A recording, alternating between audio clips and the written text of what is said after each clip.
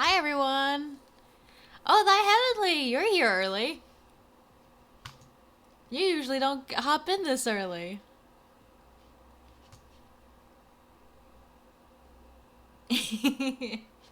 Hi.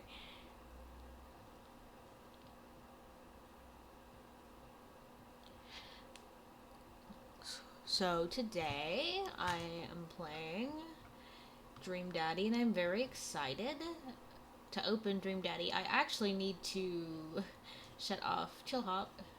So be gone, you.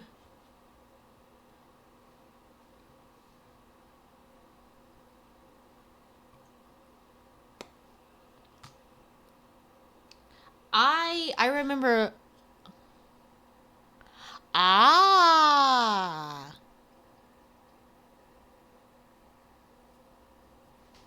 I see.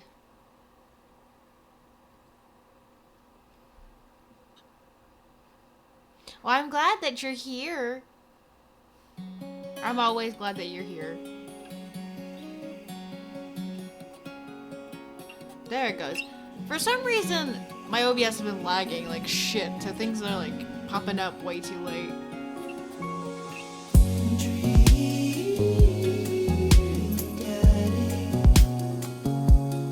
Dude, I'm hyped as fuck.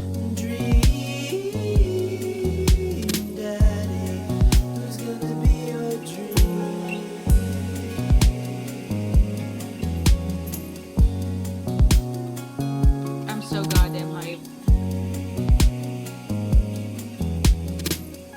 No mommies, all daddies tonight. All daddies.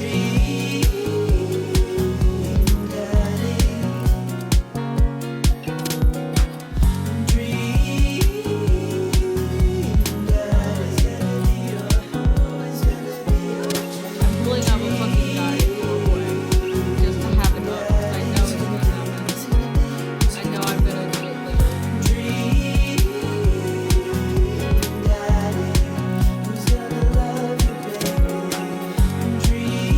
This game came out so goddamn long. Like, it's crazy. I remember when it came out.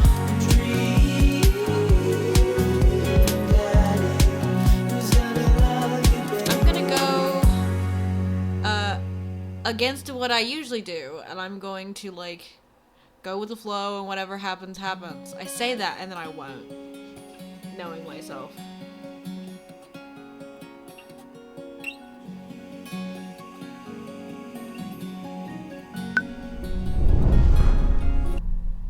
Try not to make exceptions of people. Snore sounds. Oh, thank you, Thy Heavenly. Thank you for that. Oops. I meant to fucking fix that and did not, so I'm glad. Turn that down quite a bit. And hopefully that'll help. Hopefully that made that better.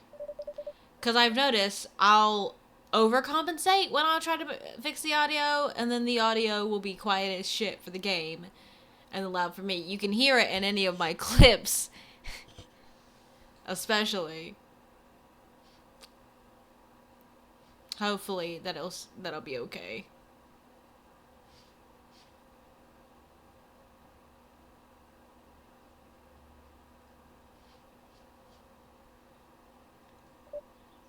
Dad. Dad, wake up.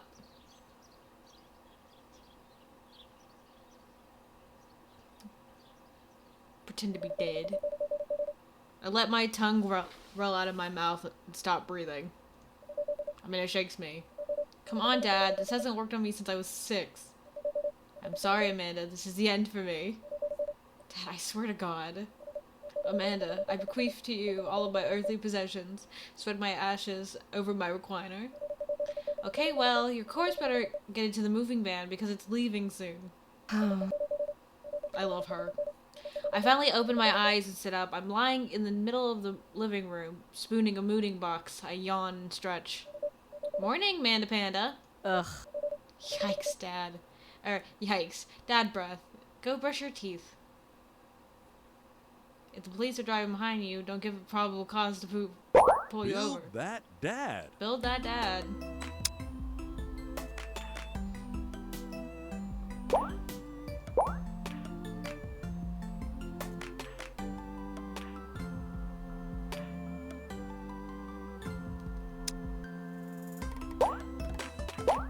Building the twinkiest twink that's ever twinked.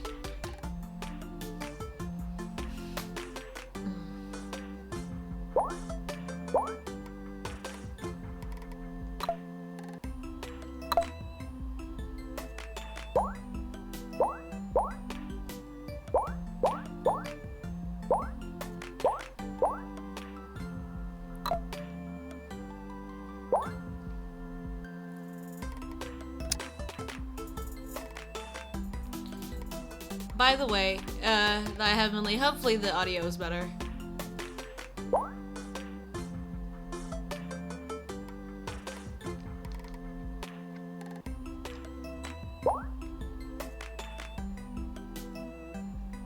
Lit.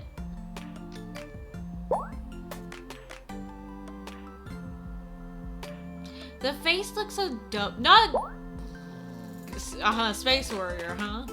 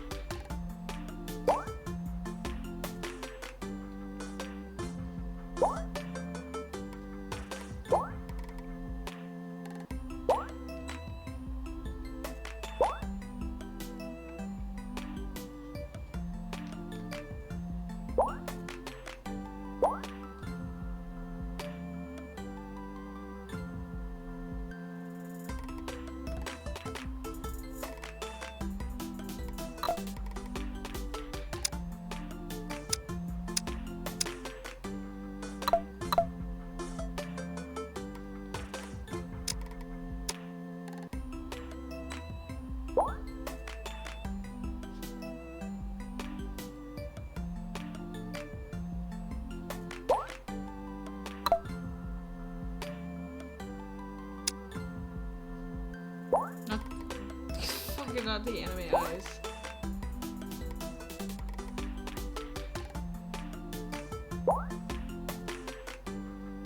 Why are the eyebrows? Why can't I fix the eyebrows? God bless.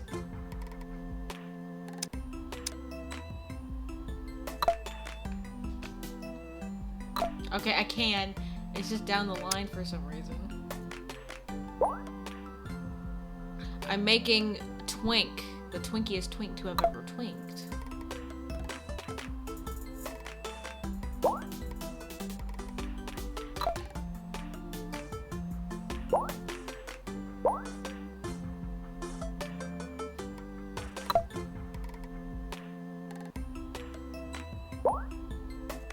Oh, that's cute.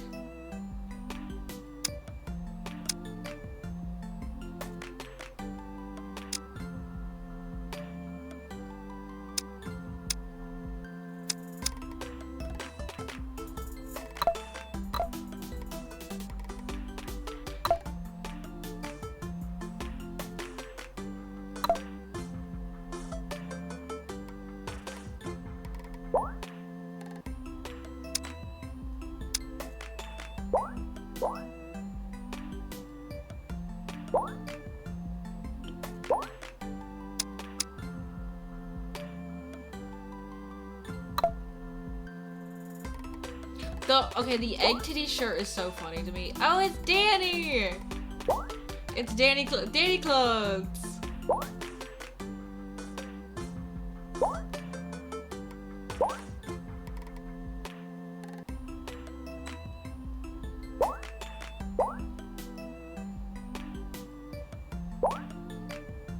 Conde Perez. I unfortunately adore the cat shirt with the suit.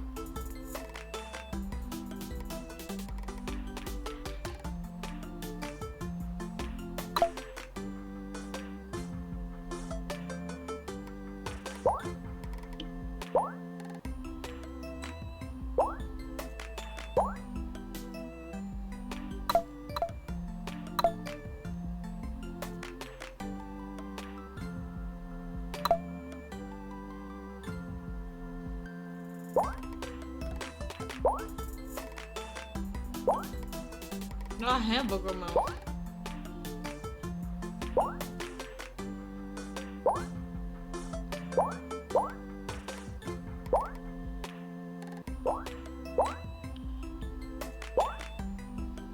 I like the one. I think I'm good. I think I've made the eyes. I'm on the fence about.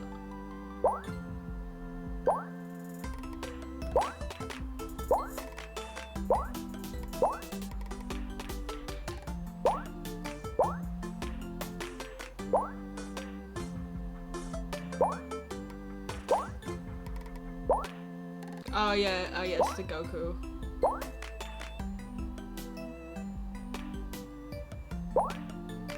I wish they would let me put makeup on him. Yep, we're good. I think we're good. I think I got him. Every time I hear the word twink, I think of Twinkle the Marble Horse from Dave the Barbarian. The fuck? I swear to God, I love you. You fucking... You silly bitch.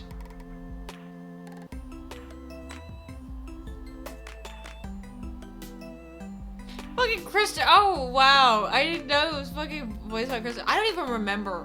I remember Dave the Barbarian, kind of.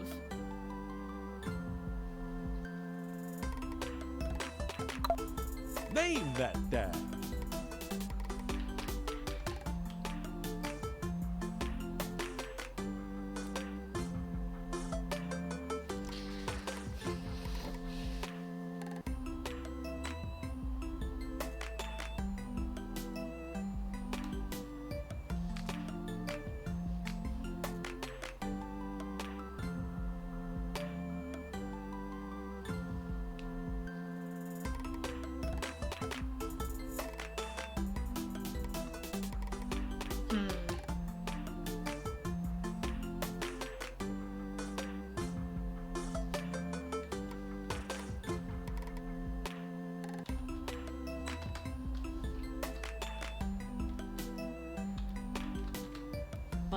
Bunnison.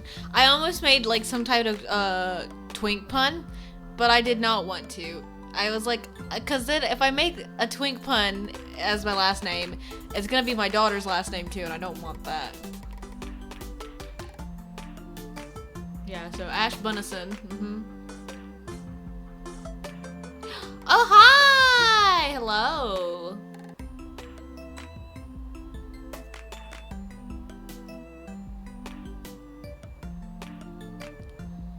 Be that dad. Treat people better than they treat you. Huh. Hi.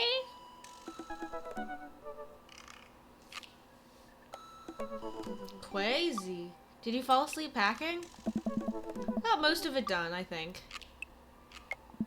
Searching around the room, it looks like I did a pretty good job. Every box is sealed except for one. Wait, Straggler. What's in it? Looking into the box, I see a bunch of old photos and little photo albums. Yeah. Oh, I haven't seen these in years. Oh, bye! Bye!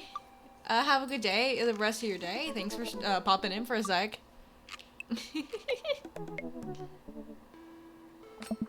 I pull out one of the dusty dusty albums from the top of the pile, and we begin looking through it. I love Amanda so much. That's the coolest baby I've ever seen.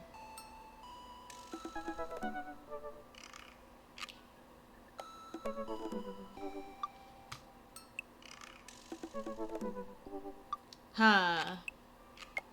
Bisexual. We're making I was like, do I make gay dads just straight through? I think bisexual dad. The only way your mother yes, even if he looks like this.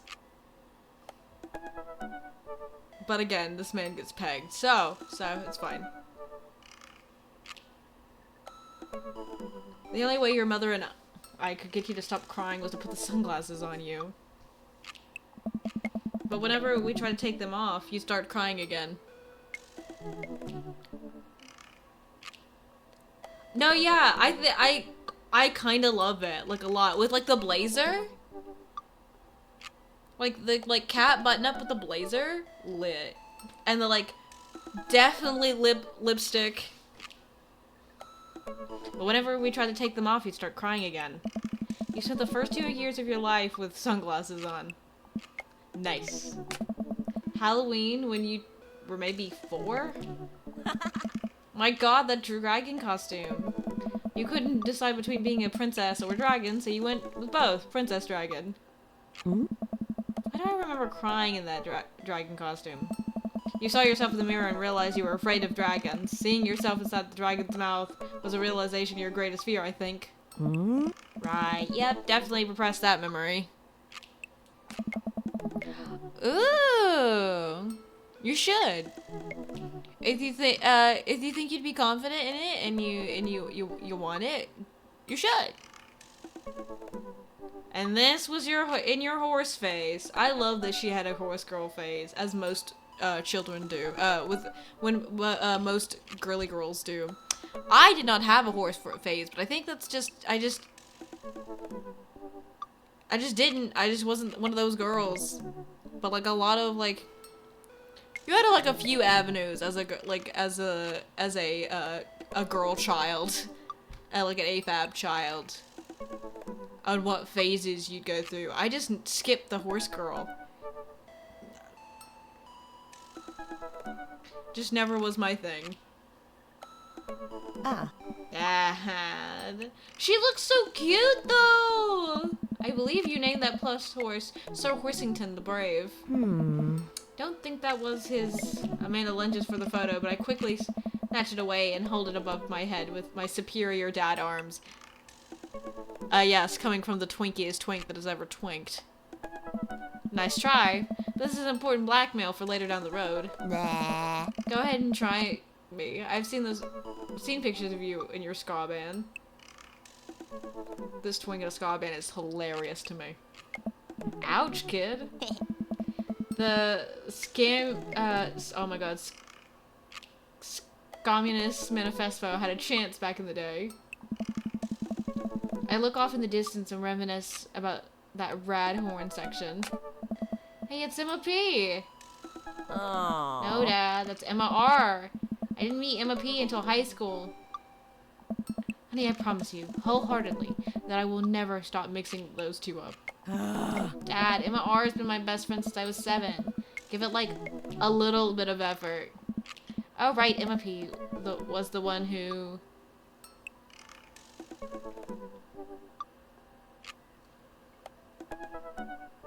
tried to steal people's pets. No, Dad, that was Emma S. She moved to Kentucky 3 years ago. I miss her. I miss my hamster. I also miss my hamster. So Hemington the Brave.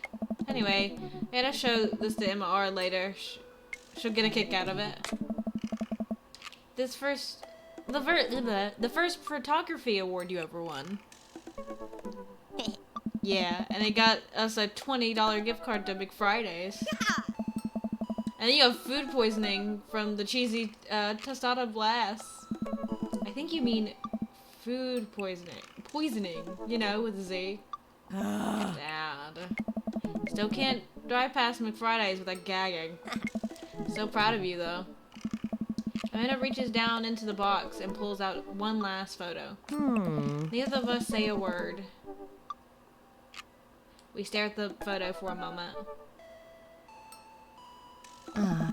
Finally decide to break the silence. That was the day you were born. It's kind of a funny story. We got into a car accident right there in the hospital parking lot. It wasn't anything big, just a fender bender, but of course I was freaking out, and the little old lady who crashed into us was freaking out. I didn't know what to do, but your mother, oh man. She holds my hand and looks me directly in the eyes, the calmest I've ever seen her. She says, "It's okay. It's all gonna be okay." She was right, you know. I stare at the picture for longer, maybe too long. I miss her. I can't even imagine what it must be like for Amanda. She pats me on the back. Come on, Pops. Gotta finish packing. The moving van won't wait forever. You're right. Huh. Amanda and I pile into the car and take one last look at the old house. So many memories here. Hard to believe your mother and I bought this place almost 20 years ago. Hey, remember when I shattered the front window playing catch? You always had very strong arms. Hey, remember when I shattered the other front window pretending to be a robot who breaks windows? You were a very imaginative child. Yes. Hey, remember when I broke the back window? We get it, Amanda. You break stuff. There'll be plenty more stuff for me to break in the new place. Memories to make and stuff to break. You ready? We sit in silence for a moment. I watch my daughter grow up in that house. It will forever hold a place in my heart, but it stings a little bit to leave it behind. I'm ready. The moving van begins to pull away, and I get the car into position to follow it. I watch our old house, disappear in the rearview mirror. So what? So sell me on our cool new pad. I clear my throat and do my best cheesy announcer voice. Nestled in beautiful, scenic downtown Mabel Bay, our new house features.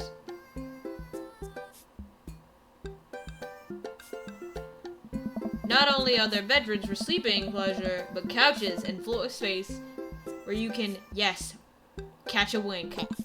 What a detail. I mean, if sleep weren't for the weak, you sleep more than anyone I know. I admit my fault, Pop. I get it. I keep it real. Anyway, it's also smaller than our last house. Cozier, one might argue. Good spin. Yeah. I think it's great. Won't we be closer to a lot of cool stuff that we can walk to, so I don't have to waste gas? And I mean, trying to park downtown is, Amanda, you're gonna have to learn to parallel park at some point, right? I haven't. I parallel parked once or twice, but it's always ass, and I basically do like an 80-point turn every time I try to fucking parallel park. It's awful. I hate it. I hate places that are just like only have parallel parking and no parking. I'd rather walk an entire mile to get to a place than try to fucking parallel park. I fucking hate parallel parking so much. Not gonna happen, Pops. I think someone needs to do a 3-point turn on their attitude. I don't know how to do that either. See, I can do a mean 3-point turn though. But I hate parallel parking.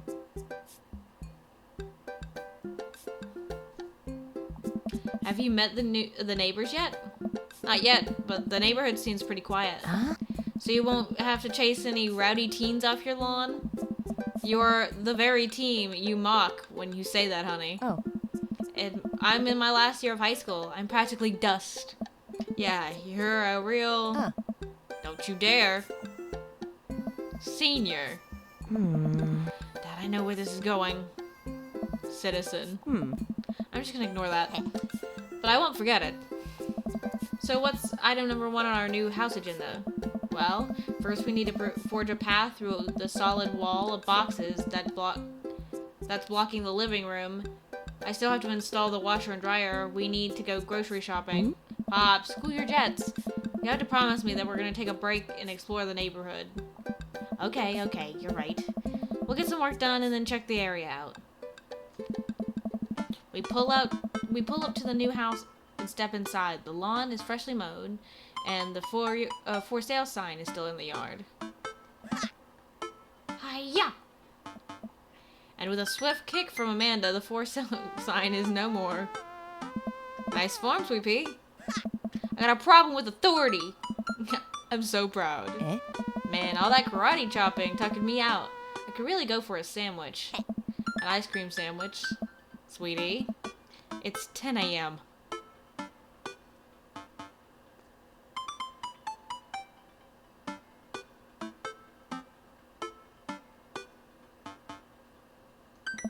As much as I would also enjoy a delicious and healthy ice cream sando right now, We got a lot of work to do, kiddo.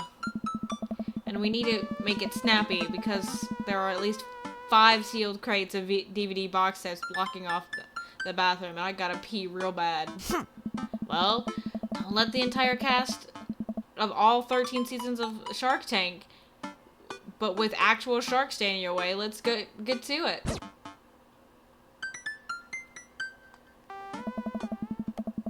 I get to work unpacking the various boxes and around the living room. A couple hours pass and I get some good work done. The washer dryer unit is both washing and drying, and we can actually walk through the living room without tripping over boxes. First visitor already? I walk over to the door and open it. Hello! A handsome... I did a very me hello, oops. A handsome, clean-cut man stands at my door brandishing a plate of cookies. Hello? Wow. Oh, where are my manners? My name is Joseph. I'm your next door neighbor. Oh, yes. Hi, I'm Ash. That's what my name is. I saw a moving van and thought I'd bring over some cookies. My daughter my daughter Christy wanted me to let you know that she baked some herself. Joseph leans in and whispers. But between me... Don't moan in my ear, sir! But between you and me, she just sprinkled the chocolate chips. She sprinkled in the chocolate chips. We both share a laugh. Kids, right? Hey! Wow, cookies, huh? So nice to meet you. Joseph hands her the plate of cookies with a smile. Well, thanks for the cookies. Oh, Kirk Douglas. Amanda disappears with the cookies. Oh. Amanda, come back. And she's gone. That's my daughter. Her name is Amanda. She's a charmer. Daughters are tough. Sons are also tough. Children in general are just tough. I hear that. I mean, there'd have to be something wrong with you to try to raise more than 2. I have 4 kids. What have you done? Oh, I meant... Don't worry, you didn't mean to be rude. Oh no, this is the first neighbor I've met in my social life is already in a tailspin. I wonder if it's too late to move again. Yeah, okay. Is the missus around? No, not anymore. She died. Oh. Yeah. I'm sorry for your loss. No, it's alright. Wow, this is uncomfortable. We stand there quietly for a moment, acutely aware of how awkward we both made things. Oh. I'm sorry, can you close the door real quick? I look at Joseph quizzically, but comply. After a second, I hear a knock on the door opening it. I see Joseph standing there with a huge smile. Oh. Hey, I'm your new neighbor, Joseph. I promise to not talk about your dead spouse this time. I'm throwing a barbecue for the cul-de-sac, and I'd love for you to come by and meet the rest of the neighbors in our community. What do you say, pal? That sounds great. My daughter Amanda and I would love to stop by. Also, 4 kids is a perfectly normal amount of children to have. We shake hands to seal the deal. Well, neighbor, I'll see you at 3 p.m. sharp on Saturday. Sure thing, neighbor. Joseph starts walking away, but stops to think for a second and turn around. Hey, in all seriousness, raising a kid on your own can't be easy. If you ever need to talk about stuff, I'm the youth minister at a church down the street. You're not gonna help with my religious trauma. I also remember some secrets about you. Back in the day. When I was fucking watching people play this. I don't know if I really consider myself a youth. Yeah. You look pretty young to me, but suit yourself. And with that, Joseph's gone. He seemed nice. Amanda walks back in the living room, crumbs on her face and a cookie in hand. That was the smoothest recover I've ever seen. I should be taking notes. See? You're already fitting in great.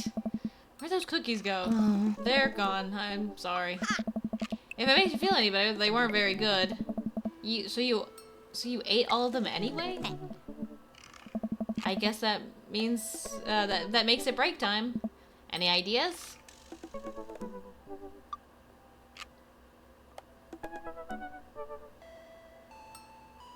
Let's get some fresh air.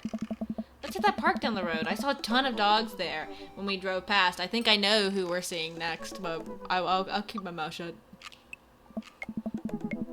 Okay. Will you help me steal a dog? For the last time, I can't fit a dog into the pockets of my cargo shorts. This man would not wear cargo shorts. This is not the face of a man who wears cargo shorts. It's physically impossible. I know it's a dad staple, but not all dads are made equal. Some dads are twinks. And very, very gay. You're breaking my heart, Pops. Ah, shit! I hope I didn't skip too much. I didn't mean to do that. Amanda and I began to stroll through the neighborhood. I can't believe how beautiful it is outside. Kids are playing in the street, the flowers are in bloom, and the faint smell of a nearby barbecue drifts through the air. This place is nice. Too nice. I don't trust it. Good eye, honey. You can never be too careful. See that baby in a stroller over there? Government operative. We're on to you, baby. Huh. We walk for a while and eventually end up at a small park. Toddlers chase each other through the playground, and dogs of all shapes and sizes romp through the grass. It's pretty crowded, but Amanda spots a nice empty bench. We start to make our way over to it when... Heads up! I knew it. Yep. Ow! A frisbee. I knew who we were meeting next. I'm very excited. A frisbee suddenly hits me in the face. Woof. A corgi with a neat plaid handkerchief tied around its neck bounds up to me, wagging its tail.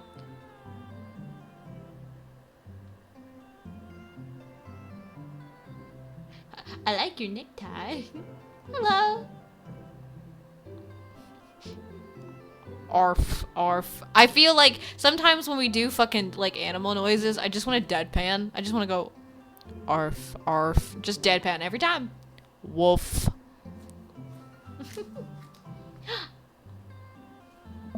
He runs around in a circle and nudges my leg with his nose. Oh god, this is the cutest dog.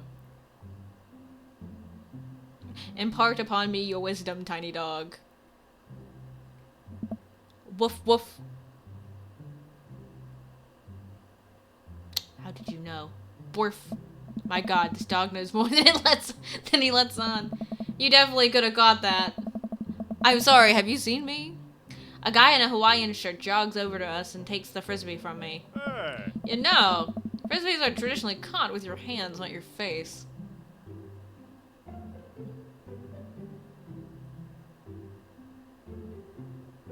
I'll catch it with my teeth next time. You caught me off guard this round. Or fuck. Off guard on this round, but not again. Not ever again. Hey. I'm just messing with you. I'm Brian, by the way. Ooh, he liked that one. I did good that time. I'm Ash, and this is my daughter, Amanda.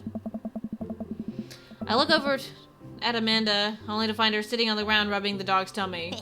Hi. Huh. Your dog's cool. Old Maxwell sure loves the attention. It's great to see another father and daughter out here on such a sunny day. Where's yours?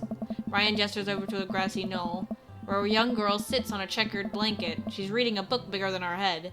She puts it down and heads over to us. Hey. This is Daisy! Look how cute they are! She's reading the brothers... Oh my god. Karamazov.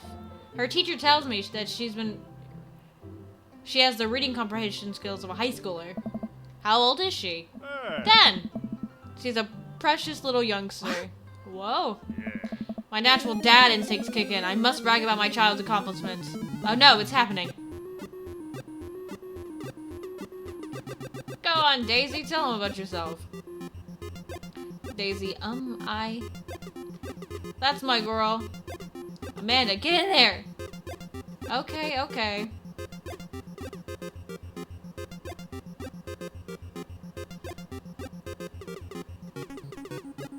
You can't switch daughters. Amanda's your only daughter.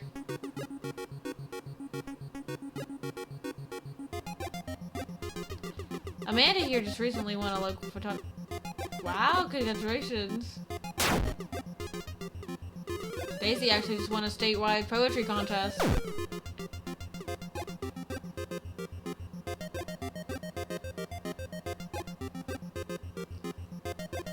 Grade card. You pull up a Winkle copy of Amanda's last grade card out of your back pocket. Dad. Awesome grades. Brian loses 25 HP. You really carry that around everywhere? Ouch, maybe it's kind of weird. You lose 5 hit points. Daisy just started a weekly club, chess club, at her elementary school computer lab.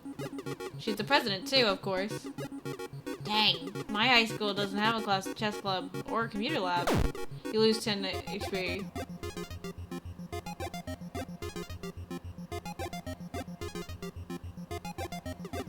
Running around through your phone's browser, you managed to pull up a photo of Amanda winning her 10th grade spelling bee.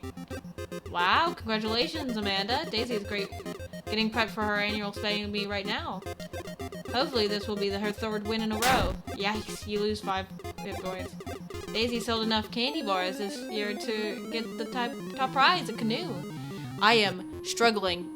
For some reason, the music is messing with my ADHD, so it's making it really hard for me to read. We're taking it out next weekend. How's that even possible? Amanda could barely get one of those sticky hand things. It's extremely powerful. You lose 20 HP. I'm doing really bad.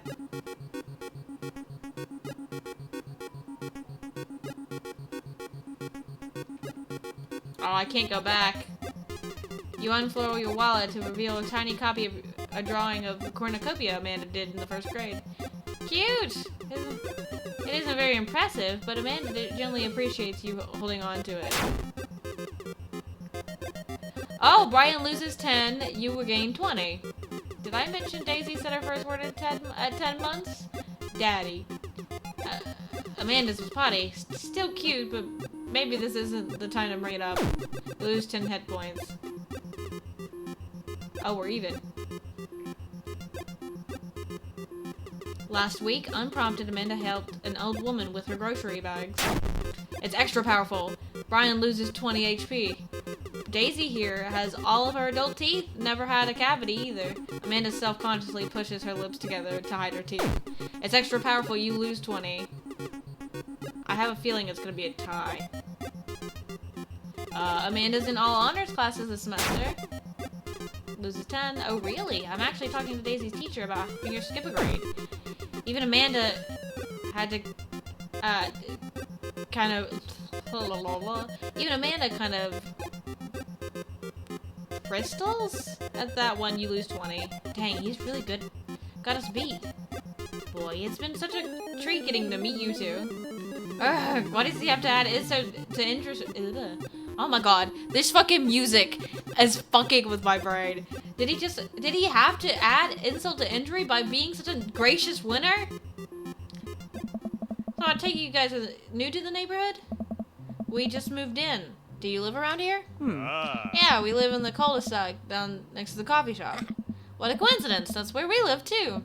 Small world. Yeah, Daisy and I live in that little ranch-style house on the corner. I know that house. It's just like ours, but slightly bigger and better landscaped. Does this guy have to outdo me in everything? What a lovely place. Oh. Well, I don't want to take up any more of your time. Really nice meeting you guys. You'll have to stop by at some point.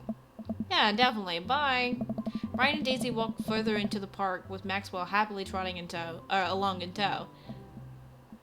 Do you get the feeling that he was trying to one-up us? Trying and succeeding? I can't believe that kid's only 10. What was I even doing at her age? I believe you had a bit of a thing for horses. Shame that didn't pan out. Could have majored in comparative horse studies. It's not too late to minor in horse creative riding. Too close to the truth, Dad. Ugh. Let us never speak of the fantastic adventures of Sir Horsington the Brave, an epic An Epic in 7 Parts by Amanda Bunninson. Yep, I knew it was gonna be. I was like, there's gonna be some dialogue where she says her last name, and it's gonna make me feel really bad if her last name is like a twink pun or something inappropriate. We laugh off the horse epic and walk around the park a bit more, enjoying the day. Go coffee shop. I gotta get my hands on a nice hot cup of that old beet juice or I'm gonna be useless all day. I hate coffee. I hate coffee so much. That's why I avoided it this whole time. I think I remember who we meet at the coffee shop, which I adore him if I'm right and he's my favorite. But playing it true, I wouldn't go to the coffee shop. Especially not immediately. Cause I fucking hate coffee. I hate coffee so much. It's too bitter, and it's that kind of taste I just don't like. Like, even with a shitload of, like, creamer, I've tried it all. Like, I can taste, like, people will give me, like, coffee drinks that are like, you can't even taste it, and I'm like, even if it's those drinks that are like, it's barely coffee, there's, like, a drop of coffee in it, it's like, I can taste it. I can taste it. My mom did this thing once, and I was so pissed. She did this thing once where she gave me a chocolate, and she's like, here, have a chocolate. And I take a bite of it, and it's a fucking coffee chocolate, which, by the way, had the caffeine of 1 cup of coffee. And I gagged so hard, because it's the most bitter thing in the world. I hate it so much. I hate coffee things, and I hate coffee, like, flavored things, too. Hate it. Blech. Awful, horrendous.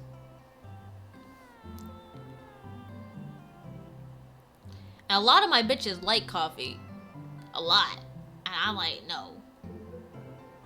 I hate coffee so much. I don't even like the smell of coffee either. I don't even like how coffee smells. I hate how it tastes. Awful. Anyway.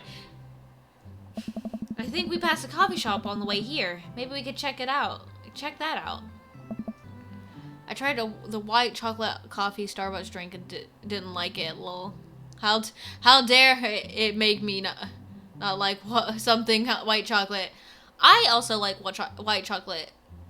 Another thing I hate in the similar vein is dark chocolate. I fucking hate dark chocolate though.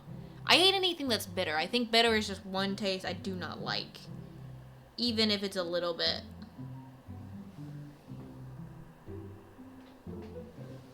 I just hate things that are bitter. Like, I hate, like, blah, blah, blah percent, like, cacao. I hate dark chocolate. I hate coffee. It's just I hate bitter flavors. Bitter is just one of those flavors for me that I just cannot stand. Let's do it! Can't spend this whole playthrough bitching about coffee. We walked down the street to the Coffee Spoon, a cute little place on the corner. Hell yeah. I like either, like, there's the... I love fucking Lindt chocolates, but unfortunately they're really, really rich and they're really large. Like, you have to basically eat that bitch in a whole bite, or you have to bite it in half. And taking bites out of a Lindt... Oh no, you're talking about the chocolate bars. I'm thinking of those goddamn balls. The Lindor balls. That's right, the Lindor, instead of Lindt. It's, the Lindor, like, chocolate, like, balls. Those are good as fuck, though.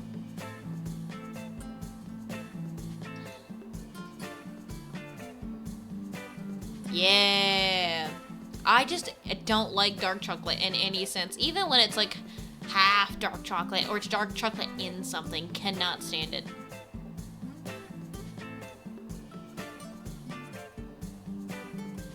Yeah. So yeah, so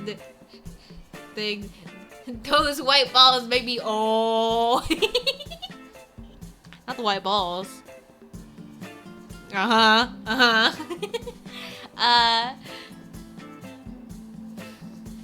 I like the milk chocolate ones. I'm a very, because white chocolate is very sweet and very rich.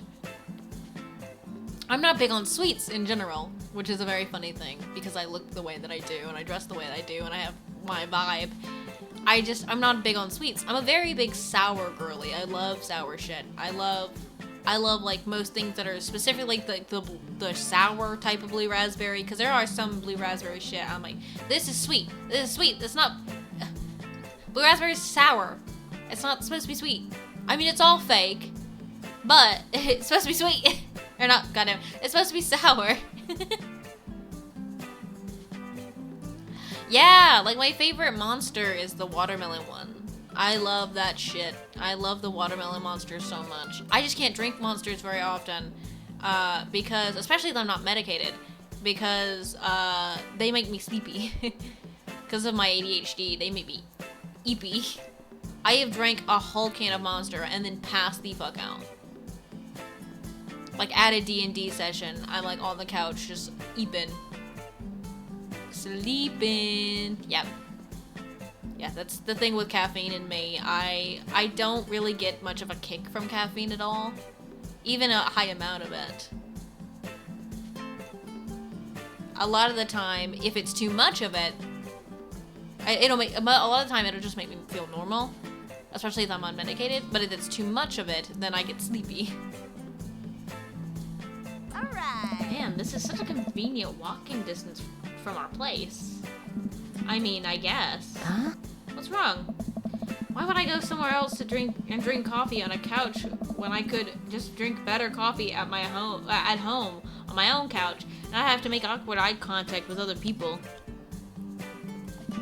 At least when I'm home, some random guy isn't gonna come up and sit on the recliner next to me, and I won't feel like a little weird about it, because technically he's not sitting at my table, but he is very much within my personal zone. And what's the etiquette when you have a dirty mug? Is there a bin? Do you go sit it on the counter because you don't know where else to put it?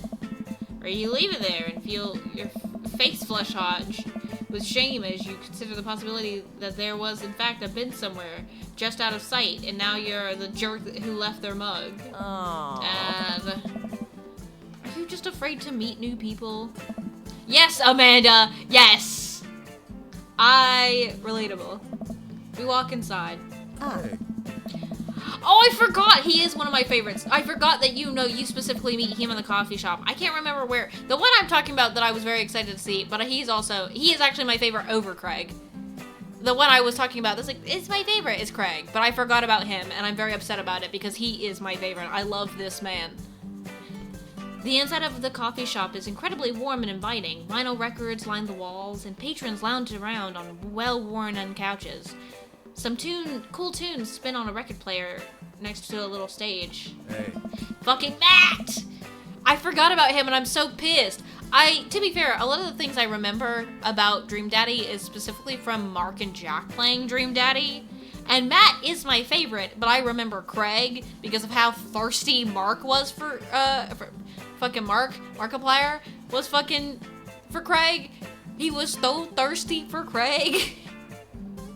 And I love Craig. He's one of my favorites. I just forgot about Matt, who is my favorite, funnily enough. I'm pretty sure. Now, it has been many years since I've seen anything of this game. So I might be wrong about some key details. Obviously, I forgot that we fucking meet Matt here, and we don't meet Craig here. I thought we would meet Craig out and about. Because he's like the fucking fitness motherfucker. He's like the jock dad. Oh, welcome to the Coffee Spoon, guys. How's it going? What's with the name? Hey. Oh, it's kind of dumb. Hey. It gets mentioned in this poem I like, and I thought it was a good idea at the time, and I suppose now it's still a good idea, but because, like, the business is still running. But people ask me that question all the time, and I give them the same answer every time, and now I'm standing here rambling, and I'm sure we're all getting more and more uncomfortable the more I keep talking, but man, we're in it now and I can't stop. Hey. So what it'll be? Huh. I scan the chalkboard menu and I'm immediately overwhelmed. I'll have a iced tea.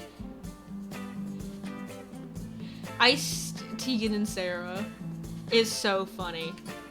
Also, that's a lesbian joke, goddammit. Chai Antwood. Ice Tegan and Sarah. Good choice. Oh, wow. Yay! I love doing something right. Also, I like the lesbian pun. It's a lesbian pun. That's a lesbian band. The lesbians. Jesus. I feel so old. I leaned forward and my hip popped. Good choice. I don't get it. Oh, it's a pun. Tegan and Sarah is this really awesome Canadian indie band formed in 1995. This is an autistic black man. Anyway, they were nominated for a Grammy in 2013 and are known for being masters of not only pop hits, but meaningful lyricism. Hey, yeah. I'm doing the thing again. Hey. But coming right up. Hmm. And for you, I'll have a macchiato DeMarco, please. Hey. Coming right up. You want that in small, medium, or Biggie Smalls? Medium. Wait, is Biggie Smalls big or small? I should change that, shouldn't I? Matt sets to making our drinks, and Amanda and I take a seat on one of the couches. What's his deal? Let the man have make his buns. They're cooler bands than you listen to, anyway. Hey!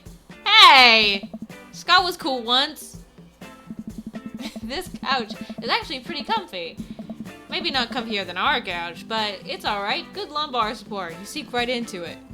I love how, like, classic dad, the writing for, like, MC is, but then I have this fucking twink-ass dad. It's like cargo shorts and ska and talking about lumbar support.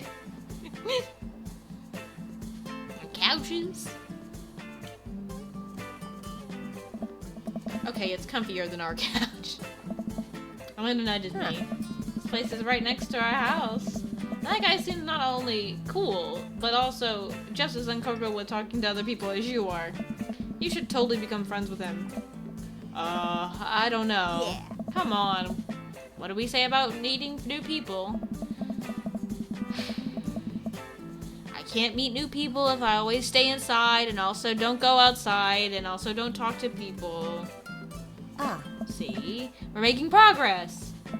Matt sets our drinks down at our table, and I have a sip. The ice, Tegan and Sarah oh, I didn't realize it was a V. I'm so stupid. Tegan and Vera. God damn it. Is what it says. He's just like me, for real, for real. It says Teagle and... Oh my god. I can't fucking read. It said Teagle and Vera, and I kept on saying Tegan and Sarah, because that's the actual name of the band. Hey, we're new to the neighborhood. I'm Amanda, and this is my dad, Al. Hey. Oh, right on. Pleased to meet you both. Oh. You gotta come by when my daughter's hanging around the shop. You two might get along. Yeah, I'm sure we'll maybe come in from time to time. Amanda kicks my leg from under the table.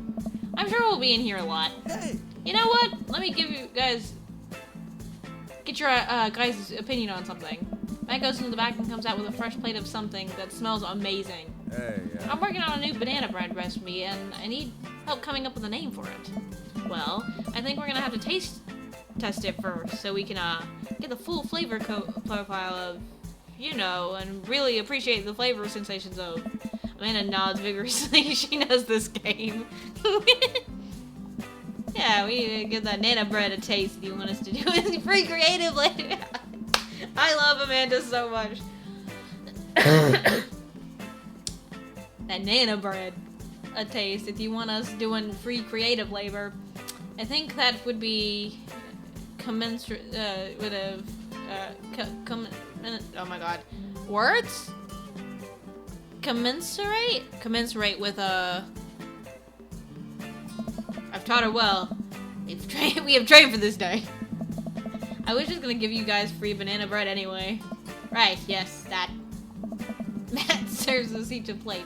Amanda and I happily chow down. This is amazing! Hey, dude. Thanks! Hey, dude. The little voice lines are so funny to me. Yes, I love her so much. I love her character design. I love this kid, goddammit. Thanks. The secret ingredient is bananas. So, any ideas? I'm stumped. Well, I think I might only be able to give you dad Ben puns, but I'll give it a shot.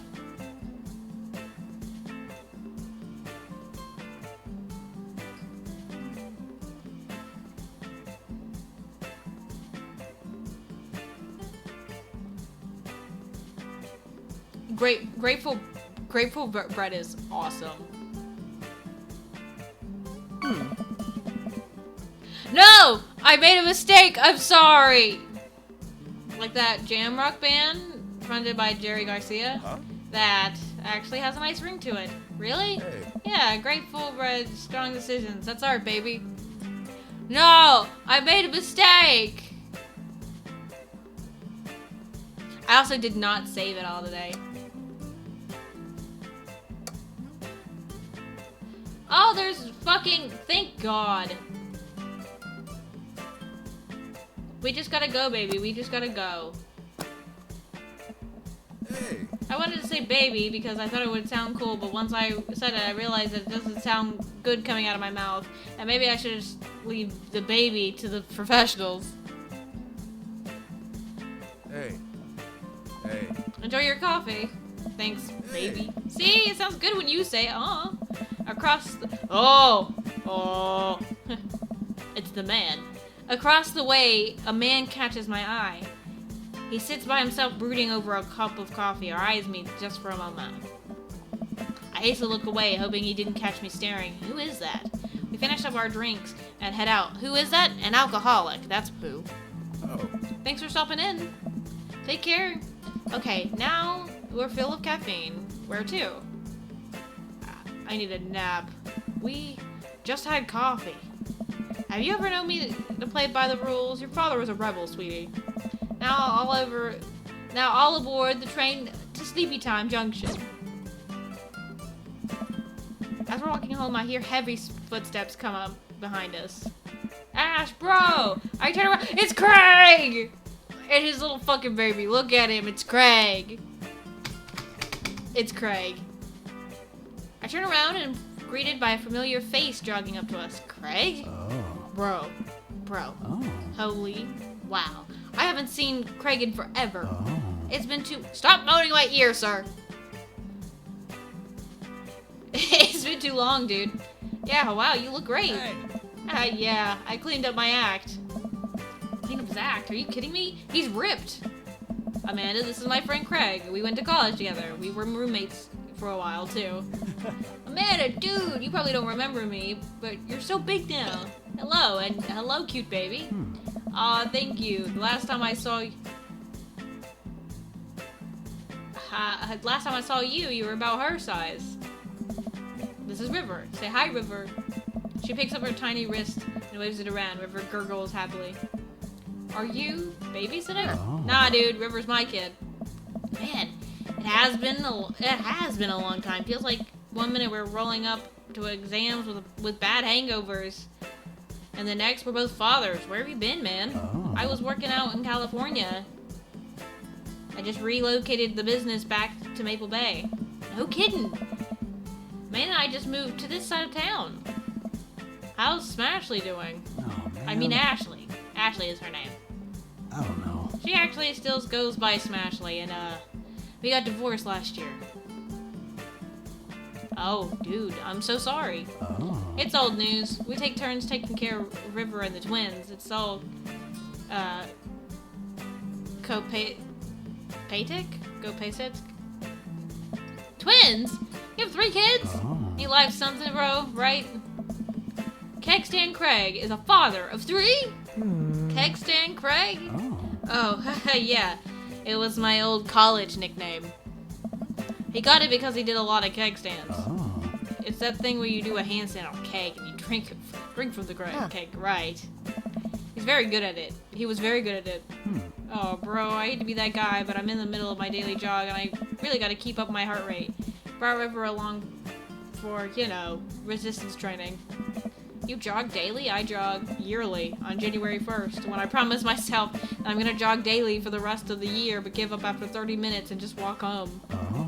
Well, it's never too late to get back into it, dude. You should join me sometime. I don't know. Hey. Come on, it'll be fun. We could go breakfast afterwards, catch up. We could do a bro brunch like the good old days. Alright, sure, sounds great. Great, let's get that going soon. I better be getting moving. Good to see you guys.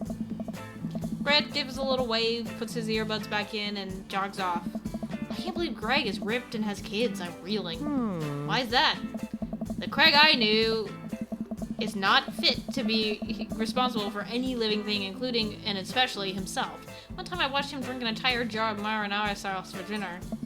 Amanda, he opened up a new jar of marinara sauce and then he drank it like it was a thing that normal people do. It was unholy. And I asked him what the hell he was doing, and he said, and I quote, "It's basically a smoothie, bro." Yeah. I mean, technically, he's not wrong. He jogs! He was jogging! He's like a totally different person. Anyway, we better get home. I'll have plenty of time to reflect how old I feel later. I can only imagine this twink in college.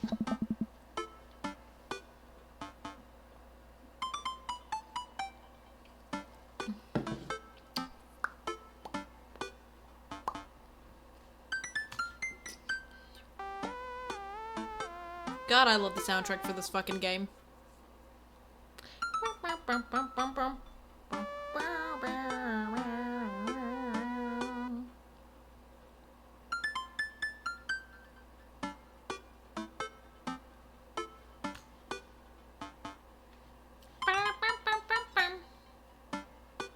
Amanda and I flopped down on the couch. Amanda has to shove some empty boxes out of the way before she could sit. Too bad we're gonna be putting my stuff right back into these boxes in a few months. Oh, don't say that. Aw, Dad, it's gonna be okay. I'll be fine. I know. It's just, you're my little girl, and it's gonna be weird not having you around. I'll come visit, and I'll text you every day. And I'll take lots of pictures. I mean, obviously, I'm a photography major. You promise? Of course. Are you gonna be okay? By your lonesome? Oh, come on. I'll be fine. I'll get a dog or something. Yeah. A dog? Forget art school. I'll stay for the dog. Priorities. Yeah, fuck Dad. Fuck stay with Dad. But dog. Is that what it's gonna take? Medium-sized dog, handkerchief around the neck. I get to name it. That's what it'll cost me to give up on my dreams. I'm a woman of simple wants and needs. Well, a dog is a lot cheaper than college. Amanda laughs. Suddenly, a pile of envelopes slides through the mail slot. Speaking of college, Amanda darts over to the envelopes and shuffles through them. She pulls out one and throws the rest back on the floor. Alright. This is from McGowan College of Art and Design. Open it! But I'm scared. It's just an envelope. Yeah, but it's just like my entire future. No big deal. She takes a deep breath and rips the letter open with her teeth. We have a letter opener, but okay. I hold my breath while Amanda's eyes dart back and forth scanning the letter. What does it say? The admission committee has reviewed her application, blah, blah, blah. Her face drops. Regret to inform you that we are unable to offer you admission to McGowan College of Art and Design. Amanda throws the letter on the coffee table. Oh, sweetie. It's okay. I kind of saw it coming. I knew I shouldn't have put all that experimental stuff in my portfolio. The admissions officer told me they just want to see portraits or whatever. I pull Amanda in for a big hug. You're an amazing photographer. I know how much work you put into your portfolio. Some other schools is gonna want to snatch you up for sure. Yeah, I know. It's fine. Are you actually fine, or are you just saying that? I'm fine, really. Her face says the opposite, but I probably shouldn't push her on this. Oh, and before I forget, Emma R and Emma P are sleeping over tonight. So, you need me out of the way because I'm painfully uncool? I would choose more delicate phrasing, but yes. Well, I'll have you know that I conveniently already had plans for tonight, so you'll have the new place to yourself. Yeah? What are your plans? Quick, think of plans. I'm going clubbing. I'm gonna put on a nice outfit and go tear it up on the dance floor. All the hottest dance moves. The lawnmower, the sprinkler, the running man. Being painfully white, I see. That's fine. You know, the ones all the kids these days are doing. Huh? Alright, but I'm not gonna pick you up if you pull anything this time. Not again. I'm just kidding. I'm actually going to go out and watch the game. Watch the game? Nice. Which game? You know, the game. The one that's on tonight. Ugh. The game on TV at somewhere other than here. Ah. Okay, cool. While you do that, I'm gonna do drugs and commit some light arson with the Emmas.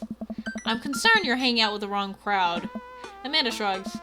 I would have expected you guys to be up to white-collar crime by this point. Maybe money laundering at the least.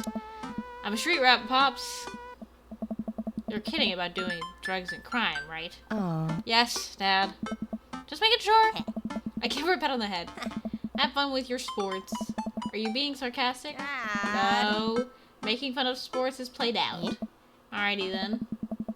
I do some light cleaning around the house and decide to clear out right before the Amandas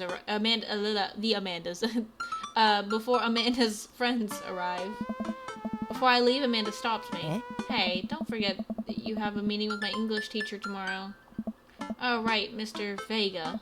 Yep, totally remembered. I'll be there.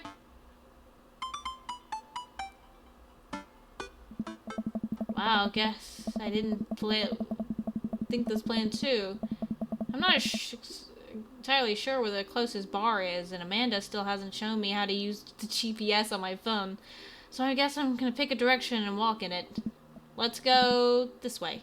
Cool, okay, we're marching. We're marching in the direction of the game. Any game, really. In the distance, could it be? A big, burned-out neon sign hangs above Tiny Dive Bar. Jim and Kim's, huh? Alright, it'll do.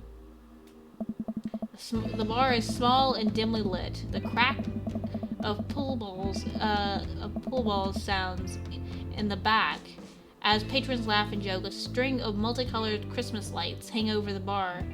Oh my god. Of Christmas lights. A string of multicolored Christmas lights hover above the bartender. I can't tell if he's Jim or Kim. I pull a seat at the bar. What'll it be? 1 beer, please. Sure thing, boss. The bartender slides me an ice cold beer. I take a sip and enjoy the refreshing taste. Refreshing? Piss water? Piss water, alright. Say, are you Jim or Kim? I'm Neil. Oh. I actually turned my attention to the game, which is playing on one of the TVs on the walls. As luck would have it, my team of preference is not only playing, but is currently in the lead, which is always a good thing. A brightly colored mascot, which is some kind of animal, does cartwheels. I silently cheer on my favored team, hoping that I don't get into any confrontational arguments with a fan of the opposing team. Some people in this bar are wearing the distinctive colors of the team that I dislike.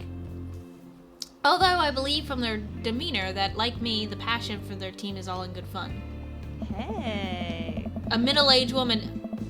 I know who this is. Anyway, a middle-aged woman holding a nearly empty wine glass slides up to the bar and sits uncomfortably close to me. Hey, sailor. Oh, hello. Ah. Good to see fresh meat in here. I'm Mary. Come here often? Oh no, I actually just moved into this part of town today. I'm Rash, by the way. Ah. Are you watching the game? Yeah, my preferred team is in the lead. If they keep this up, they'll win the game with ease. Oh. Oh, I love that team. I also love that game. I love someone who knows their way around balls. I hate Mary so much. I hate this bitch. I hate her. I know too much about this game to have proper opinions. Cause I would listen, if I was playing completely not knowing anything, I'd go, Mommy? Sorry, Mommy, but I know her. I'd also notice the cross necklace pretty quickly and then be confused. But I know her. I know who she is. This is Joseph's fucking wife. Just at a bar, flirting with a random dude? Or I think I mean, this is a dad dating sim, so they're probably not together still. Or they're like getting divorced or something. Or they're gonna get divorced, whatever. I'm getting the impression that she's a little drunk. Buy a gal a drink?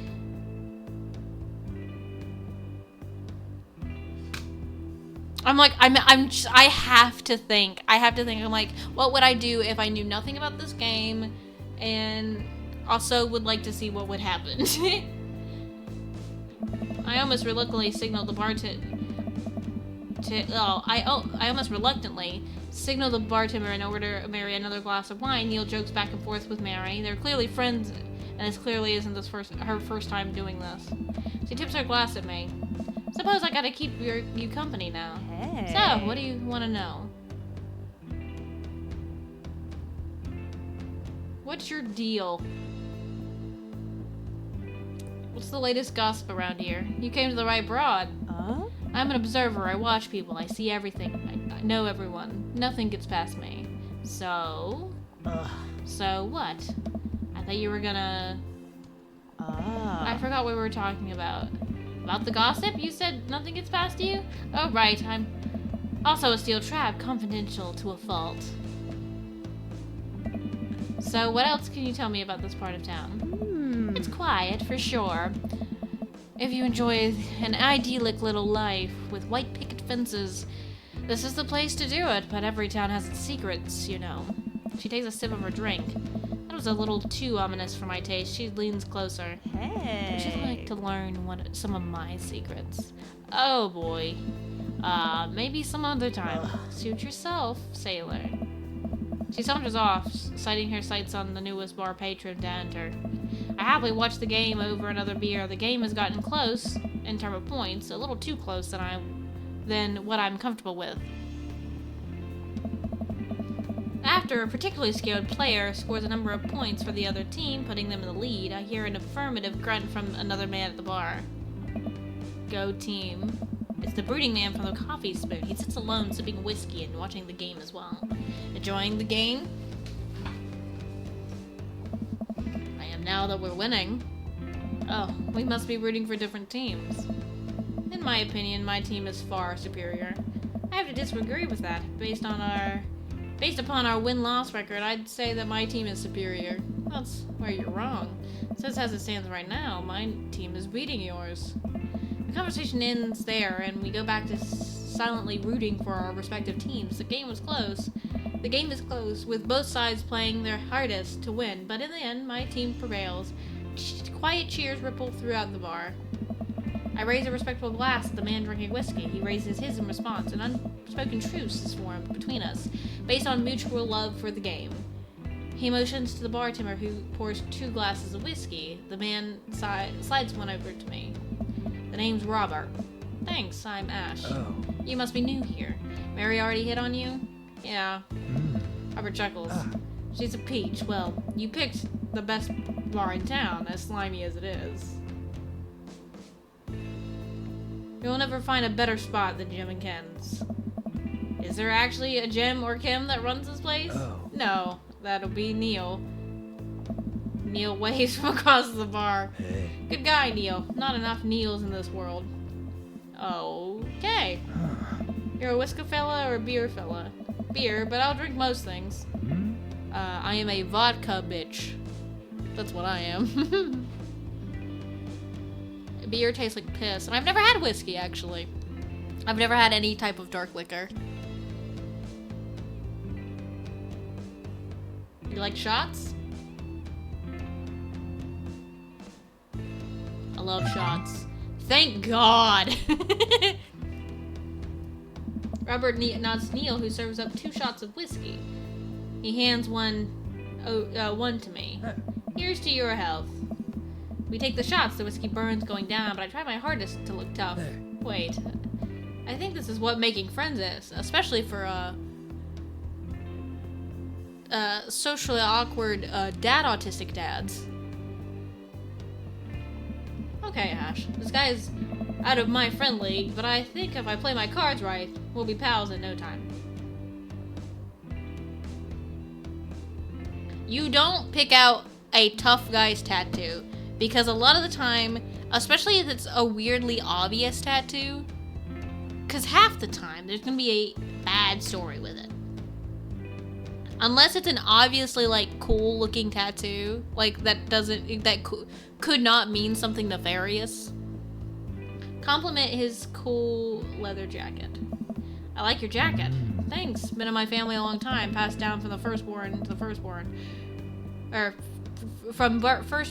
passed down from firstborn to firstborn. Cursed, as some would say. Man, this guy is mysterious and cool. Way cooler than I am, at least.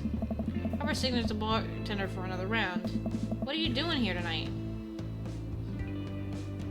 My daughter kicked me out of the house. Not like forever. She's having a sleepover with her friends. Family type, huh? Single dad. He gets up. Be right back. Gotta powder my nose. This is all weird as shit. Never seen Robert this talkative. He must like you. Huh, I guess so. I gotta admit that Robert has a gruff charm to him. If a guy like this, a guy like that thinks I'm cool, then I really must be. Robert comes back from the bathroom and grabs his leather jacket. I'm gonna go home. You heading my way? Robert and I leave the bar and find ourselves walking in the same direction. I live in this cul-de-sac down the way. Does everybody live there? That is really funny. Cause like a lot of, especially in like a lot of these types of dating sims, it's like, wow, you moved to this new town and every hot person you meet is from the same exact area as you. No one's from out of town and no one lives in a different like area at all. No one's just visiting. They all live here and they all live close by to you. Huh, who would have thunk? And all of you are in the same places at the same time. Me too. We just finished unpacking today. Great place to be. Good neighbors. Well, some of them. Who's that? We get to Robert's house, which is just a few houses away from mine. We stop and he turns to me. I don't kiss and tell, Ash. So we doing this or what? What? You know, do you want to come inside or not? A wave of realization over me. I blush. Smile and laid on smooth. Nope, smile and nod. Don't try it. Let's do it. I follow him up to his door. Don't play it. Don't play it cool. Don't play it cool. Because if you play it cool, you're going to fall on your fucking face. He fumbles with his keys for a second and unlocks the door, leading me inside. The moment the door closes behind us, he pushes me against the wall and starts kissing me, grabbing my hips. Come on. Robert takes my hand and leads me up the stairs, and we walk into what I assume is his bedroom. But it's so dark I can't see anything but Robert's intense expression. He kisses me again, and I can hear him shucking off his jacket. I clumsily take off mine, too. His hands roam down my chest, and suddenly he's tugging at my belt. I don't normally, do this. Do you want to stop? No! No. Good. Robert continues to unbuckle my belt and guides me to the bed. Let's have some fun.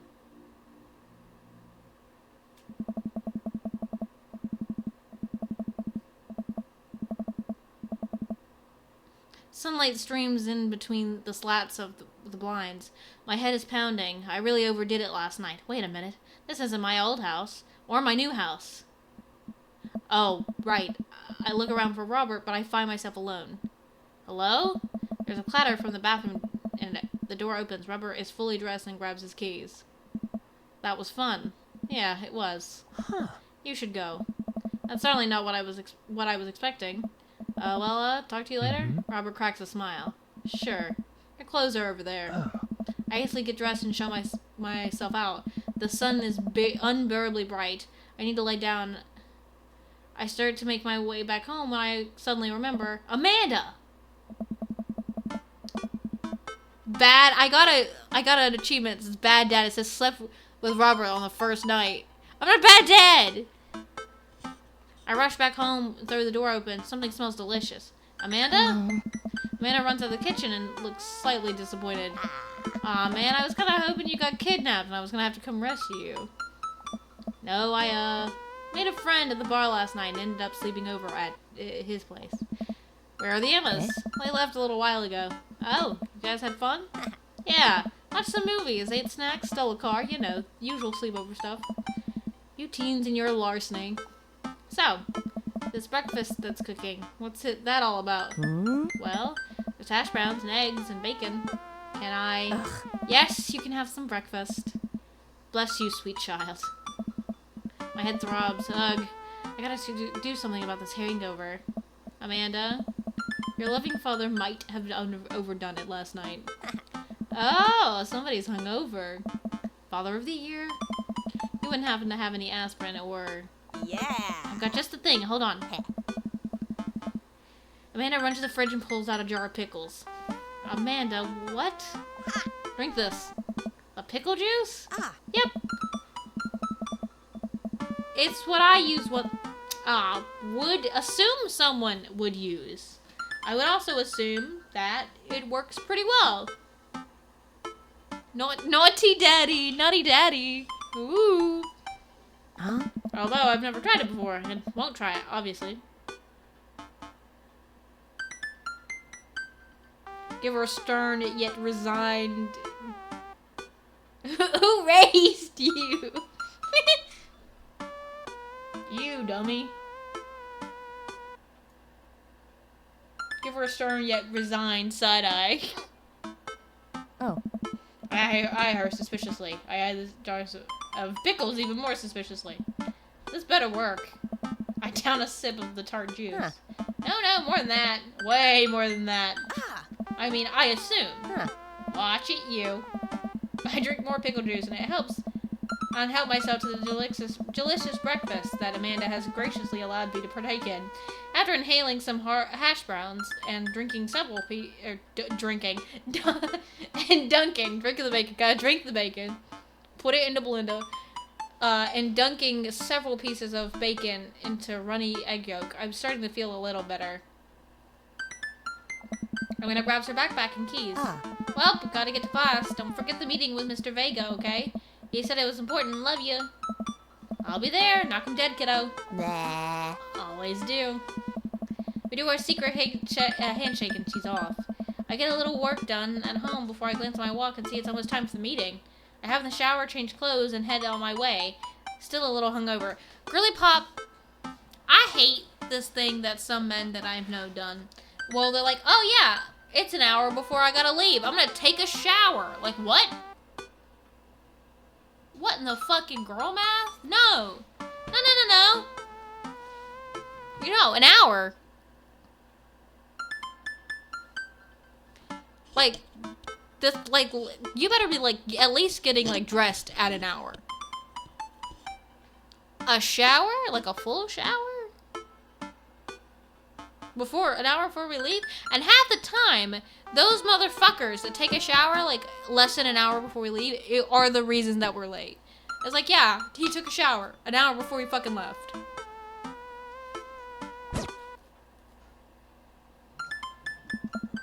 I arrive at Amanda's school and check in at the front desk. They gave me a little, gave me, oh my god.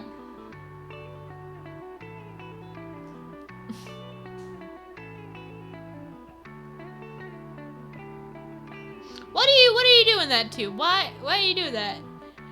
I love, what are you doing?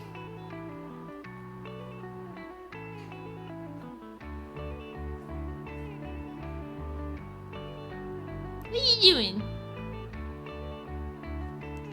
I arrive at Amanda's school and check in at the front desk. Try to make a person, I arrive at Amanda's school and check in at the front desk. They give me, I keep on saying gave. They give me a bright orange visitor sticker and send me on my way. I'm barely awake and feeling pretty haggard, but hopefully no one will notice. I check my watch and am relieved to see that I'm only 2 minutes late.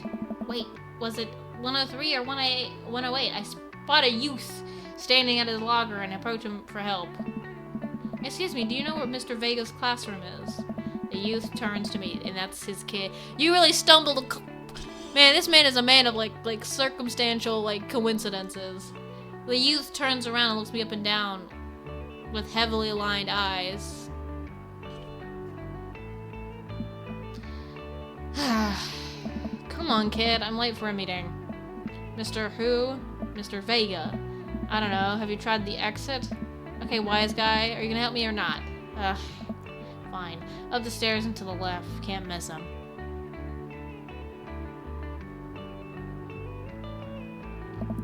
I head up the stairs and walk around, unable to find Mr. Vega's class everywhere. After a couple of minutes of searching, I head back downstairs. That punk youth sent me on a wild goose chase.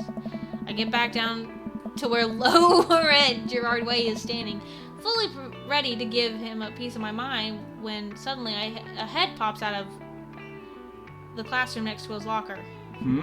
Lucien, don't you have third period to get to? Fine, Mr. Vega. Oh. Wow. Now I am officially 10 minutes late. I glare at him as he walks away. We're not cool. You must be Ash. The period's almost over. Would you mind waiting in the back? Ah.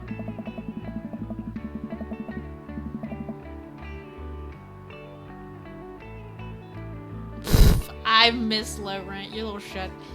Mr. Vega leads me in, and I take a seat in one of the comically small students' desk in the back. Then why the fuck am I 10 minutes for this meeting when I already had to wait? Girl? What do you mean 10 minutes late? The class wasn't even over yet.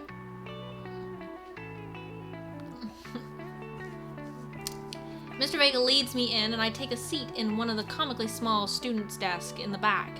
I might get stuck in this. Oh. Alright, where were we? Now, who can tell me about the unreliability of the narrator and J.T. Salinger's Catcher in the Rye? Yes, Colin. Colin stands up and does the thing where he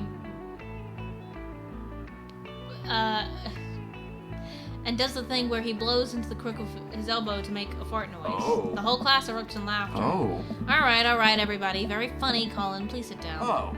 Now, holding Caulfield is an unreliable narrator in the sense that the bell for the end of the period rings, all the students immediately get up and make a break for the door. Sweet Manchego. Sweet Manchego!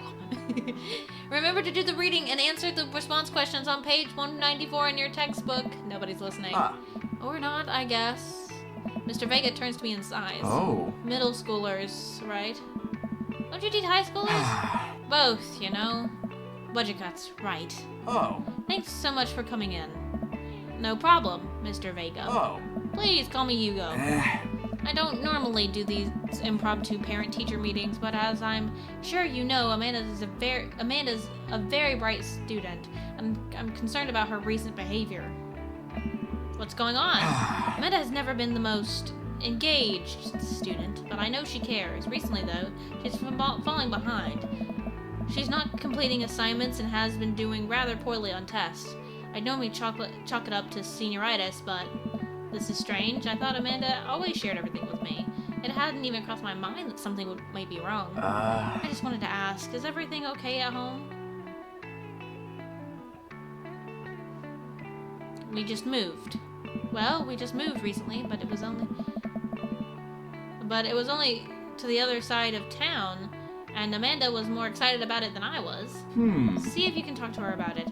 I know she values you a great deal and would appreciate your guidance. If she keeps heading down this road, I know how important art school is to her, and I would hate to see her miss out on scholarship money that she clearly deserves. I'll make sure to talk to Amanda. Thanks for letting me know, Hugo. Hey. Anytime. On my way out, I stop, thinking for a moment. I turn to Hugo. Hey, Hugo? Ah. Yes? Did you ever catch that ride? Ah. Yes.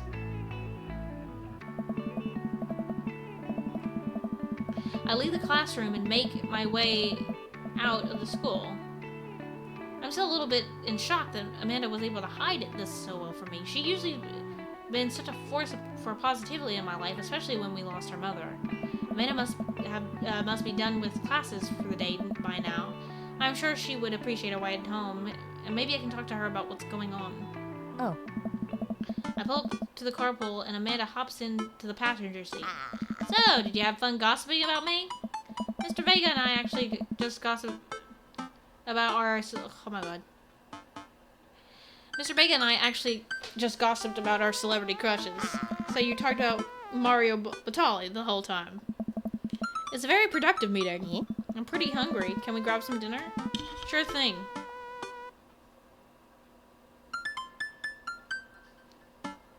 Let's go to the mall food court.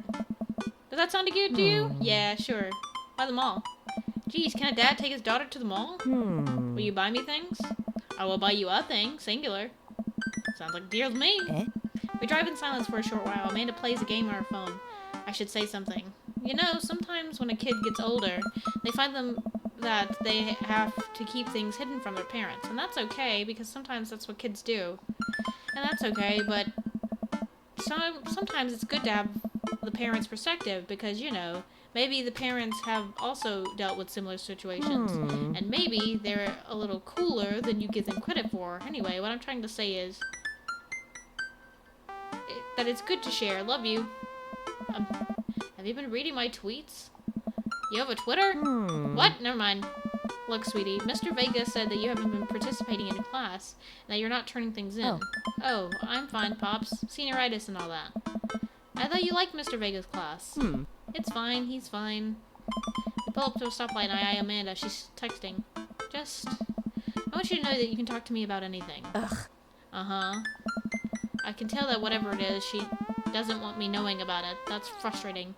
I heard MRR is going to that fancy old school in California. That's exciting. Yep. Are you bummed that you guys aren't going to the same school? Yep. Amanda keeps texting and she stifles a laugh. What's so funny? I don't think you get it. Okay. Who you texted? Noah. Who's Noah? My friend. Does he go to your school? Yep. Do you like Noah? What? No! Dad! Ugh. I can't believe you would... Dad. I mean, jeez. Why would you... Ugh. Gross. Sorry, just asking. Dad, he's just my friend. Guys and girls can be friends. He's my friend. Okay. Jeez. This is going well. Well, good talk. Love you, kiddo. She leans forward and turns up the radio. I guess that conversation is over. To the mall, then.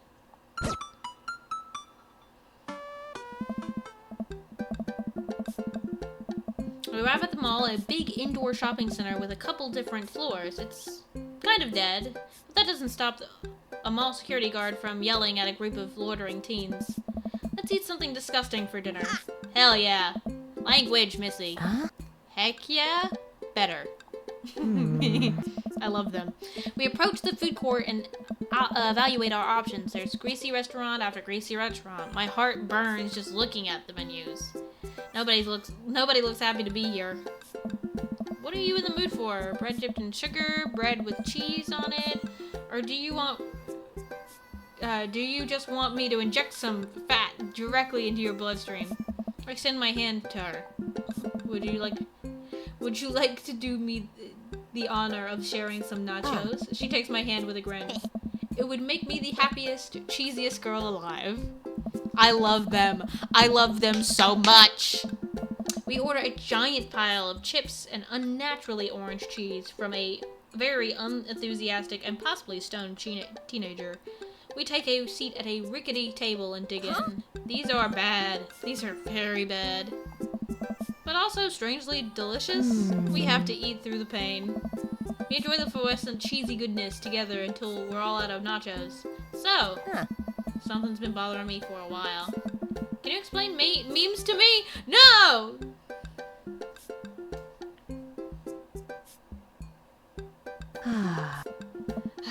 Which meme? All memes. Amanda sighs deeply and places her head in her hands. Dad, it's complicated. See, memes are inside jokes shared by a bunch of people that get less funny the more people do it. So the problem is that by the time a meme gets to you, Dad, all of us youths have already done the jokes to death. And what's worse than that is that movies and TVs, yes, the TVs, movies and TVs, and I did it again! And worse than that is that movies and TV and video games will try to jump in on a meme train, but just based on how long it takes to make them, the meme will be long dead by the time it comes out. So it just dates it. It isn't funny. Oh shit, what up? Dad, please. Anyway, changing the subject. Where to now? Want to go to that goth store? What? You know, the one that's all black and tries to establish itself as an anti-establishment despite being an exact representation of the establishment. I don't know what store you're talking about. You know, the one where you can buy chain wallets and it's basically an assault on what people fought so hard against in the punk and hardcore movements of the 70s and 80s. Dude, you've got to be more specific. The one you threw up in that one time. Oh, that one. I love her. I love her so much. Wait, I know who we're meeting next. Amanda runs into the store with me trailing behind her. She makes a beeline for the back. There it is. You can still see the outline, kinda. I'm so proud. Speech!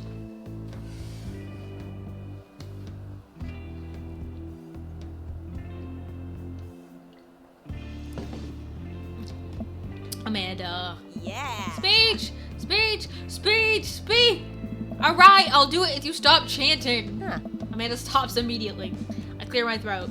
Thank you all for joining us here today to commemorate an historic event, or a historic moment that would forever shape history. On a day very much like today, some 5 years ago, our very own Amanda Ann Bunison had too much blue raspberry slushy on an outing to the mall. After begging her father to take her to Dead Goth and Beyond to buy rainbow suspenders, she proceeded to throw up all over a display of My Chemical Romance merchandise. Her loving father then have to pay for said merchandise, and to this day remains among our possessions. Thank you. Amanda is moved. She begins clapping, slow at first, then faster and more vigorously. Several other patrons turn their head. One of them also stops clapping. I bow my head. Hey. Oh, hey! Chain wallets! While Amanda busies herself looking at band t-shirts, I try to find something of interest to myself. Not much for a dad to look at in Dead Goth and Beyond.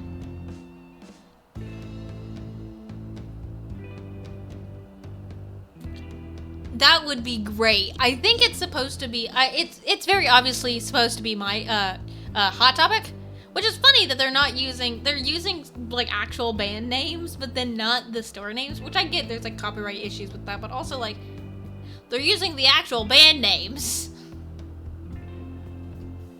Peruse band t-shirts. I barely know any of these bands. Cannibal Bone Party doesn't seem like music I enjoy, but they must be really happy to that a retail outlet is carrying their merchandise. I hope their parents are really proud of them. Look, this is very important to me. Yes! Man! I overhear a stifled argument over the cash register. An older gentleman is carrying a garment and showing it to a bored-looking cashier with pink hair. I can see that. Don't you know... don't know what to tell you, dude. I just work here. Oh my. Listen, when I bought this online, the website said the blouse was Victorian inspired. However, when I received it, it clearly held the trademark of Edwardian dressage. Do you want a coupon? I can give you a coupon. Will you leave if I give you a coupon? Is there a manager present? People have to know what they're buying. I am the manager. I see. Well, it would seem I have outstayed my welcome. Good day, shopkeep. Your superiors will receive a strongly worded letter by post. Whatever, dude. The man whirls around and storms out, his literal coattails trailing behind him. I can't tell if they're Victorian-inspired or Edwardian in nature. Amanda trots up to me with a t-shirt in her hand. Oh boy, here it comes. Oh. Hey, Dad Tron 5000. Yes, I'll buy it for you. Wow, that was easy. Thanks. At least it's only one this time. Amanda plops the shirt on the counter and grins at the cashier. I love your hair. Eh?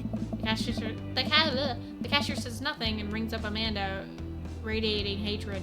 I hand her a 20. So what's that guy's deal? The cashier rolls her eyes so hard I'm worried she'll pull something.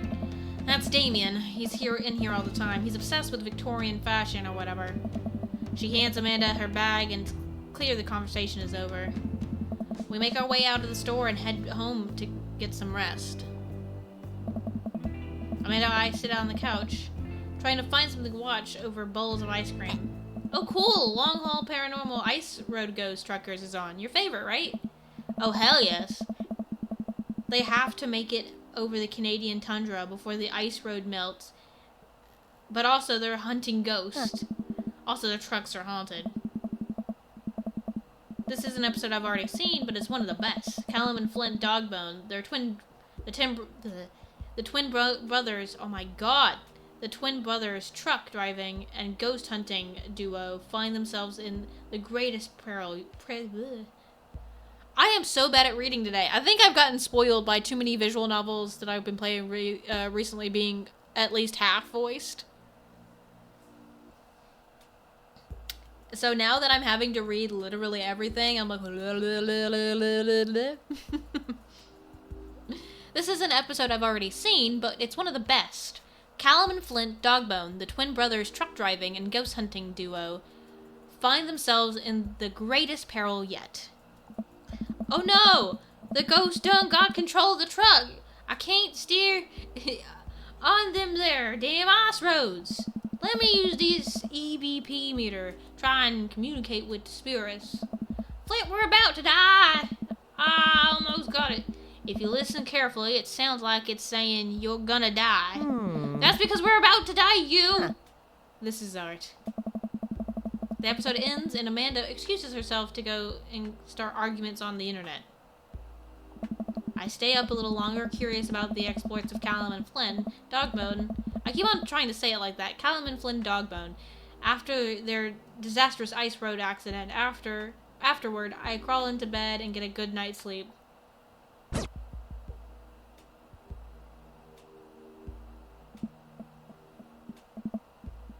Snoring noises. Morning, sleepyhead. 5 more minutes. You have never let me have 5 more minutes, so get up. Fine. We have cereal for breakfast and spend the morning putting together furniture. Amanda's much better at interpreting the tiny manuals. We're able to put together a few shelves and one desk, but I'm pretty sure it was supposed to be a bookcase. So, are you excited for the cookout today? If there's food, I'm excited. I'm all over. Here are those terrible store-bought sugar cookies that everybody brings to parties. Huh? Yeah, those are bad. Which means there are more for me. Don't you want to meet some of the people in the neighborhood? I'll probably end up standing uncomfortably in the corner with a plate of food and hope that nobody talks to me. Dad, you're a beautiful work in progress. We will get that butterfly to emerge from the cocoon. The social butterfly. Well, we better start getting ready. We definitely don't want to be late. What? No! We have to be factually late. Who shows to a cookout on time?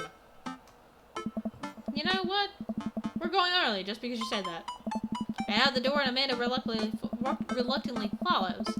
We walk across the street to Joseph's house with a store-bought veggie plate. I'm a terrible cook if it doesn't involve a grill.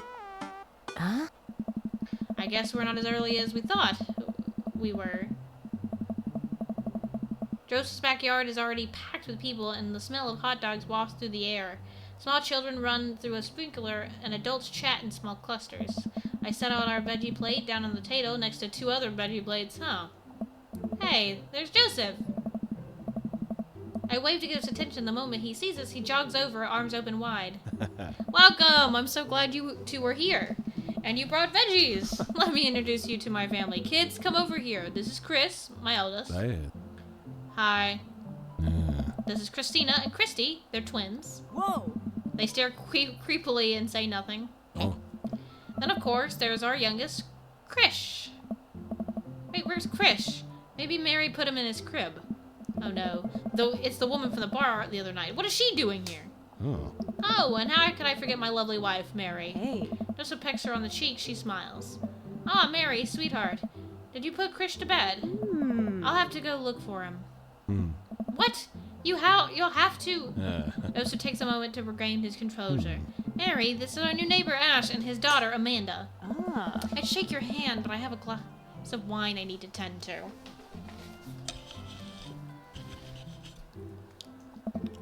I love her. Nice to meet you, Mary, for the first time. Charmed. Well, I have to go over there now. Mary leaves. Oh god, this is so awkward. I wonder if Joseph knows. I wonder if Mary knows that Joseph knows. I wonder if Joseph knows that Mary knows that I know. It takes all of my energy not to run away from the barbecue and start fresh in a new city. I wonder. My wife has a wonderful sense of humor, but please, you two, enjoy the barbecue. All the guys are really excited to meet you. Amanda and I mill around and try some food. Some of the food spread out on the table. I pick at some deviled eggs. Amanda grabs a small pepper plate. Oh my god, pepper. Amanda grabs a small paper plate and immediately begins filling it with baked goods.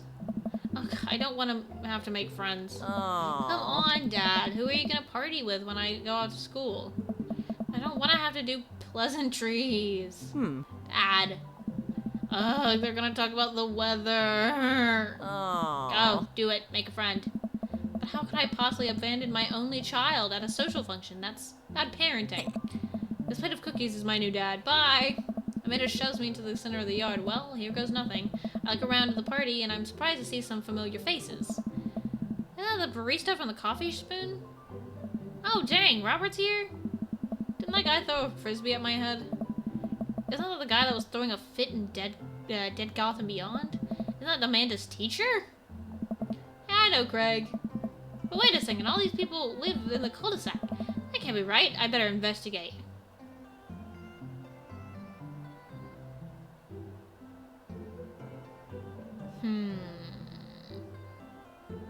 Matt, Hugo, and Craig. Matt, Hugo, and Craig. Matt and Hugo seem to be embroiled in an intense discussion. Craig looks on, smiling politely. I walk over to say hello. You always find, if there is a friend, you go to the friend. If there's a friend at a social event and you are a socially awkward person, you stick to that friend consensually. Stick to that friend like glue. I walk over to say hello. Well, I don't think it's fair to try to compare two art movements like that. Periods in art only exist because they are a unique byproduct of the social and political climate at the time and place, at a time and place. And to try to take something like, say, the Rococo period and compare it to postmodernism in America, you're completely disregarding the context in which a work of art is created. Matt and Hugo seem to be so busy talking that they don't notice me. Craig leans in. Dude, I have no idea what's happening.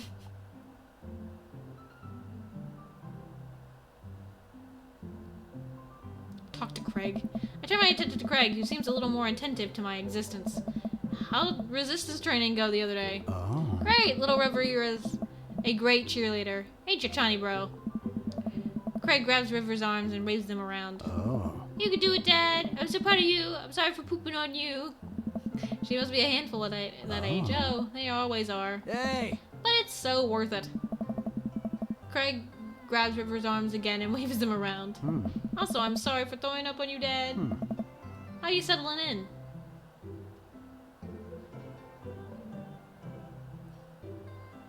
The new place is perfect. It's really cozy and the neighborhood is beautiful. I'm so glad we moved here. Oh. And I'm even more glad that we're right next to my old best friend. Craig gives me a playful punch on the shoulder. Ow. I remember that hurting less in the past. Oh. Sorry. I've been doing push-ups and stuff. Ash, how are you liking the neighborhood? Oh, they noticed I existed. That's great.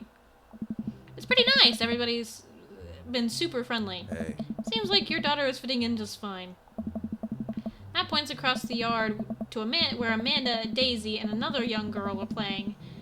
They're all sitting cross-legged in the grass, picking weeds and weaving them into little flower crowns. It's pretty adorable. The girl I don't recognize walks over to us. Hey. What is it, sweetheart? She's so cute!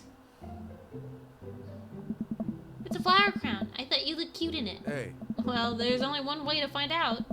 Matt takes the flower crown and places it on top of his head. Hey. Hell yeah, brother! Hell yeah, am I cool now? The girl stares at him, thinking it over. Nope. But you're slightly less uncool than you were before you put it on. Oh. Hey, Ash, this is my daughter. Hello. Oh my god. Sorry, I cannot read. I'm Carmencita. Carmencita. Amanda comes over with Daisy in tow. Dad, look, I'm making friends. Are you making friends? You better be making friends. Yeah, actually, Amanda, you remember the cool barista from the coffee shop and my old college friend and, your teacher? Hey. Oh, hi, Mr. Vega. I didn't realize we were neighbors. Oh. Yep. You still gonna get me that overdue term paper? Ha ha ha, great seeing you. Amanda finger guns her way out of the conversation like a champ. Like a true bisexual. She learned the finger guns move from me. I'm very proud. She's definitely a charmer. Speaking of which, where did my son go? Huh? Hugo looks around the party. He must finally spot him because his eyes go wide. Whoa. Ernest Hemingway Vega. Are you smoking? Ah. Ernest is holding a lit cigarette. Nope. I see Ernest across the way. He casually takes a long drag of his cigarette and then flicks it into a gutter. Nice. Unbelievable. Excuse me. Hugo marches over to Ernest and I turn my attention to Matt and Craig. Kids, right? Hey. Man, I do not envy Hugo. The last barbecue we had, Ernest tried to shove a sprinkler down Joseph's pants. Or not a sprinkler, a sparkler down Joseph's pants. Nearly burned down half the yard. Oh. And the barbecue we had before that, he actually burned down half the yard. And then it spread onto my lawn and burned down half of my yard, too. Hugo walks back to us, practically dragging Ernest behind him. Oh. Hey everybody, sorry about that. Ash, this is my son, Ernest. Hello. Ernest looks away, sulking, his hands shoved deep in his pockets. Hugo nudges him impatiently. Hey. Nice to meet you, Ernest. What grade are you in?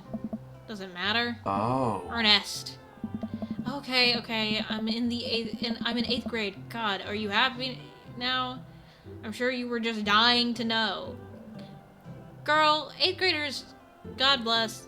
Motherfucking 8th graders, I swear to God. Like, including me, I was a little shit. I wasn't getting in trouble with shit because I was a little loser, but you know, 8th graders are some of the meanest people in the world.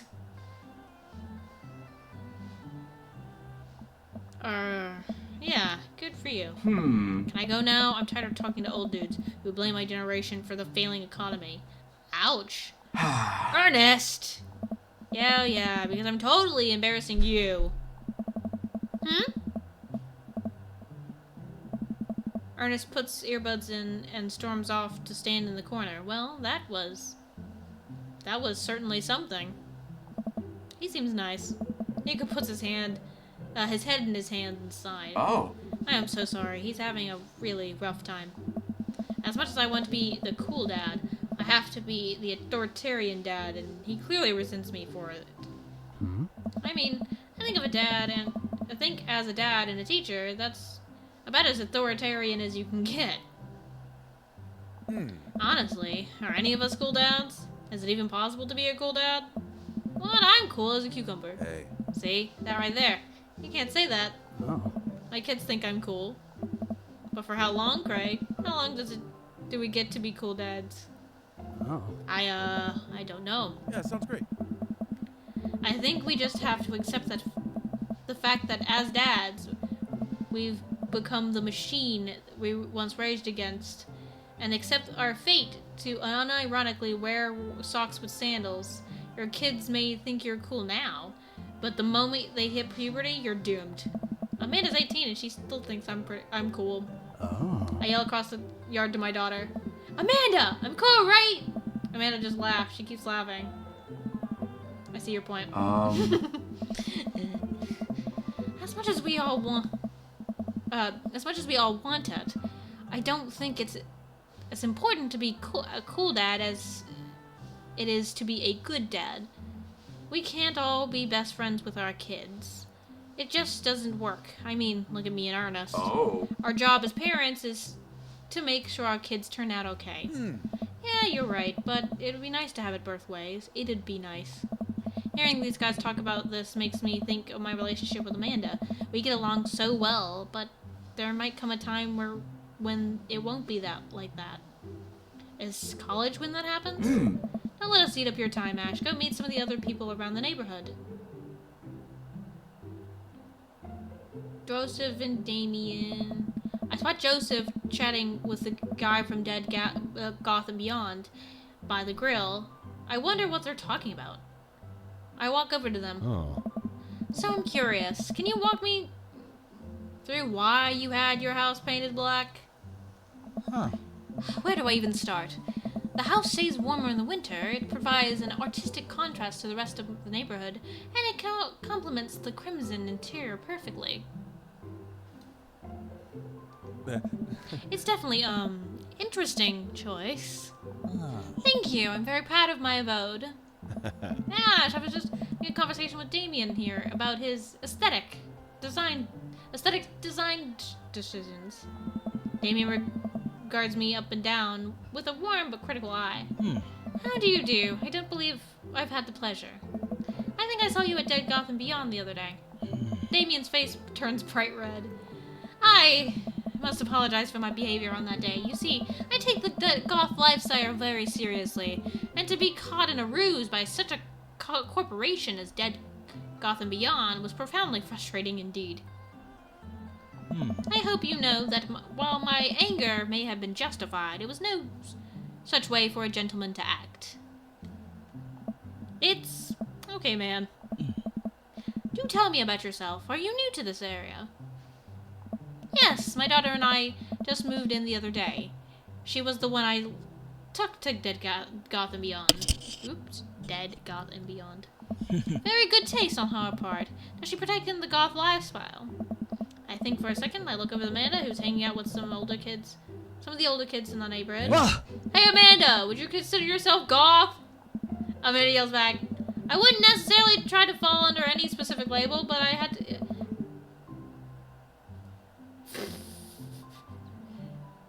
any one specific label, but I guess if I had to choose, I would more describe myself as a twee hipster with some normcore normcore leanings. Bats are cool though. Ah, pity. Are you enjoying the party so far? Oh, definitely. Thanks so much for putting this on. It's nice to be in a cul-de-sac where everyone is so friendly and welcoming. Yeah.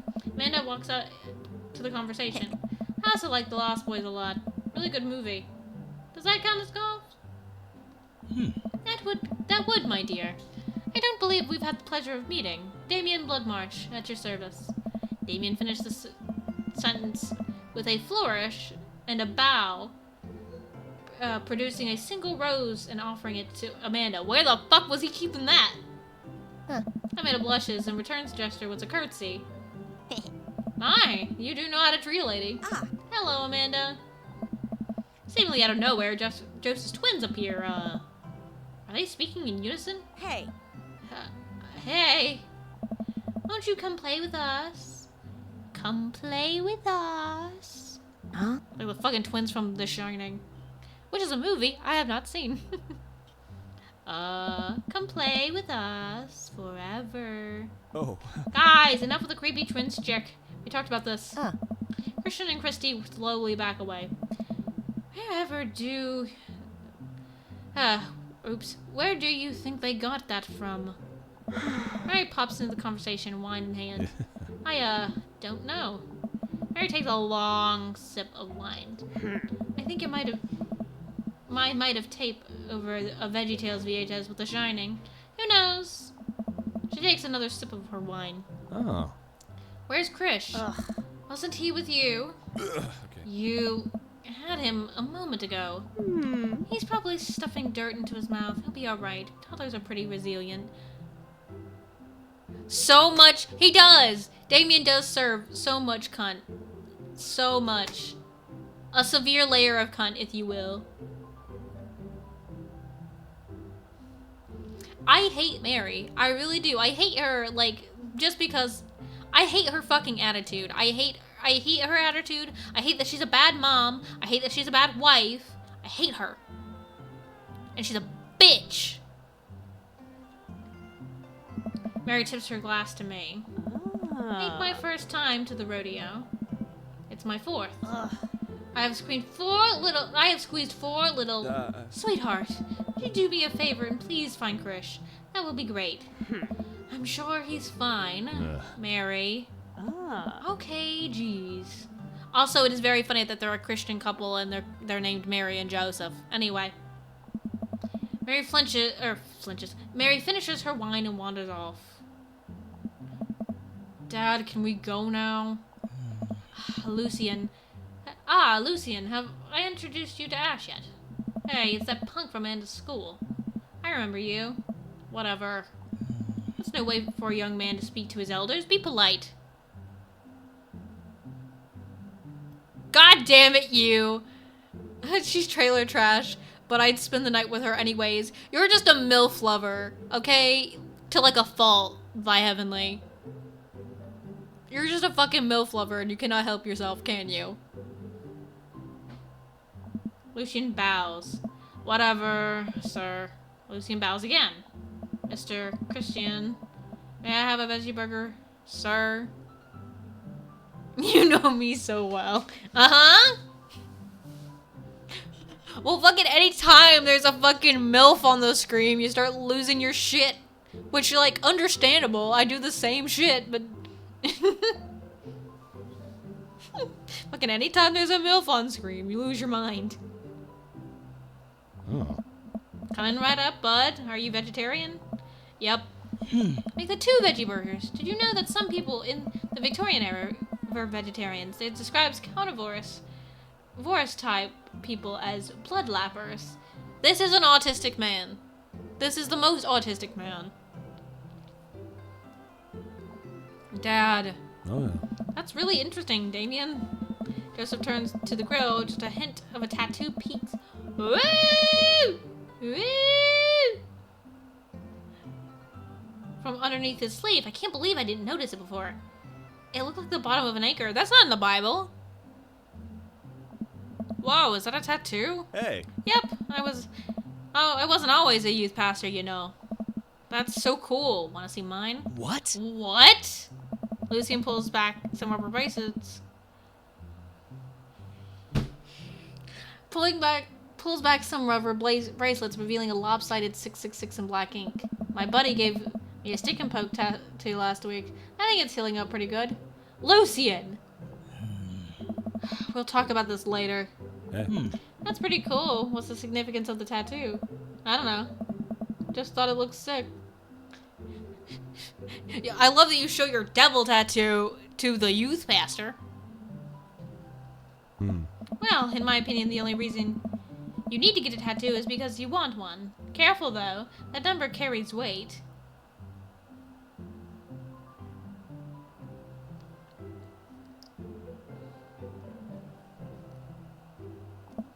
Man, Joseph is way cooler. Is a way cooler youth pastor than I thought. I just figured youth pastors popped out of wombs with a Bible, or out of the womb with the Bible. I wonder what he did before preaching. Talk to Robert and Brian. I walk over to Robert and Brian, who are chatting over drinks, determined not to be weird about what happened last night. I hope Robert feels the same.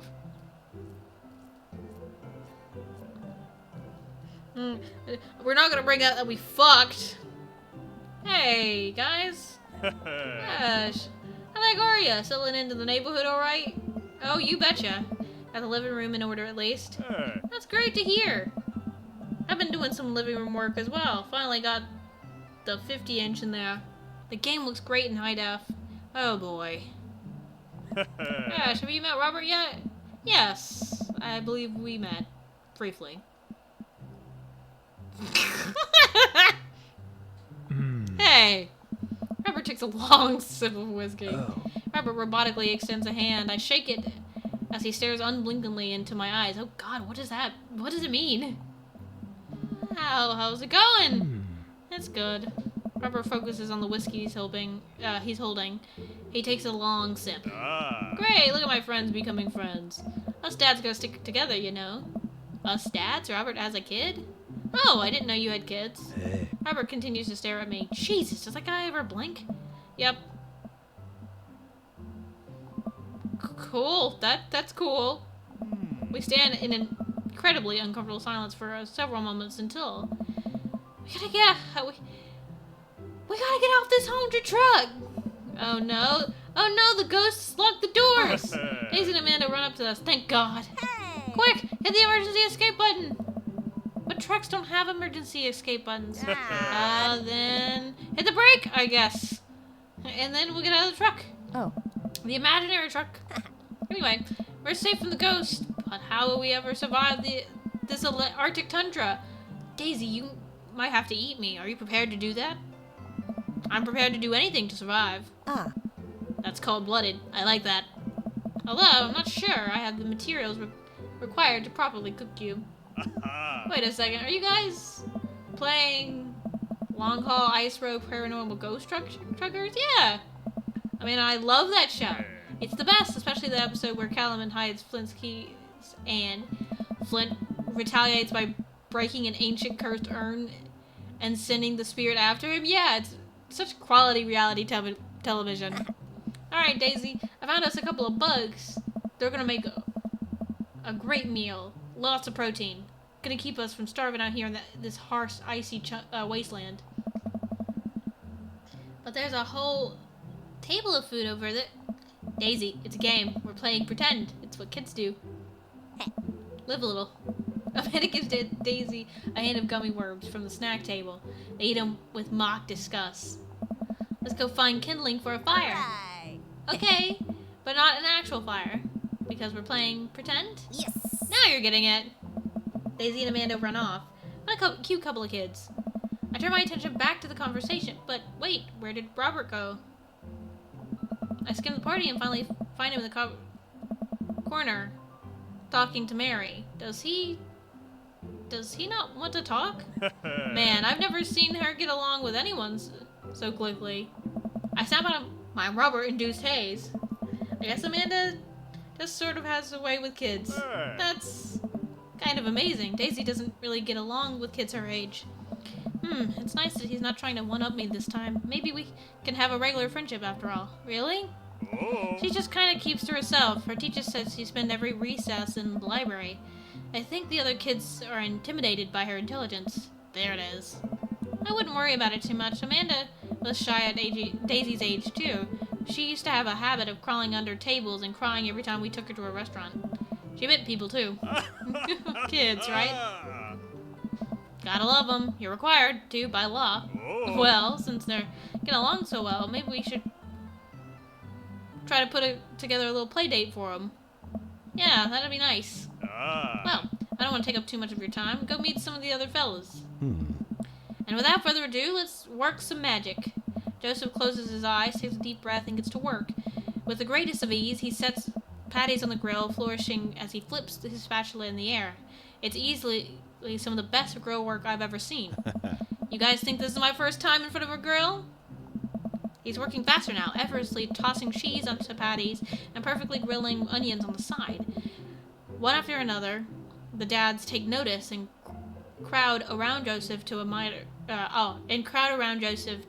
his masterful technique. You probably didn't know this, Ash, but Joseph's known around here for his grillmanship. He's ungrillbelievable. Hey.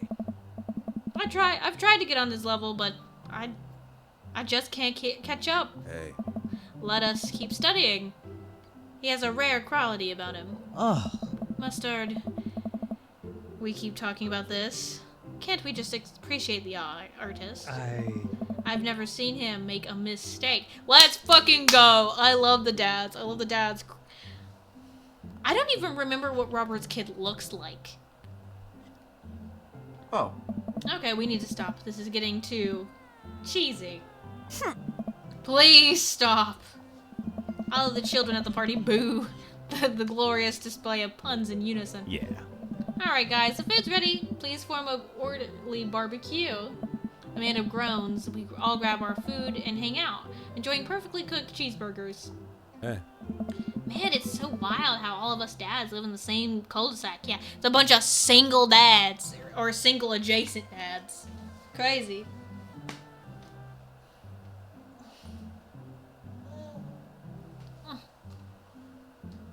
Hey. Kind of nice, isn't it?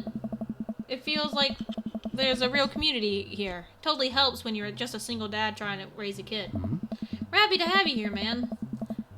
I think you're gonna like this neighborhood a lot. Oh. Plus, Amanda seems to be getting along with all the kids. If she decides to get into the babysitting game, she'll really make a killing. Oh. Hey, why don't you add us all on Dad Book? Dad Book? Yeah. Yeah, it's a great social network for dads to keep in touch with each other. We're all on it, so if you ever need to reach out to anyone, that's the simplest way to do it. Sorry, I'm just an old-fashioned dad. Social media goes over my head sometimes. Don't worry, Pops. I'll help you figure it out. The rest of the barbecue goes smoothly. We all trade stories and drink beer as our kids play on the lawn. Amanda breaks up a fight between Comencita and those weird twins. I think they wanted her soul. Successfully complete chapter 1? Girl, it's been 2 hours. Shit. This is gonna be long, isn't it? It's gonna be so fucking long.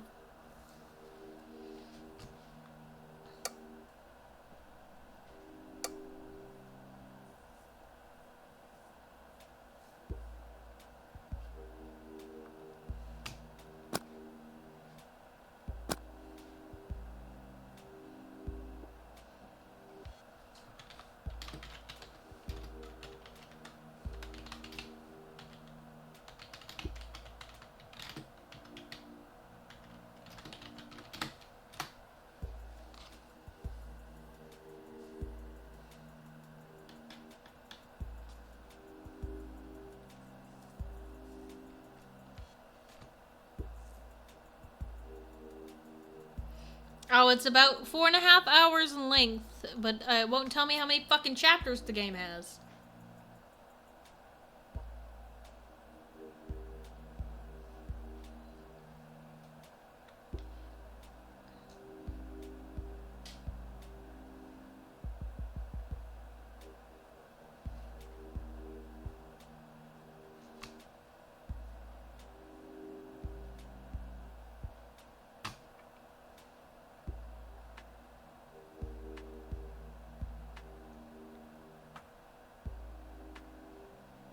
Let's see.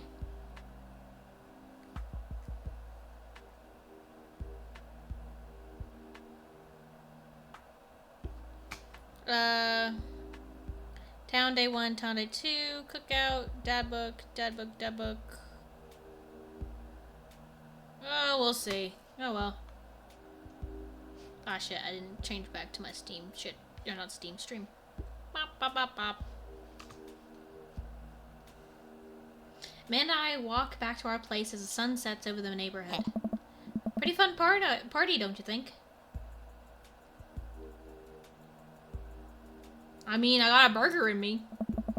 Sweetie, if I could impact any sort of wisdom upon you right now, and not that this was a bad situation, but if you're ever in an uncomfortable situation, always look for the silver lining. The silver linings get you through the other side, to the other side. We ate rocking burgers today, and it was good.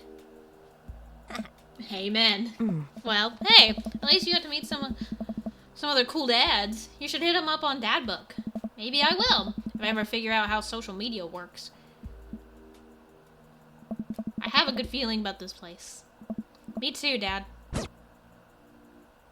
Gas is cheaper. God damn it! It said gas is cheaper. No, I think it's in suburbs. Amanda and I arrive home with the remnants of our veggie plate. Seems like nobody was really into the cauliflower. Any big plans for this evening? Actually, yeah, I'm going out with some friends. Oh, is that okay? Of course, just keep me posted and be home before midnight. You got it. And be careful. I will. Make good choices, of course. And call me if you need anything. Dad, you're not gonna do the thing where you wait silently for me to come home in the living room with all the lights off, are you? What? No, I've never done that, and I will never do that. Okay. Do you have any plans tonight? My plans were kinda to eat ice cream and watch TV with Amanda, but I'll find something to do. I'm gonna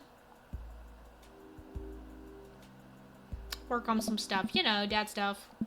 I'm just relaxing tonight. Have fun, okay? Great. See you later. Watch Amanda drive off into the night. I really do hope she has fun.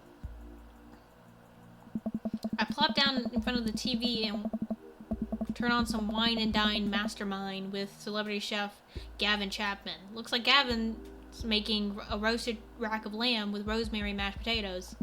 I'd love to be able to cook like that. Although, I think if I was actually good at cooking, I'd use my powers for evil. Like, just making baked Alaskas all day, instead of any food of real nutritional substance. Man, Gavin Chapman just caught that thing on fire, but he meant to do it. What a professional. I lose track of time as I blaze through several episodes of Wine and Dine Mastermind, and also one episode of some cooking show called Meat Hell. Not even sure what this one's about, just a lot of yelling.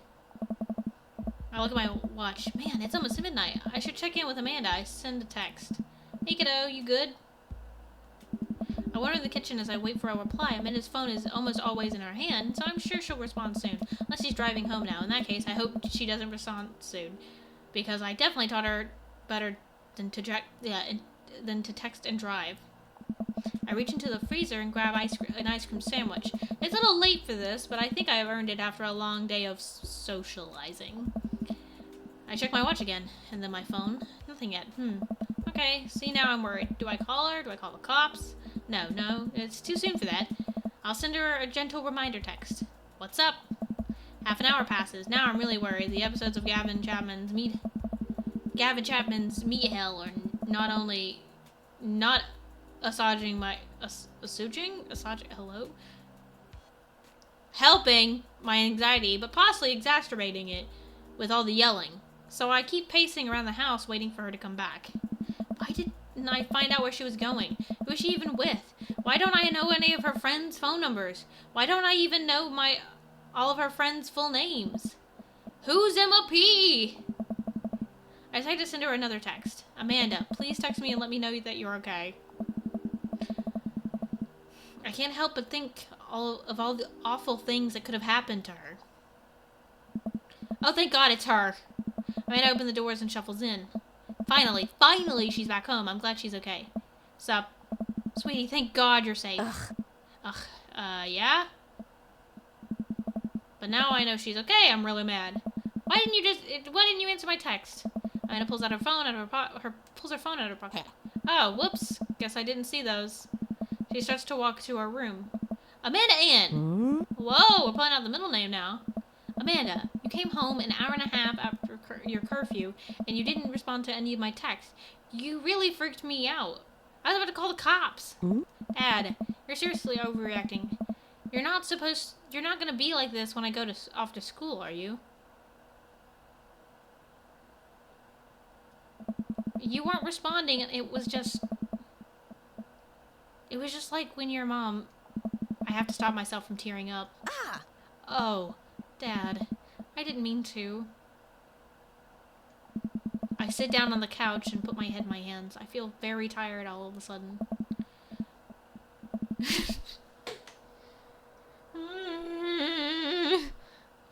You really scared me. Just please don't do that again. Alright. I'm going to bed now. Yeah, I don't even give a shit about curfew. This man has trauma also, but I was like, I don't even, like, as a parent, even without the dead wife trauma, I was like, I don't even give a shit that you're late for curfew. It's that you weren't answering my text. Like I can get I'm forgetful and I can get carried away when I'm having fun, but like keep me posted, and also not telling him where she went. That also freaks me out. Like as like thinking about like being in that position as a parent, I'm like, listen, you can do what you want. Just tell me where you're going, when to expect you back, and like if like plans change, tell me. Amanda closes the door to her room and I head to mine. Jeez. As I'm falling asleep, one thing she said keeps echoing in my mind. You're not gonna be like this when I go off to school, are you? I definitely didn't sleep well last night. I brewed some strong coffee and make some scrambled eggs for Amanda as a peace offering. She eventually wanders into the kitchen. Hey, I thought about what you said last night. I should have texted you. I said I was going to do it, and I didn't. I honestly just didn't even think about it. I'm really sorry, Pops. I won't do it again. Well...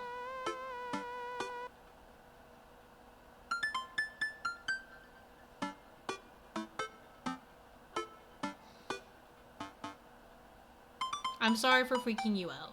Or out on you. You're an adult now. I shouldn't have gotten so worked up. Team Buddison? Team Buddison. Hell yeah. Amanda gives me a hug. Want some eggs? You know it. Sprinkle some cheese on them? Already did. Bless you. And that's how a parental conversation should go. Go, sorry I made you upset. I'm sorry for freaking out so bad. We hug, we go. That's what a fucking argument resolution should goddamn look like. God damn it. Jesus, I'm traumatized. Not the mommy issues. Anyway, Amanda scrunched down the eggs in the time it takes me to wash the pan. Alright, I'm off to school. Smell you later. Wait, one more thing before you go. What? What's Dad Book? It's a social media platform. Wait. What? What's a social media platform? Dad, I have to go to school. Come on, Amanda. I'm an old man. I can't put together a Dad Book profile on my own. Alright, I'll help you sound interesting on the internet. Amanda spends the next couple of minutes setting up my profile on Dad Book, which, as it turns out, is a place where dads can get together and talk about fatherhood. Alright, Pops. We gotta fill out your profile. Like, let's get some likes and dislikes. On a Friday night, you're most likely to...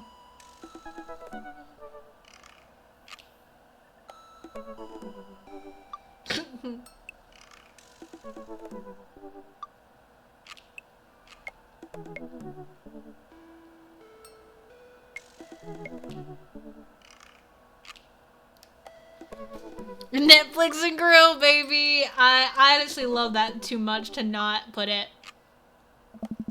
If you had one thing to take with you on, or if you had to take one thing, I think is what it. Castaway on DVD for instructional for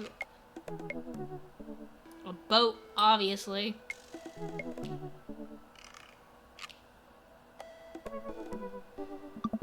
What are your turn-ons? McGrill.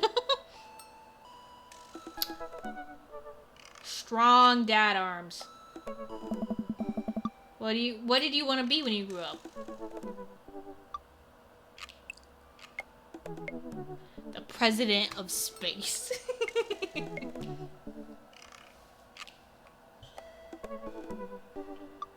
A pro skater who is also an astronaut is also very funny and also very like that's very boy coded. Yes, space president. I know. I'm in between pro skater who is also an astronaut and the president of space. Pro skater who is also an astronaut. What's your favorite movie genre? Old comedies that haven't aged well. That is unfortunately very true for me.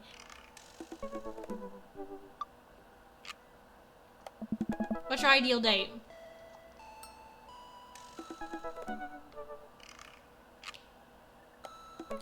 Arson! Arson!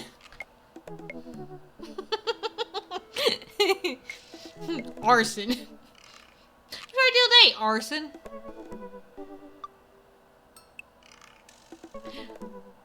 Trying to geocache, but getting hopelessly lost. Napping together is actually very cute. That's a very cute thought. How else we gonna grill? How else are we gonna grill without arson? I don't know, napping together is actually very cute. I like to cuddle, man. What do you never leave home without? My sick bait. I frequently forgot my keys and wallet at home. My phone keys and wallet at home sometimes.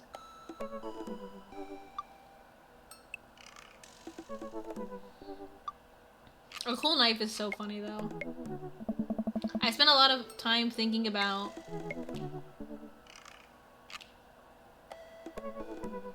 if I will ever be able to love myself as much as I love my grill.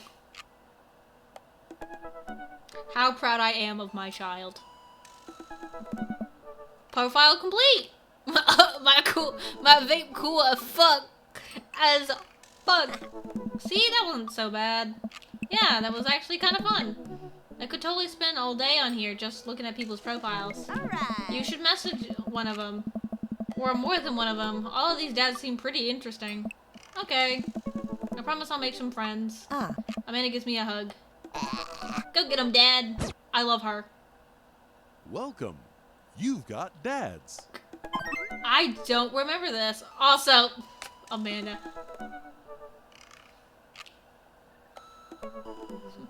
Hey, hi Ash, it's me, your dear old friend from way back in the day, Dad Manda. I'm delighted to see you've signed up for Dad Book. They've recently added this exciting new messenger service, so you may find yourself receiving messages from other dads like myself. Take care not to miss them. Amanda, is that you? What are you doing on Dad Book? Why, Ash, hi, never! We've known each other since business school. How could you possibly confuse me for your amazing and talented and easy to buy things for daughter? Though I am of course flattered. You should buy Amanda more things. Amanda, you know I didn't go to business school. I barely even managed to get my degree. Wait. No. Wow. I didn't say that. You never heard that. This is gold.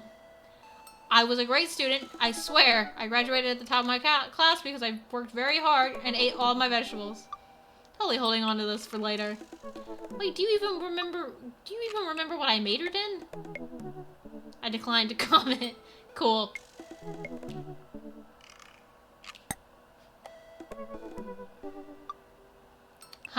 Who should I message? Unfortunately, as much as I love Matt, I probably won't do very well with talking to Matt because he's very very music autistic, and I just don't get that. I don't get it. So I'm gonna start with Craig. Dad of 3, business entrepreneur, and fitness enthusiast. Juggling work, family, and fitness is a tough gig, but someone's gotta do it. On a Friday night, you are most likely to get one last good cardio session in. If you had one thing to take with you on a desert island, what would it be? A box of energy bars. What are your turn-ons? A sub-6 minute mile. Also, this man made his daughter write down. This man being me, made his daughter write down the answer to the question, what are your turn-ons? And I made this poor teenage girl write, I think it was like huge dad arms. Or strong dad arms, one of the two. What are your turn-ons? A sub-6 minute mile. What did you want to be when you grew up? A beer pong world champion. What's your favorite movie genre? Buddy cop movies forever. What is your ideal date? Scaling a huge dangerous mountain for fun. what do you never leave home without? An extra tube of energy gel. I spent a lot of time thinking about my mile time used to be so good. What happened? Have I peaked? A message in Quag. Message the man. I wonder what Craig's up to today.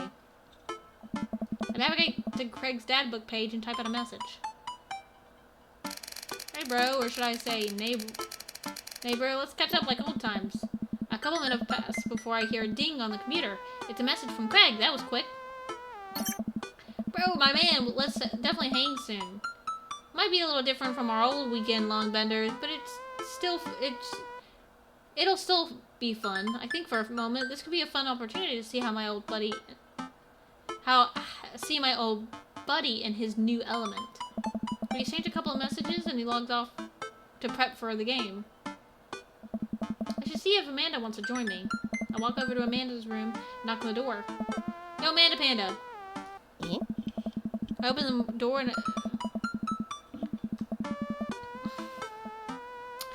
the door and find Amanda sitting cross-legged on the floor, surrounded by magazines and newspaper clippings. She seems to be making some sort of art piece, but her eyes are a little puffy, almost as if she's been crying.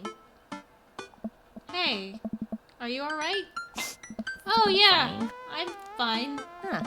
I just got sad because I realized that dogs are too often killed off in movies to elicit emotional reactions from the audience instead of giving the respect they deserve. It's not right.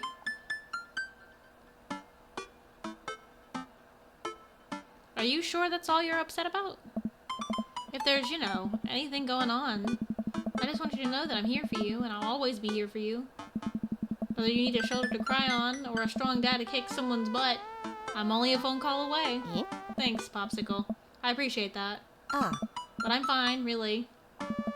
I'm unconvinced, but I'll stop badgering her about it. I'm sure she'll tell me when she's ready. What you working on? Just a collage for class. We're supposed to make a piece that represents our goals for the future. I take a closer look to her collage. That's a lot of dogs. Ah. It's mostly dogs, yeah. Did you need something? Craig invited us to a softball game. Wanna go? Oh. Remember that one time you signed me up for softball and you bought me all the gear, and then you took me to the first game, and then someone hit a ball toward me, and I just ran off of the field crying, and then you hid in the dugout and would scream if I tried to pick you up? Yes. I was afraid of baseballs. I thought you were a gigantic sentient softball. So does that mean you don't want to go? Amanda gets up and looks me dead in the eye, determined. Ugh. I'm finally ready to face my fears head on. Let's do this. Amanda and I make the short drive out to our local softball field. For a kids' softball game, it's pretty packed. We clamber up the bleachers and take our seats on the top row. I don't see Craig anywhere. Oh. So when did the kids start crying and running off of the field? You know that your relationship with softball is different from everyone else's relationship with softball, right? Okay, but if I don't see kids cry, I'm gonna be pretty disappointed. For nostalgia purposes, of course, not because I take joy out of children fighting for my amusement. Definitely not that. The game starts and the kids run out of the field. I see Craig by the dugout with a clipboard.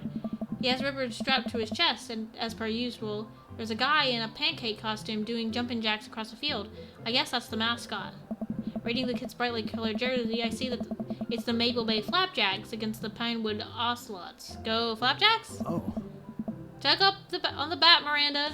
Yeah, Miranda, square up! How much do you know about softball? Enough to know that the balls are relatively hard, despite their name. But yelling is fun. Give it a shot. It's cathartic.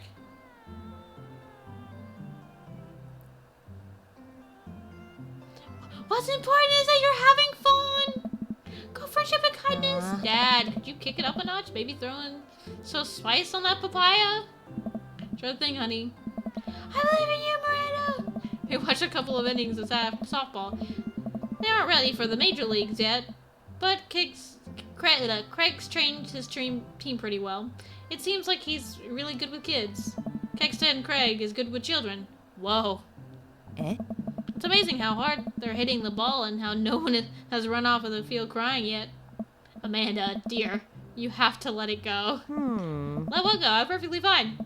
The opposing team is up to bat. They hit a fly ball out into center field. The tiny little girl tries to get under the ball, but it misses her glove and hits her straight in the forehead. Ah! See? It's completely justifiable. It's a completely justifiable feel. It's a completely justifiable fear. The girl plops down on the grass and starts crying. Craig makes a beeline to her, checking her forehead and comforting her until her parents arrive. He carries her off of the field as she sobs. Man, it's strange to think about how this was the guy who once backflipped off of a roof into a pool while shotgunning a beer. He's so responsible now. The game resumes after the girl calms down a bit, and we watch a couple more innings. Craig's team is crushing the other team in the 9th inning. The Ocelots seem to have given up by this point. I see one outfielder eating fistfuls of grass. A batter on the other team knocks a foul ball into the stands. I follow the trajectory and... Oh no, it's coming right for me. Oh no, oh no, oh no, oh no, oh no, oh no, oh no. I close my eyes and brace for impact. I open my eyes and look over to see Amanda holding the softball, staring in amazement. Huh? I caught the ball. You saved me. I caught the ball, Dad! I caught the ball! You did it, Amanda. I faced my fears. I defeated the softball. I can do anything. Amanda and I share a big hug. It's a tender moment, but I don't think anyone else watching really understood. I'm proud of you, kiddo. The game ends and Craig's team are declared the victors. We sit patiently as the girls line up to shake hands. Great job, everyone. We walk over to the dugout to congratulate Craig, who's talking with some of the parents. Craig, great work, man. Oh. Thanks. We've been working hard all season, and it's great to see it paid off. I'm so proud of all my girls. Speaking of which, have you met Briar and Hazel? The twins! Hello. Hey, killer plane out there. Yeah, you guys rule. Thank you. And you guys are twins, huh? So which one of you is the evil one? Hazel. Yeah, it's me. Honestly, with a lot of twins or a lot of siblings, there is an agreement on who's either the little shit or the favorite or like who's the evil one. And it's like, yeah, no, it's me. Good looking out. Do you guys ever pretend to be each other? I don't have a twin, but I think if I did, I'd be doing that constantly. Yeah, I take all of her math tests. And I usually throw rocks and stuff at people. When people get mad, and I tell them I'm Briar. Oh my god. Briar. What? We will talk about that, about this later. Ash, bro.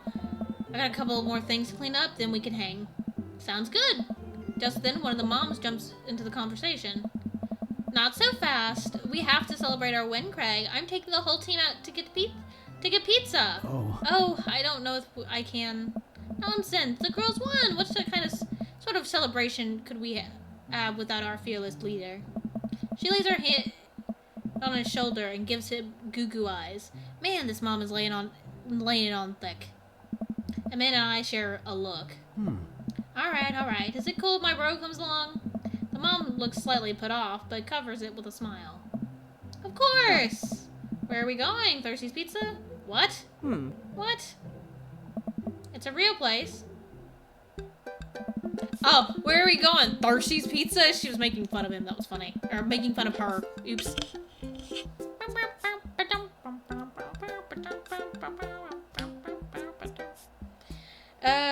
An endless stream of girls clad in softball gear pile out of a minivan and into a local pizza buffet, which is actually called Thirsty's Pizza. Amanda and I trail behind them with Greg. Reminds me of all the awful pizza we put in our bodies back in the day.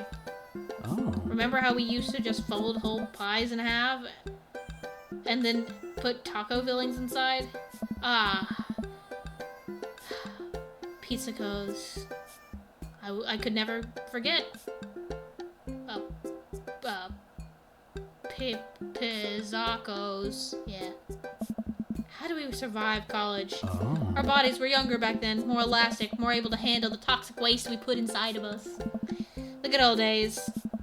The kids run around playing arcade games and eating greasy food. Amanda and I jump on a couple slices of mediocre pizza. Oh. Hey, give me a piece of that. No, absolutely not. Oh. I'm just kidding. I'm strictly eating salad here. Thanks for addressing the issue, Amanda. Dad. A different mom walks up to us, talking to Craig as if we weren't even there.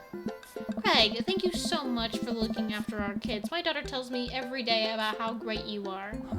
Oh, I'm happy to look after them. Definitely helps that I have kids of my own. I bet it's been so hard since Daniel left. I'm glad to know my children have a strong male role model in their lives. Amanda and I look at each other again. Craig gets it from all angles, huh? Craig smiles sheepishly. Thank you so much, dude. Craig holds a fist up for a fist bump from the mom, and what I think is a maneuver to lighten the conversation. He looks super uncomfortable. I should throw him a bone here.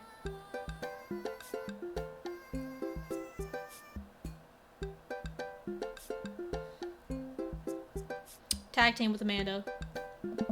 I give Amanda a knowing look and she hits me back with a nod. She understands. Amanda puts a hand to her stomach and looks at me with puppy dog eyes. Dad, I don't feel so good. I think I ate too much pizza. Oh no, sweetie, you're gonna projectile vomit everywhere, aren't you? You're not gonna projectile vomit everywhere, are you? Yeah, I think I'm going to projectile vomit everywhere right now. The words projectile vomit and right now usually seem to get everyone to clear out. But Martha's not budging. Back it up, Martha. You're in the splash zone. I drank a lot of orange juice this morning and it's feeling pretty acidic. You'll be fine. Amanda shoots me a worried look. This con is going sideways. I should have known that a mom of all people would know the fake puke, Sam. Well, I guess it went away. I'm fine now and nothing's wrong. She turns her back to me to talk to Craig. So I'm taking Hazel and Briar tonight for the sleepover? Oh. Yep, they're pretty excited about it. You'll keep them out of trouble, right? Oh, of course. I could always use help watching out after everyone tonight, if you're not doing anything.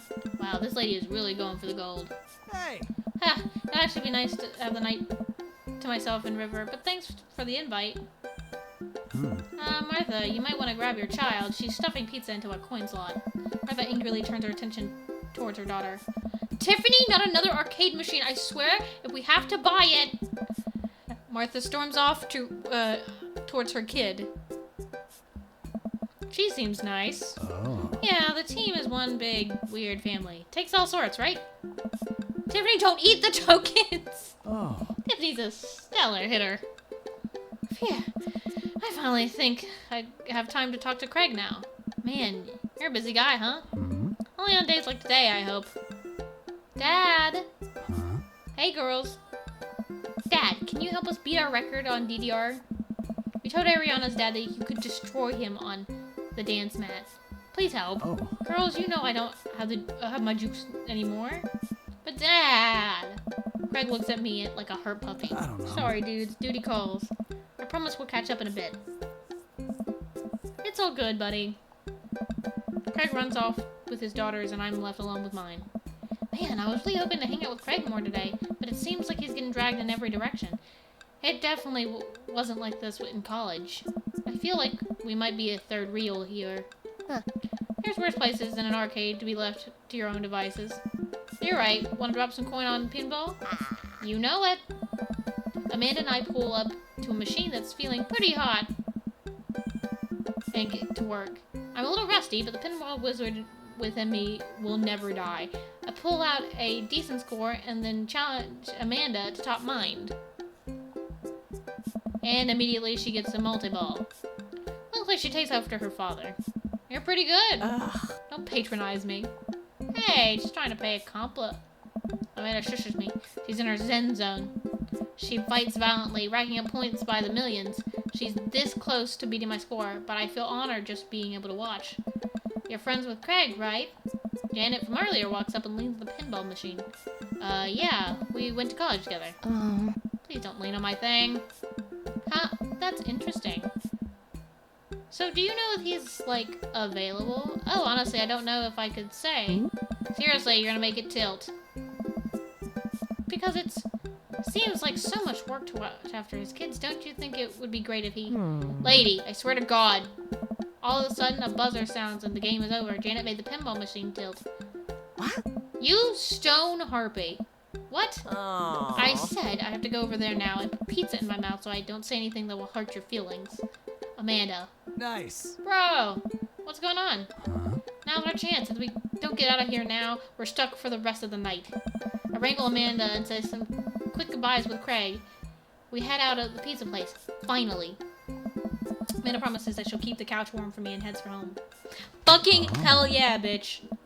Hope you don't mind me bringing you back here, bro. Not at all, dude. It's good to finally get you all to myself for a second. Ribber verps. Well, almost all to myself. Hold up. Craig walks over to the trunk of his car and pulls out 2 gloves and a softball. Up for some catch? This might be a less catch and more you throwing the ball and me running after it, but sure. We stand in the middle of the empty baseball diamond and start tossing the ball back and forth. I have a cooler in my car that we could grab, but there's only juice boxes in there. Man, fatherhood is strange. You're telling me. I can't believe I'm looking back on my keg stand Craig days and reminiscing about it. Those were some good times. I don't know anyone else who could pull off the rare horizontal keg stand. Oh. Horizontal. It was a feat of discipline, bro. Trust me. I haven't properly hung out with Craig in so long. I don't even know where to begin.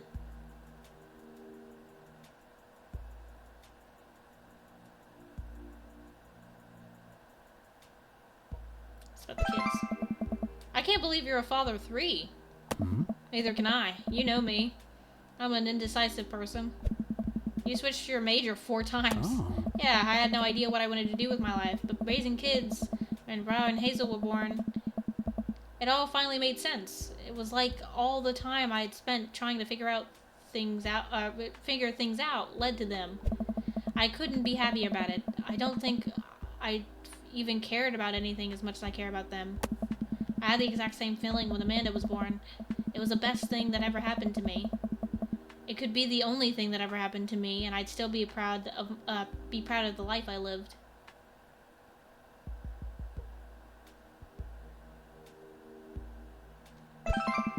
So you run a business now? Hey. Yep.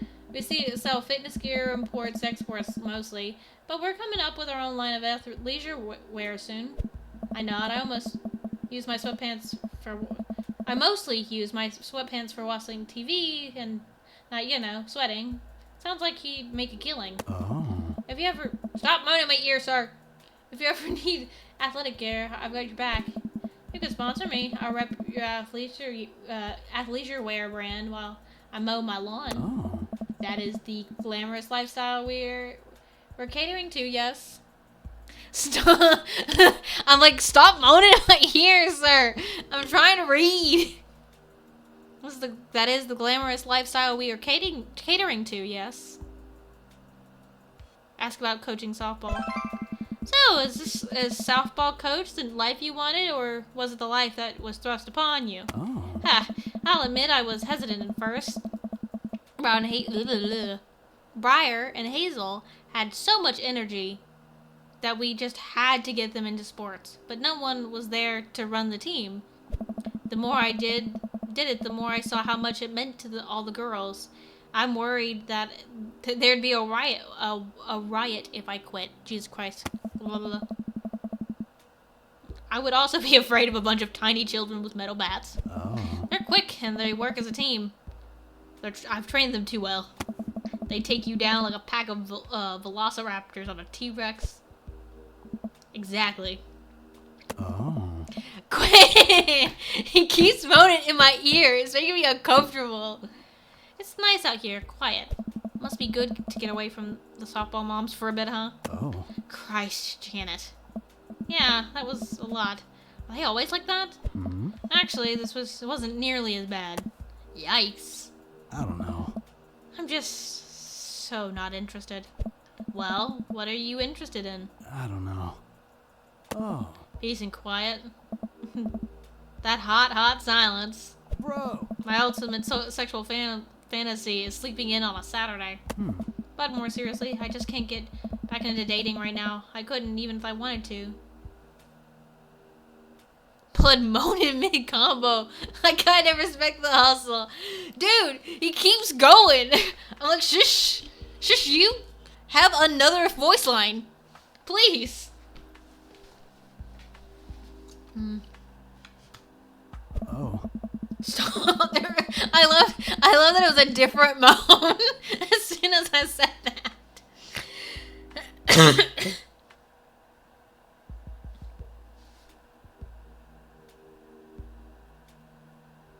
And it was like I think he said, I don't know if I read it or not, but it said there was no time. I couldn't get back in the dating even if I wanted to. There's no time. And I feel so uncomfortable trying to introduce a stranger into my girls' lives. They've already been through so much, I can't put them through that. Buddy, I hear you. So, the moms can hit on me all they want, but the girls are my top priority. You're doing a great job. Those kids love you. And to add to that, the whole team loves you. I think you've got this dad thing down right. Thanks, bro. It means a lot coming from you. While I'm distracted, I miss the softball land. It hits me right in the head. This is too many concussions for your first week in a cul-de-sac, buddy. Wow, that hurts. Amanda was right all along. Oh. Sorry, dude. Craig runs over to me. Are you okay? Yeah, I'm fine. Wait, let me do the dad thing for a second. Craig spends a moment examining my head. Oh. It's worse than I thought. Don't tell me you have to kiss it to make it better. Hey. You would be so lucky.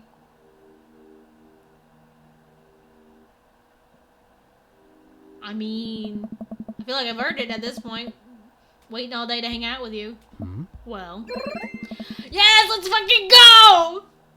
Craig leans in and kisses my forehead. Look at River's face. She's so uninterested. Walk it off, champ. Are the lights on the softball field really hot, or is that just me? I get up and dust myself off. River yawns. Hey, little buddy, you must be getting tired, huh? Oh. I hate to say it, but I should probably head out. Sorry things are so... You get older and life just gets in the way, huh? We start walking back to the parking lot. Hey, remember that one house party we went to that got broken up by a helicopter? Hey. How could I forget? When we hopped over a concrete wall to get away. But the other side of the fence was a parking lot where a bunch of cops were parked. Oh. Oh man, yeah. Could you imagine the look on our faces? We just walked straight past them. Like we were out for a stroll. And not knowing that we were at the party, they started joking with us about how big of a bust it was. And we had to talk to them for 30 minutes. You told them that you were interested in joining the academy. Bro. And then they started giving me pointers for the exam, the longest 30 minutes of my life. Man, college. Good old days, right? We get back to our cars. Craig pulls me into a hug, or at least as much as we can manage with a baby between us.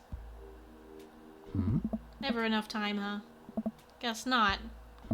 Let me make it up to you. Hey, let's hang out soon, yeah? I'd like that. I yawn as I walk through the door, spotting Amanda hunched over her collage, glue stick in hand, burning the midnight art oil. Figured I might do something productive between episodes of Shark Hunter lip sync battles. Do the sharks lip sync, or do the shark hunters lip sync? Yes. I look over her shoulder at the collage. Amanda, this is some good art. Look at you. Look at you. Sorry, look at this good art you made. Thanks. I'm just about done. Like before, it's still a lot of dogs. In the corner is a giant pile of cash. And in the other, it's... Amanda, is that me? Yep. The whole thing is about my goals for the future, and those are basically just to sit on a giant pile of money with my 20 dogs, and also have a strong and mutually supportive relationship with my father into adulthood. Oh, now you've done it. Get ready to watch your dad cry. Here it comes. It's happening. Oh. Aw, Dad. You did this with your good art. She pats me on the back. Hey, how's your hang with Craig? I wipe a tear from my eye. It was good. That Craig guy sure is busy. Yeah, dude, the softball light isn't for critters. Quitters. Also, I'm very proud of you for facing your fears today. How does it feel? I'm on top of the world, Pops. I should start facing my fears more often. Oh yeah? How about tomorrow we hit up some empty parking lots and practice, dare I say, parallel parking. Oh. Baby steps, Dad. I'll work my way up to it. Alright, I'm gonna hit the hay. Take care of late night television for me, alright? I'll let them know you said hey. I love her.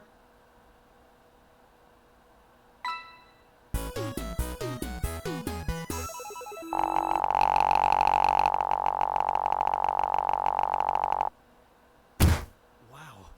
That was an amazing date. Hello, Nate wants to battle. Thank you so much.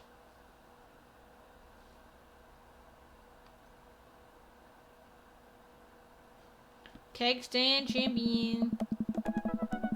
While I'm doing my afternoon word jumbles, I hear the mail truck pull through the cul-de-sac. I wonder if we got any coupons today. The nice mail person slides a couple letters in a large yellow envelope through the slot. It takes a couple of tries for them to get it in. Hey, my coupons! Take a closer look to at the large yellow envelope. I lightly knock on Amanda's door. She probably has headphones on. Amanda, she yells through the door. What? I have something for you. I'm kind of busy right now. Can you come back later? Okay, just thought you wanted this big old envelope we got from HIA. Damn, you got game. Yeah. That's why you start with the friends. You start with people you're friends with. Because then they already like you.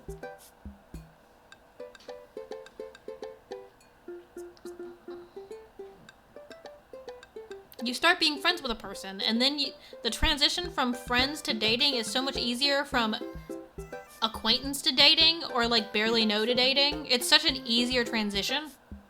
Like, yeah, you have the thing where you're like, oh, I don't want to ruin our friendship. But if you're good enough friends and your friend is a piece of shit, it shouldn't.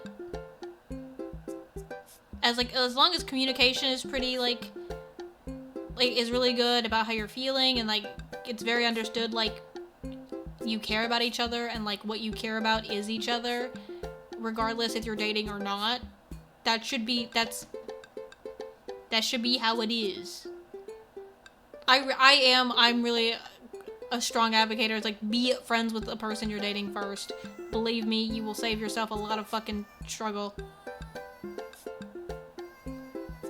Okay, just thought you want this big old envelope we got from HIA. Dang, I wish I had friends. No! My goodness. No, yeah, you just hang out with me 3 times a week.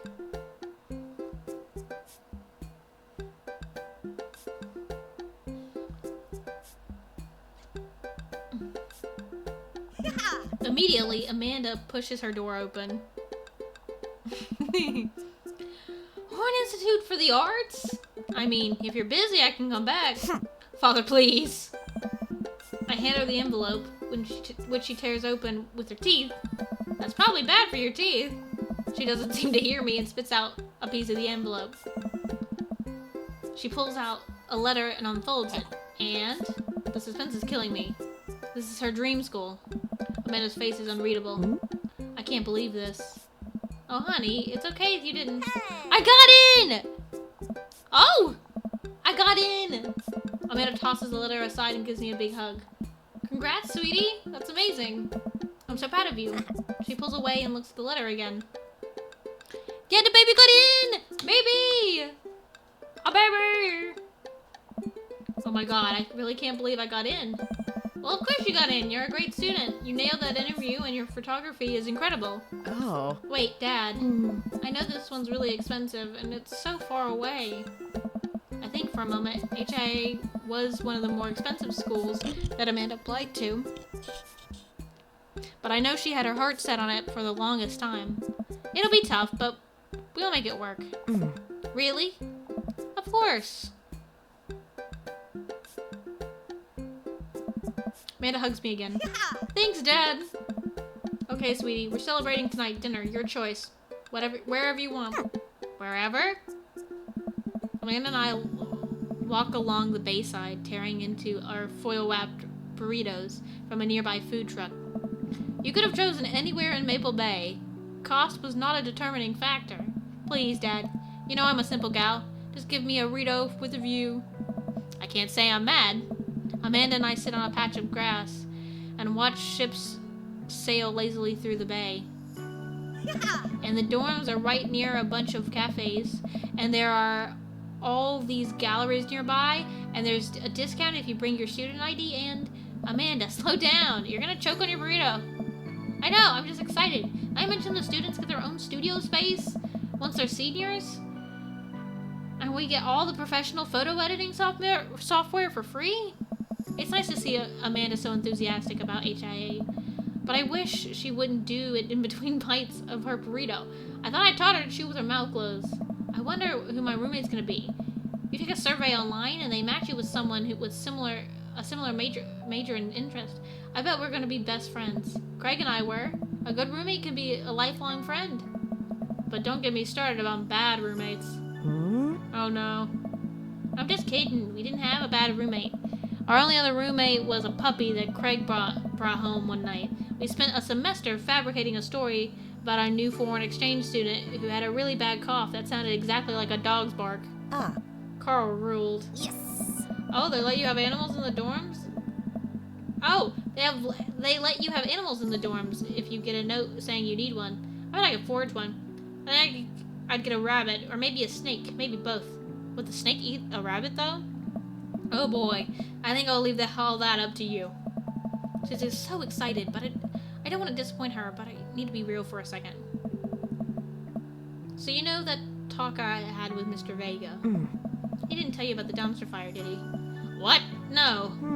I don't want to put a damper on the good news, but I need you to knock it out of the park these last few months of school, okay? If you really want to go to Horns, we need that scholarship money. I know you can do it. Okay. I promise I'll try harder. I pat her on the back. Think you can handle a 14-hour drive to come home for the holidays? There's gonna be some treacherous ice roads to cross. And don't even get me started on the paranormal occurrences. Well, it'll be worth it if I get to see you. My eyes immediately well up with tears. Oh, Dad, don't cry. Sorry, I'm just very, very proud of you. You're all grown up now, and you're such a good person, and I hope you know how important you are to me. Dad, stop. You're gonna make me cry, too. It's too late, honey. It's happening. Dad, I can't get tears in my burrito. It's gonna make it taste sad. I pull Amanda in for a hug and a kiss on her forehead. Nah. Love you, kiddo. Huh. Love you too, Pops. Welcome. You've got dads. What are your feelings about poker? Beyond hardly knowing her. Poker. I hardly know her. There it is. Well, good talk. Wait, I actually like poker. I just saw the joke and I had to take the shot. Please don't. Please, Matt, I'm a dad. I'm contractually obligated. No, I get that.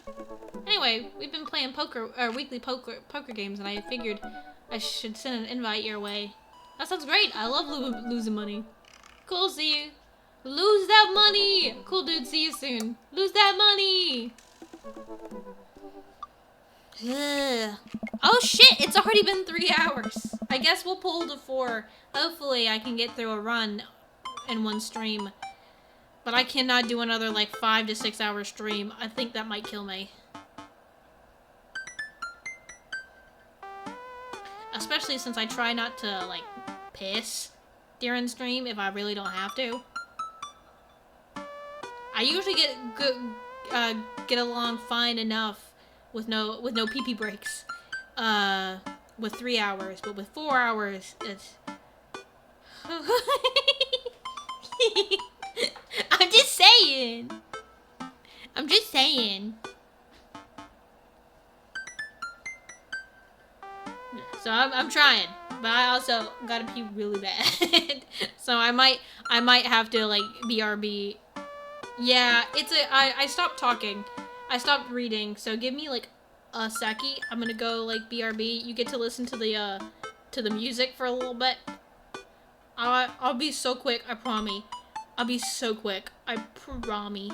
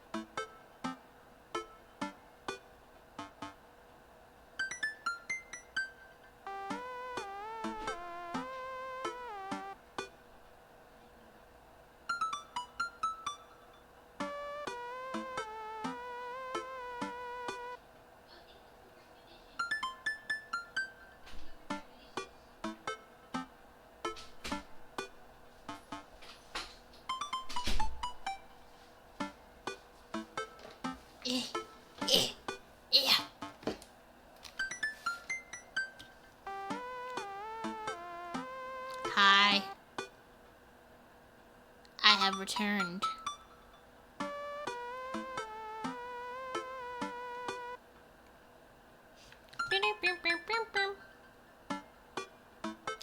Greetings. Matt invited me to a poker night at Joseph's house. I put on my going out coat and walk over. Across the way I spot Matt. He was walking over from his own house. He's got a case of beer under his arm. Crap, I should have brought something. Hey. Hey, man. Crap, I should have brought something. No worries, man. It's your first time. Just bring a full wallet. How long have you guys been at this for? Years, buddy. That's a nice way to keep in touch with the guys. It's never really high stakes. Craig's here! Craig! We passed through the fence enclosing Joseph's backyard. Craig, Brian, and Joseph hover over the patio drinking beer and chatting. Robert sits in the corner brooding as usual. I was glad you could make it. So am I. I'm psyched to take all your money. Just like old times. Craig's the resident shark. We prefer the term person who's good at poker.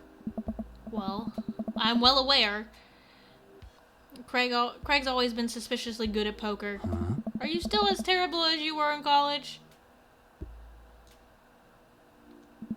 I'm still terrible at poker. My tell is sustained. Oh, god damn it. Oops. Oops. It's probably something dumb like sustained eye contact.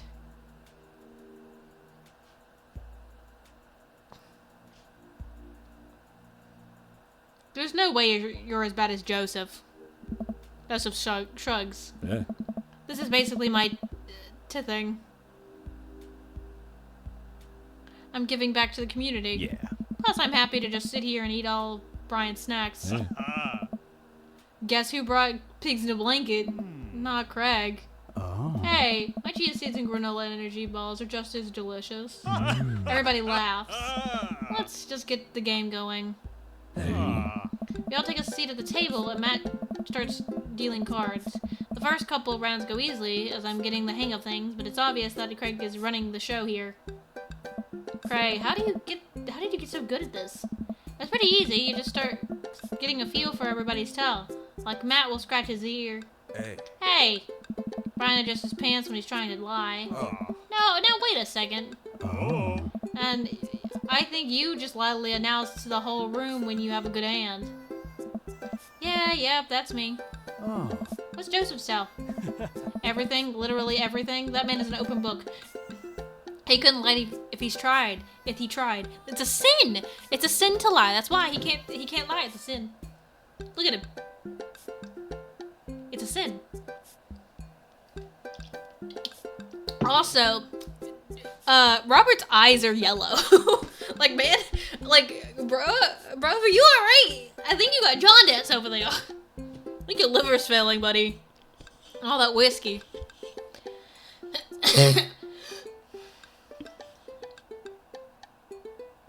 Well, at least I have God on my side. I have the power of God and anime on my side. See, you can't even say that with a straight face. What about Robert? Honestly, the man's an enigma.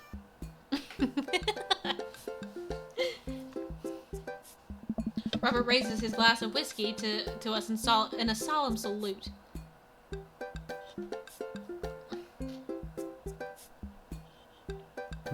I think he'd wipe the floor with us if he actually tried.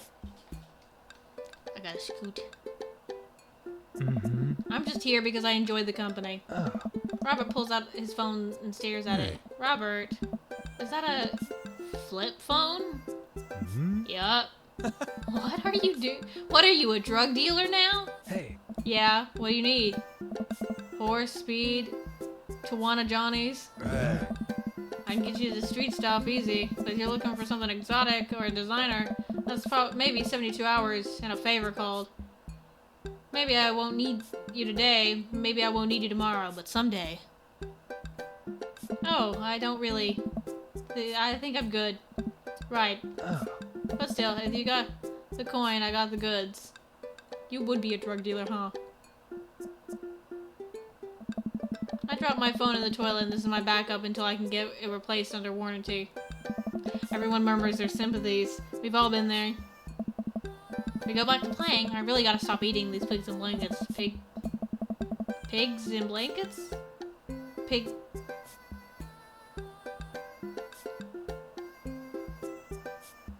Gotta stop eating these pigs in blankets. Pigs in blankets? I don't know. Oh, I don't know what the difference between the two times that I said it, but alright. But they're very good. I think there might be cheese in them. Oh. Ugh, I don't know if I've got enough to raise you on this round. You can always bet your firstborn. Hey. If you think you can handle another one, be my guest. Brown Hazel are a handful, to say the least. Buddy, I think 3 kids is... Buddy, you think 3 kids is a handful? Try 4. I'm operating at 100% dad capacity at all times. Actually, it's technically 5. Yeah. Christine saw a commercial for one of those dolls that poop and wouldn't stop asking for it. We ended up getting it for her birthday, but she's so grossed out by the baby poop that she makes me change his diapers. So now I'm changing the real baby and the fake baby. Aye. There's just a lot of poop in my household right now. Daisy got one of those a while back.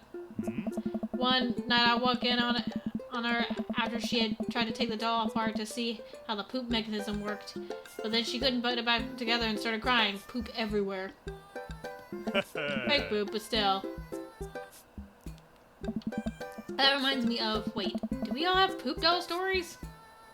Oh. Everyone nods in agreement.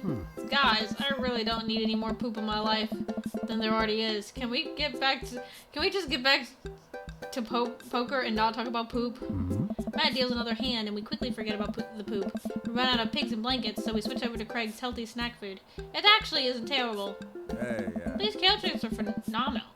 We should sell these at the coffee shop. Oh. It's my own recipe. I'd be happy to give it to you guys. Hey. I can see it now. Pierce the kale chips. Hey. Pierce the Veil is a popular post-hardcore scream. Pierce the Veil is a popular post-hardcore screamo band out of San Diego. We all look at Matt, confused. I'm not confused! Motherfucker. Hey. It's maybe not any of else's. It's mine! I love Pierce the Veil. Eat a dick. How's the shop nowadays? Hey, yeah. Busy as ever. I'm toying with the idea of hiring another person to work the counter, but I haven't found a good candidate. Hey. If Amanda's looking for a summer gig, let me know. That's really nice of you, but I think she's been burned too badly by coffee shops before. Literally, not figuratively. Hey. Matt cocks his head to the side. I'll ask her, though. We get down to the final hand of the night, and it's Craig in the lead by a landslide. Joseph has long since lost all of his chips and has taken to tidying up, refusing any help from the rest of us. Brian deals us all cards. So what's it gonna take for Robert to give a damn about on this round? Robert looks up from his half-empty glass of whiskey. Do you really want to unleash the beast? Well, now I'm curious. I got a long history of being a gambling man, but I'll only do it if you make it interesting. None of this penny chip nonsense.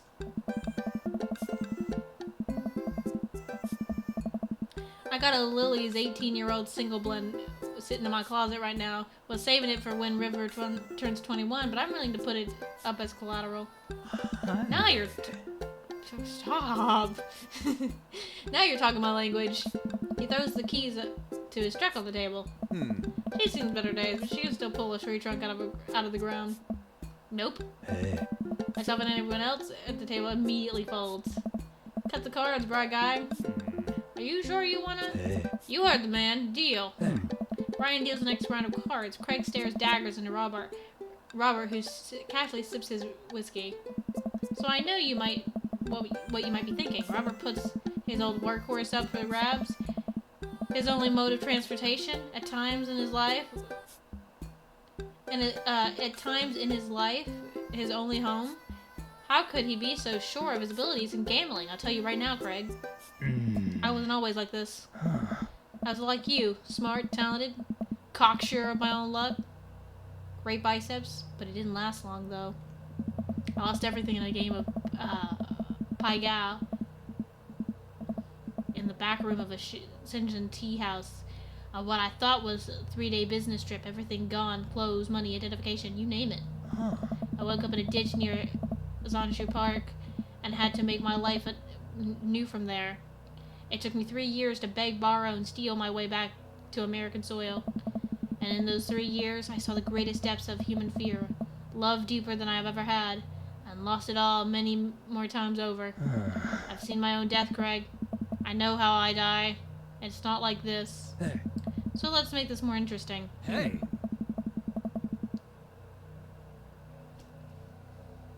Holy shit! Robert produces the deed to his house from his jacket and tosses it on the table. Hey. All I have and all I am. Are you prepared to go the distance? Oh. Craig wipes the sweat from his brow. He studies Robert's face intently, searching for any sort of tell. Searching for any sort or tell.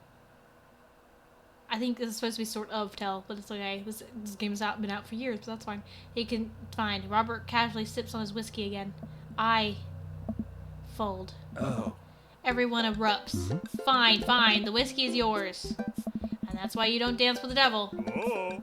So what was it? Were you bluffing or did you have cards? Have the cards. It's for me to take to my grave, fellas. Hey. Next week, boys. Hey. Next week. Hey. You got it. Bro, I'll be there. Mm-hmm. Almost had a heart attack.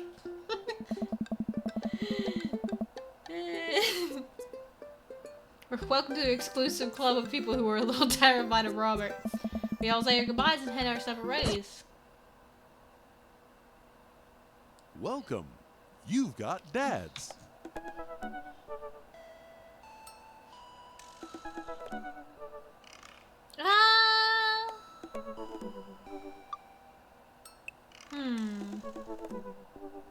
It wasn't a technical date that I went on with Matt, but I feel like I just did a thing with him, even though it wasn't a date. I'll do Damien next. How do you do? I have finally decided to join this information superhighway. I'm not entirely sure how it works, but I will try my best to understand. I love long strolls through graveyards and spending time with my son.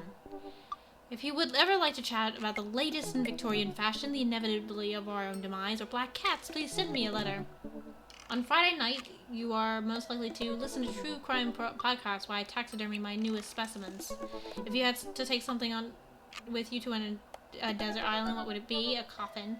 What are your turn-ons? Pronouncing bosom correctly.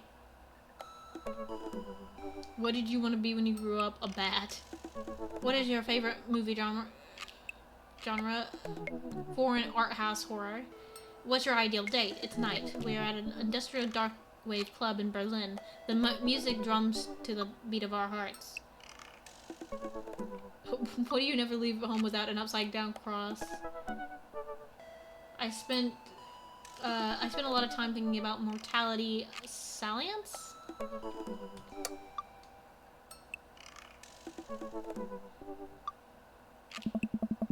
Damien seemed really interesting. A bit odd, but interesting. I think I should hang out with him to get to know him a little better.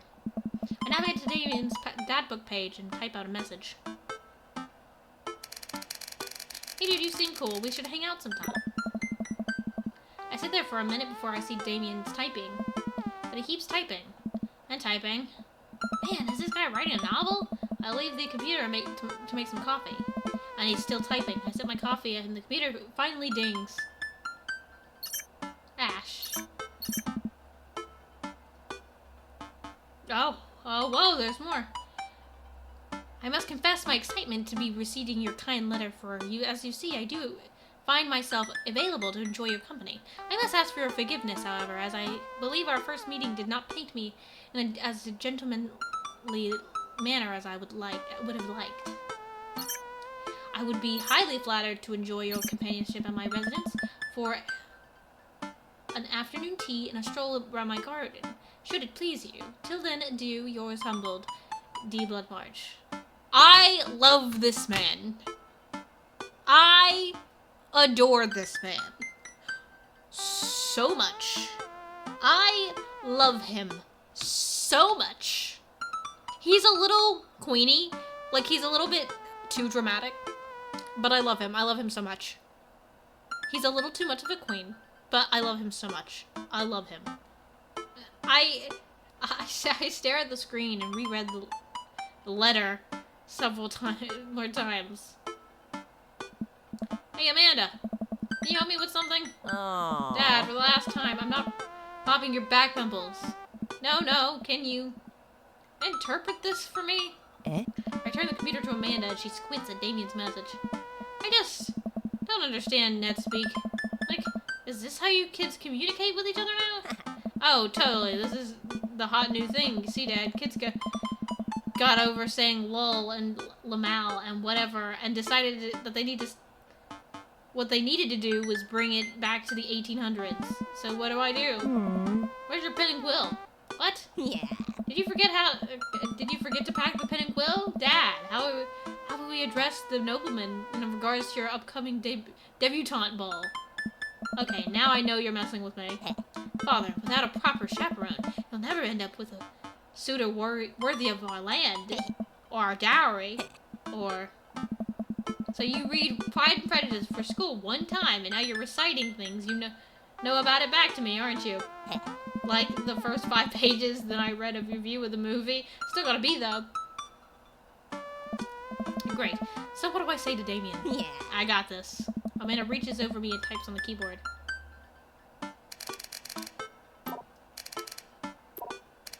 Hey.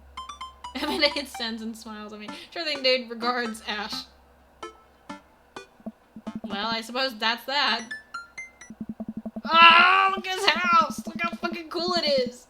Also, look how derpy the little gargoyles look.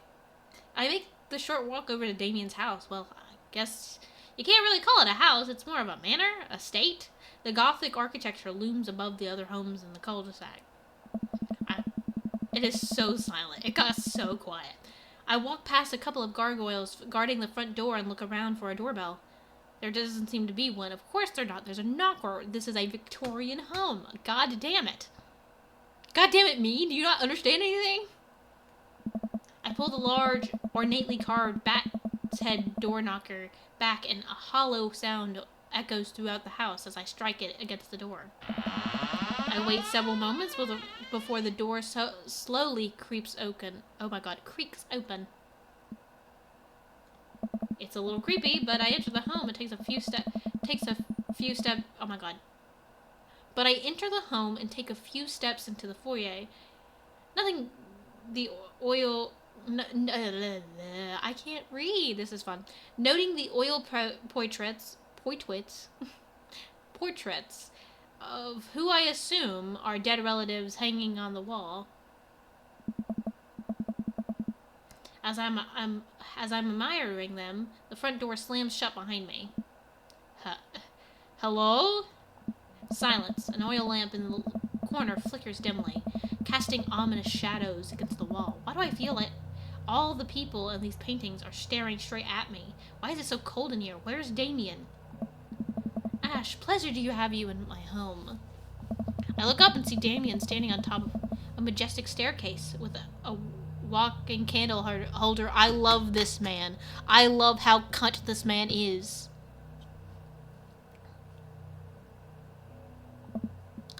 Like, he's such a queen. He needs, like, one of those, like, big, sexy, flowy robes that, like, flows behind him while he has the candelabra in his hand, and the robe flows in the wind, like, flows in, like, a mysterious wind in the house as he floats down the stairs, serving brunch and cunt.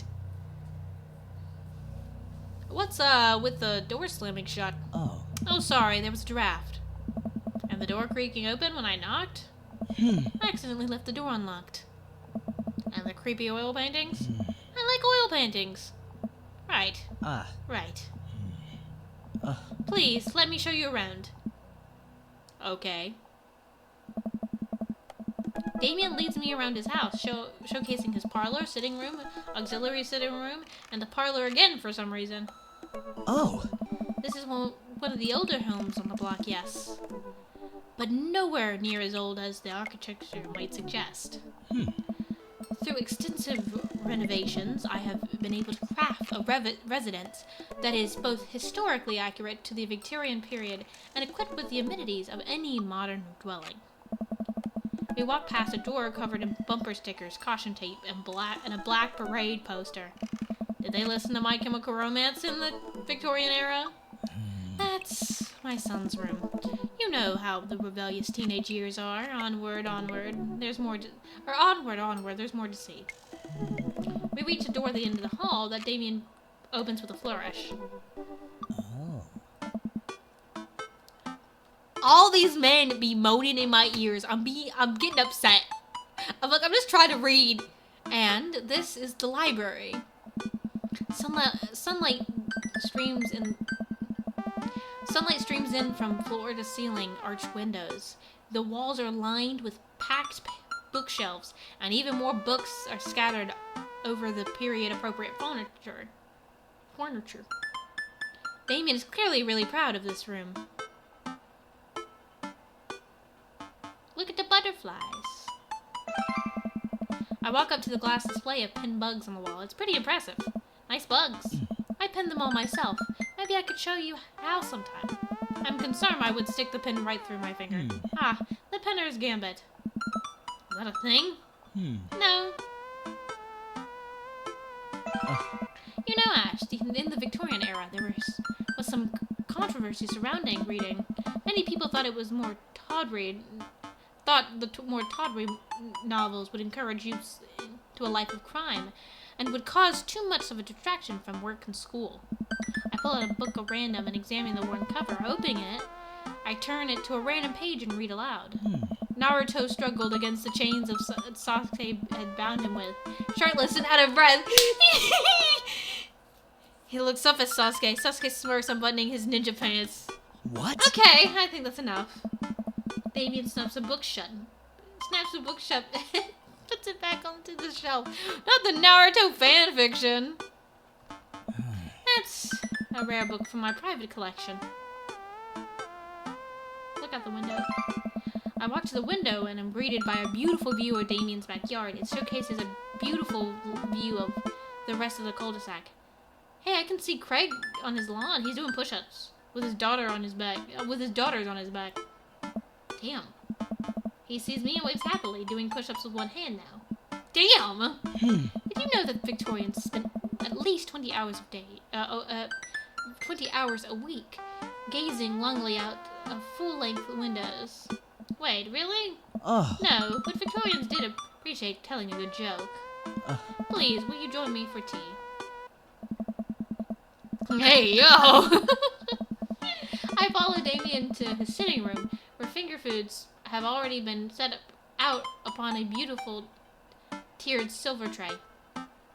I take a seat on one of the high back chairs as Damien pours and serves me some tea. I can't believe we're having high tea. I never thought I'd get to do this. Damien smiles to himself. What? It's a common misconception that high tea refers to the wealth or class of the people enjoying it, when in fact the high refers to both the later time of day that the working class had to enjoy tea and the height of the tables on which they were served. I love this man. I love this man so much. Oh! My dear friend, we are currently enjoying afternoon tea. That's informative. Damien takes a seat next to me and serves me a tiny sandwich. Your home is really impressive. Oh, you like that one. It seems like you really put a lot of work into this place. Thank you. No one's ever complimented my home before. Hell, I can barely get matching salt and pepper shakers in my place, and look what you've done. I'm kind of jealous. That's very generous of you to say. Why got you so interested in God stuff? Well, when I was a young boy, my father... Did he take you into the city? Sorry. Did you see a marching band? I'm afraid I don't understand. You're serious? Of course. But it's, you know, the song. Amanda made me listen to it. Seriously? I'd love to see a marching band. I love this man. I love this autistic man. I love him so much.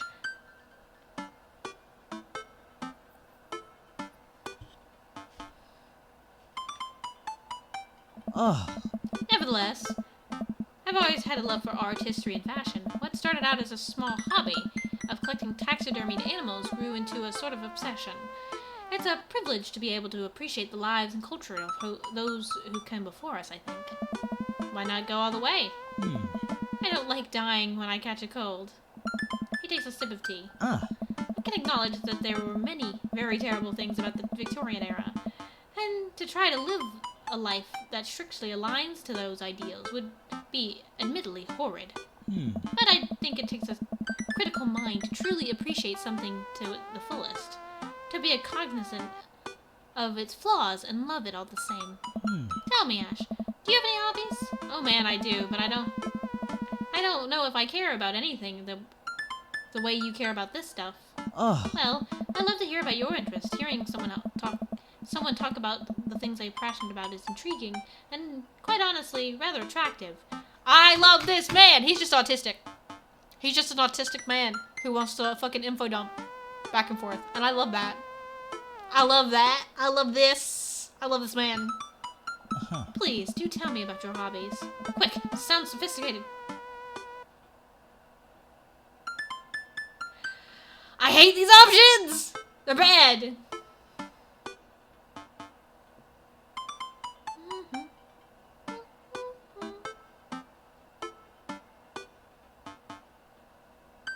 I like watching soap making videos on the internet.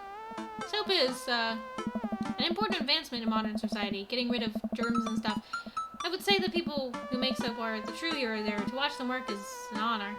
I tried making some with Amanda once, and we both had to go to the doctor for rashes, which I guess goes to show that we should leave it to the professionals. We finished our tea and our finger sandwiches. Come, I have one more thing to show you. Ha! Damien takes me around. This is beautiful. Damien takes me around the back of his home, where a variety of flowers flourish in beautifully landscaped rows. A small stone path weaves through it, and butterflies flit lazily through the air. My garden. It's beautiful. Thank you. Victorians took flowers and floral arrangements very seriously. You see, it was considered uncouth to discuss personal and romantic relationships in public, so lovers and friends alike would use bouquets to send secret messages to each other. Each flower and plant was symbolic of different feelings. Even more interesting is that one flower could mean different things depending on the other plants it was paired with. One had to be extremely careful, as even the style in which the ribbon was tied around the bouquet affected its message. Damien leans down and plucks a gorgeous bright orange flower off of a vine. Lilium bulbiflorum, the orange lily. What do you think this one means?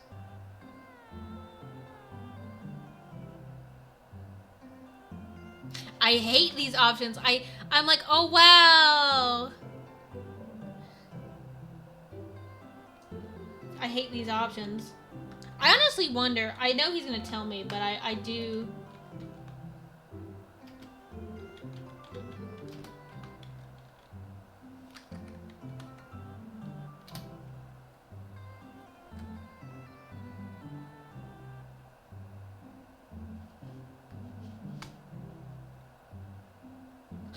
My loins are ablaze. I hate this man. Damn it. I done fucked everything up.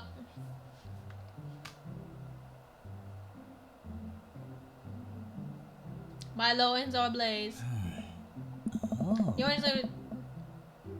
Oh, really? I don't think so.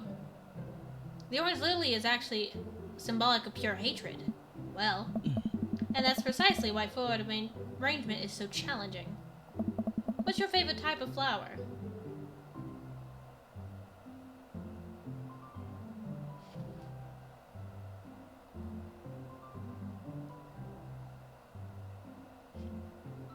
I don't want to fuck this up anymore. I've done so good not looking things up, but I'm like, I want it. I want it so bad.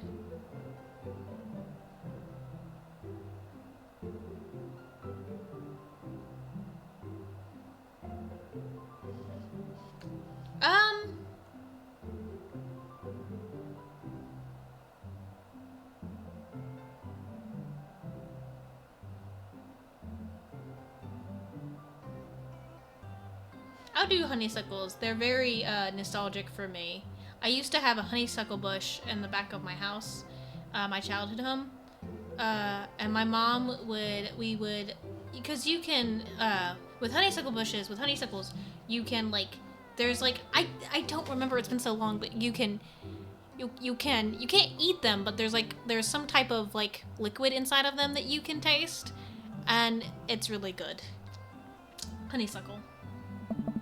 They smell really good. And then you can eat the tiniest little drop of nectar when you pull the stem out. I'll have to remember that when I put together a bouquet for you. Heh, he would put together a bouquet for me? Nobody's ever given me a bouquet before. I follow Damien down the footpath and admire more of his beautiful flowers. Suddenly, a phone rings. Huh. Oh, Ash, will you excuse me? I must take this.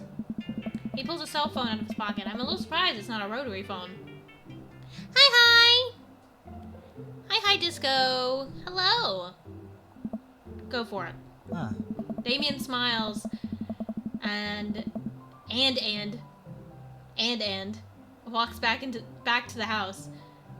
I take a deep breath and enjoy the heavy perfumed air. What a lovely yard.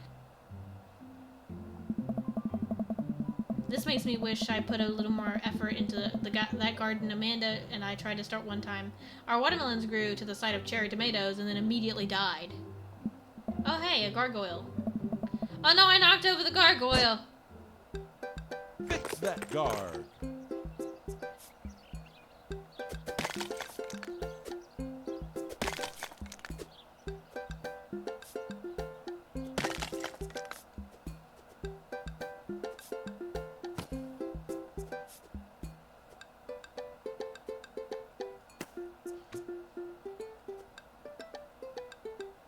Goal!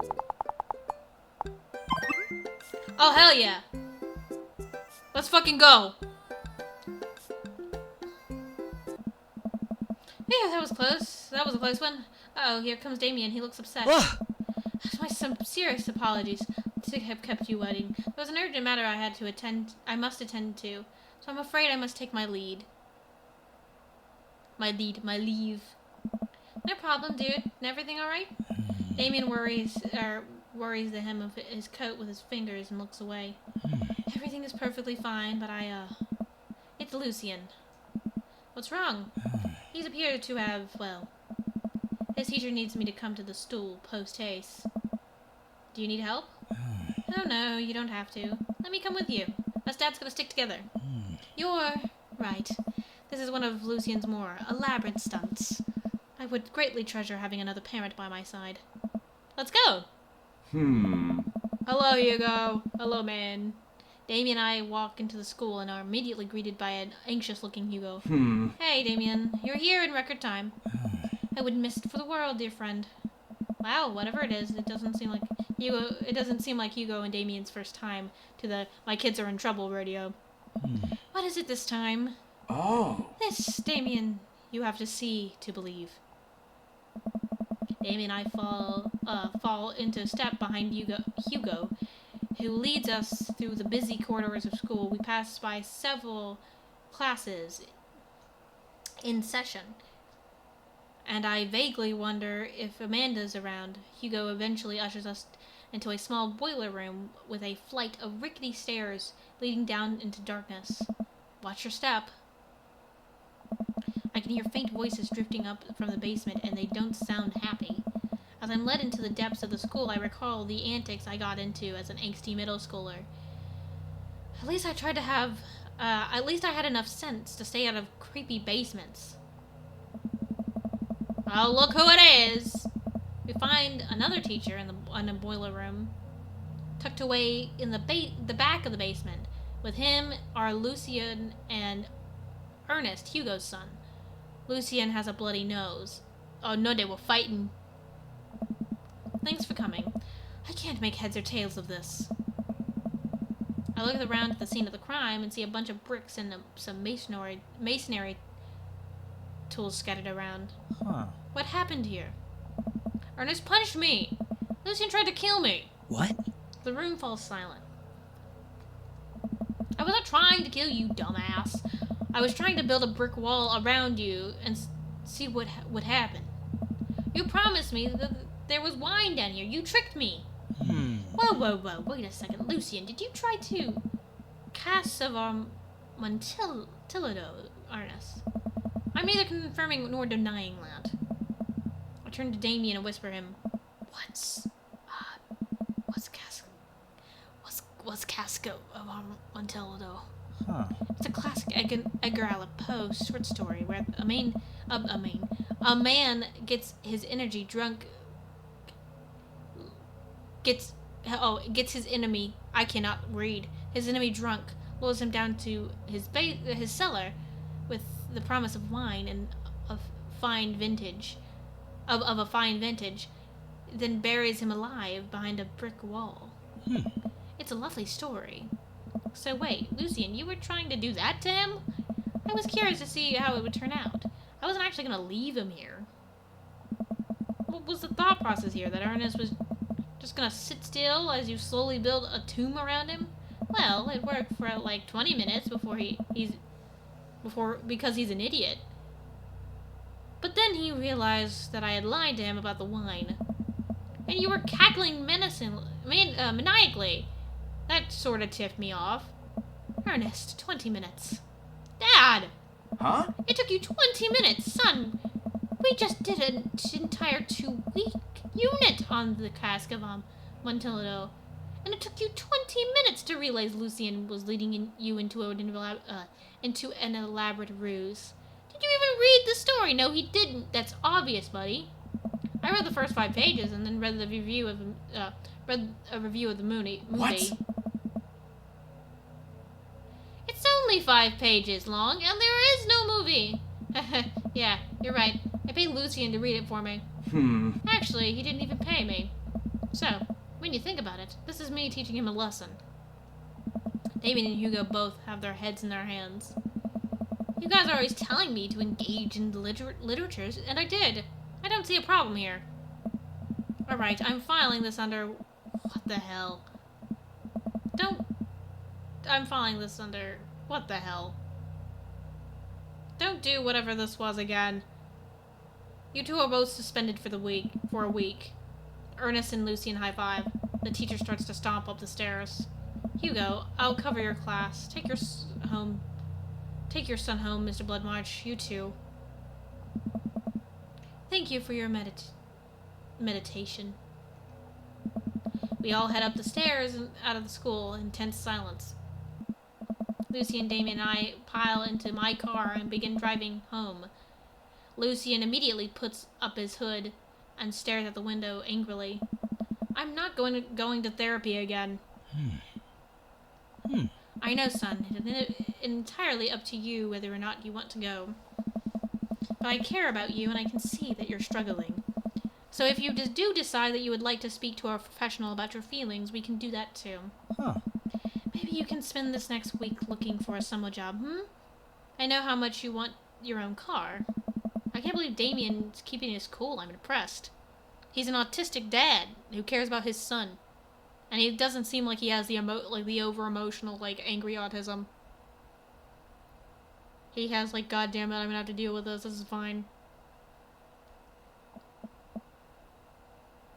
He has complete other side of it, emotional empathy autism. Fine. Thanks for not freaking out too hard. I love you, son. Lucian continues staring out the window. Love you too. We spend the rest of the drive in relative silence. The moment we pull into the driveway, Lucian hops out of the car, slams the door, and runs inside.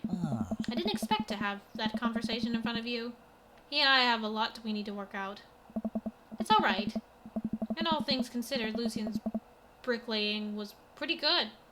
So there's your silver lining. There is that, yes.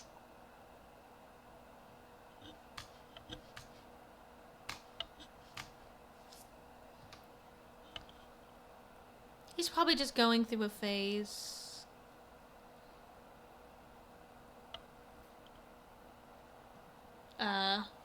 I really admire how you handled that. Does this kind of thing happen a lot? I do admire how he handled that. He handled that pretty well. You were a lot diplomatic with him than I would have been. I just want what's best for him. And I don't think yelling at him would do either of us any favors. It really does. You're a good dad. See you around soon? It would be my honor and my pleasure. He just vibing.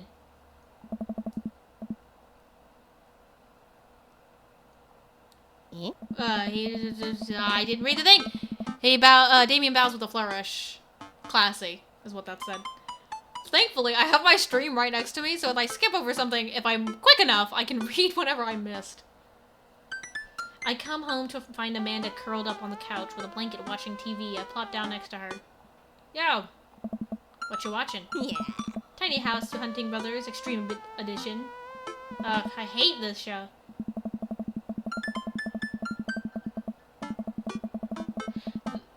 The couple on-screen bickers back and forth while standing in an extremely small house made out of recycled bottles. The Tiny House Hunting Brothers watch them with bemused expressions, both of their heads touching the low ceiling. I told you I wanted a 2-bed, 2-bath, shabby chic cottage. This doesn't even have a bathroom. But honey, the outhouse is only 20 yards away. It's not that bad. I am not pooping outside, Greg. Why don't they just get a regular size house? I don't know. How'd afternoon tea go? It got strange. We had to go to school and pick up Lucian, since he tried to. Huh. He lured Arnis down to the cellar with the promise of a fine vintage and tried to brick him into the wall, right? How'd you know that? Has everyone read this story except me? Lucian live-streamed the entire thing. This entire day is beyond me. But otherwise, it was a fun day. That Damien guy's a character, but he's really good company and surprisingly a surprisingly diplomatic dad. I dig his style. You know what? Me too.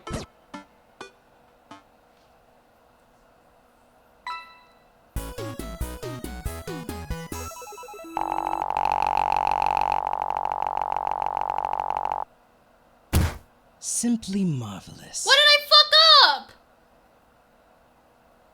What did I fuck up? I'm so sad. What did I fuck up? Hold on. Hold on. Wait. Wait, no.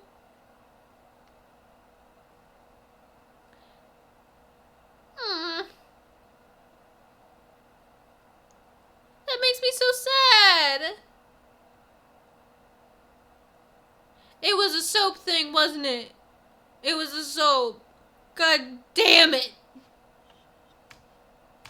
I've never been so sad in my life. Welcome. You've got dads. I've never been so sad in my fucking life. What did I do?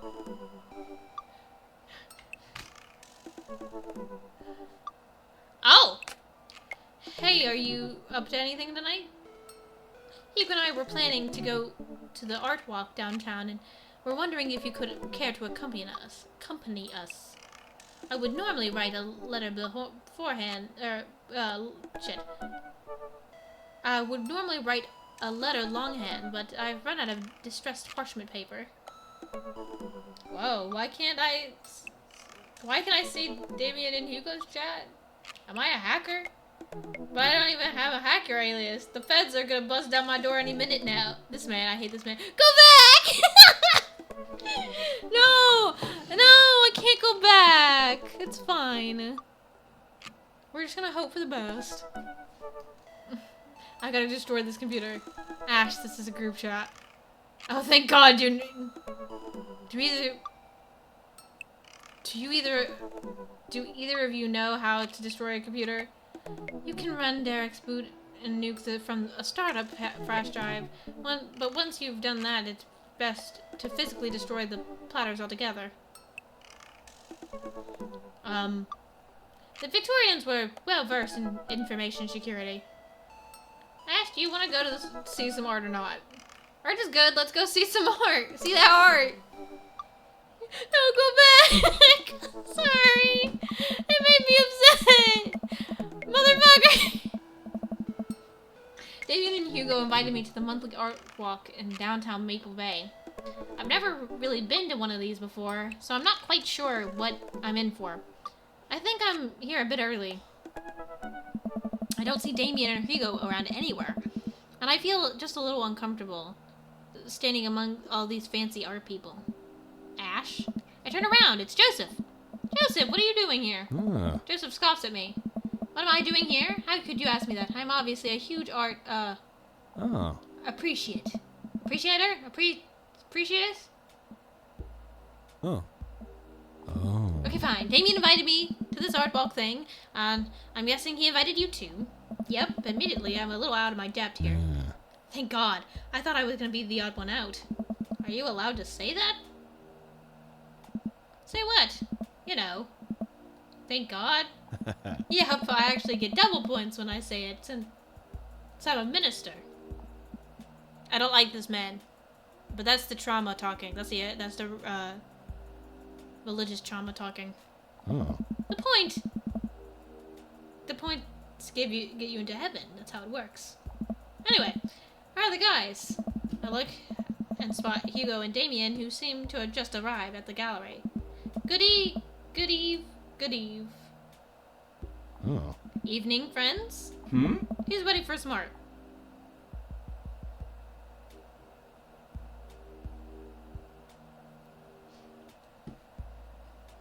Now I'm like, wait. I'm like, please, for the love of God. I don't want to fuck anything up anymore. I didn't even fuck anything up. I got an A still. I didn't fail or anything. But like, I'm like, damn it.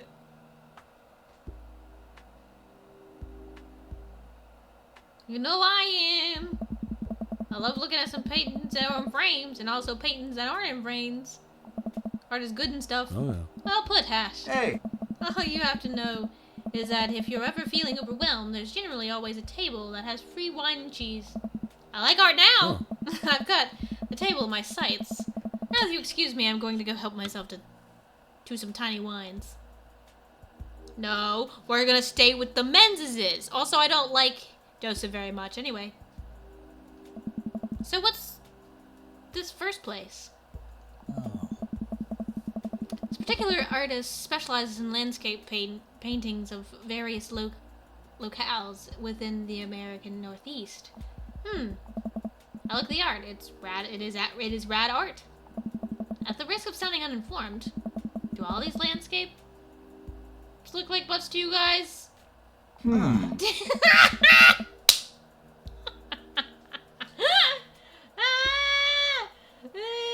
hate this man. I hate him. And he's me. Damien and Hugo lean in, examining the painting in earnest. It would appear that as if you're correct. Valid assessment. Hey, this art stuff's pretty easy. Oh, it gets more complicated. Sometimes the butts are more symbolic. Sometimes the butts are metaphors. Sometimes art's about the butts they don't draw. Sometimes the art is about the butts they don't draw. Is the funniest goddamn thing I have ever heard in my life. Interesting. Joseph returned to our group with tiny cheese and wine. What'd I miss? Oh. Butts. Thanks, Hugo. Oh. Shame. The cheese is nice, though. Oh. Shall we visit the next place? We leave the first gallery and walk a few minutes before we reach another one. This gallery is a bit more crowded. Huge painting of... I'm not even sure. Hang on the walls. Oh. Oh, jeez. What am I looking at here? Hey! This is abstract art. I think it's the more important question is, what does this art mean to you? I stare at the painting, concentrating as hard as I can on its meaning.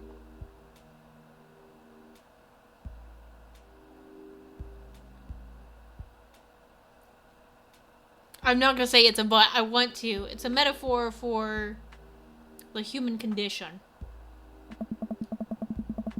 It seems to be an attempt to visually represent a universal experience.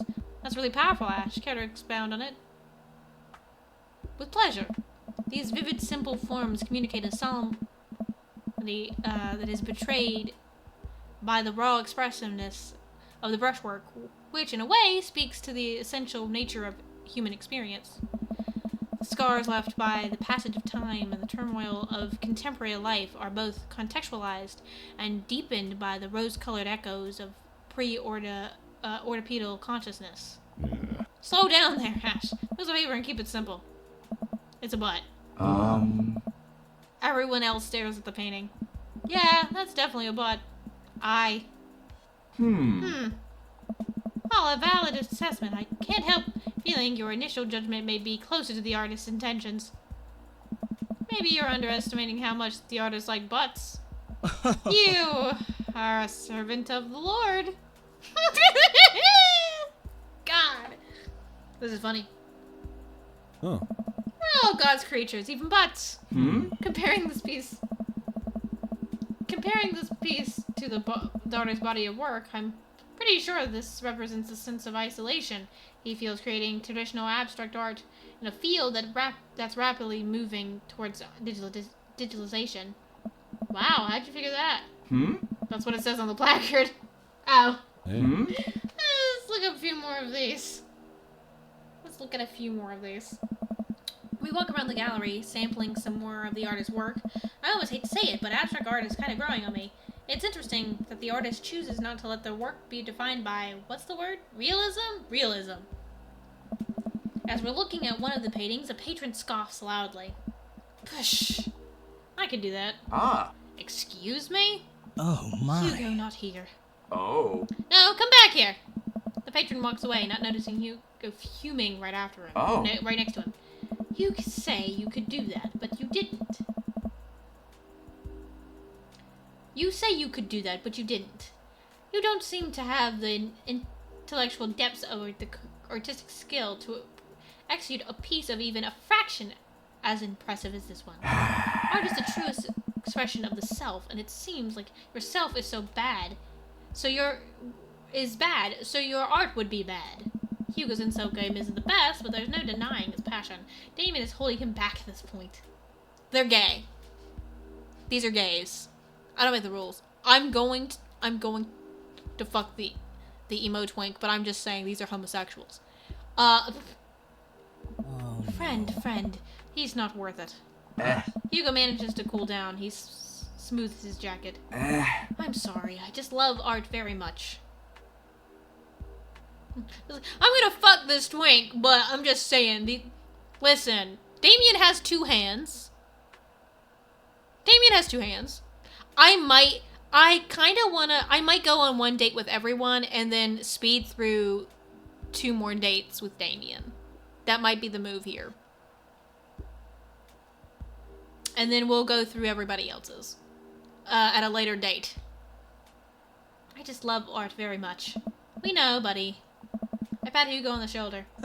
You know what? You know what is the mood? Is it cheese? No. Oh. It's wine and cheese. Hey. Co-signed. Also, the way that it goes, oh, and then moves him closer to Damien made me uncomfortable. The four of us head over to the wine and cheese table, which thankfully is grounded in realism and his actual wine and cheese. We got the last stop on the tour. You lot feeling up? We got one last stop on the tour. You lot feeling up for it? Is it gonna be any weirder than this art? It is absolutely weirder than this art. Let's do it. Yeah. Damien, Hugo, Joseph, and I walk over to a performance in the streets. Several masked performers and leotards undulate wildly on the ground, screaming both at each other and at us. Oh. So, quick question. Shoot. What is happening? Yeah. I second the question. I second this question. Oh. Performance art. What does it mean? Again, I pose the very same question to you, Mr. Bonison. They're really like screaming. The fear of existence. What do you think they're trying to say? I believe it's less about what they're saying and more about why they're saying it. I I think there's something special about performance art. With almost every other form of art, music, painting, photography, the artist uses their medium as a conduit for their emotions. With performance arts, the medium is the artist. It's the purest expression of raw human emotion. It's art as catharsis. That's beautiful, Damien. So, what you're saying is, if I start making really loud fart noises right now, it's art as long as I like really beat it. Shut up, you toddler! I hate you!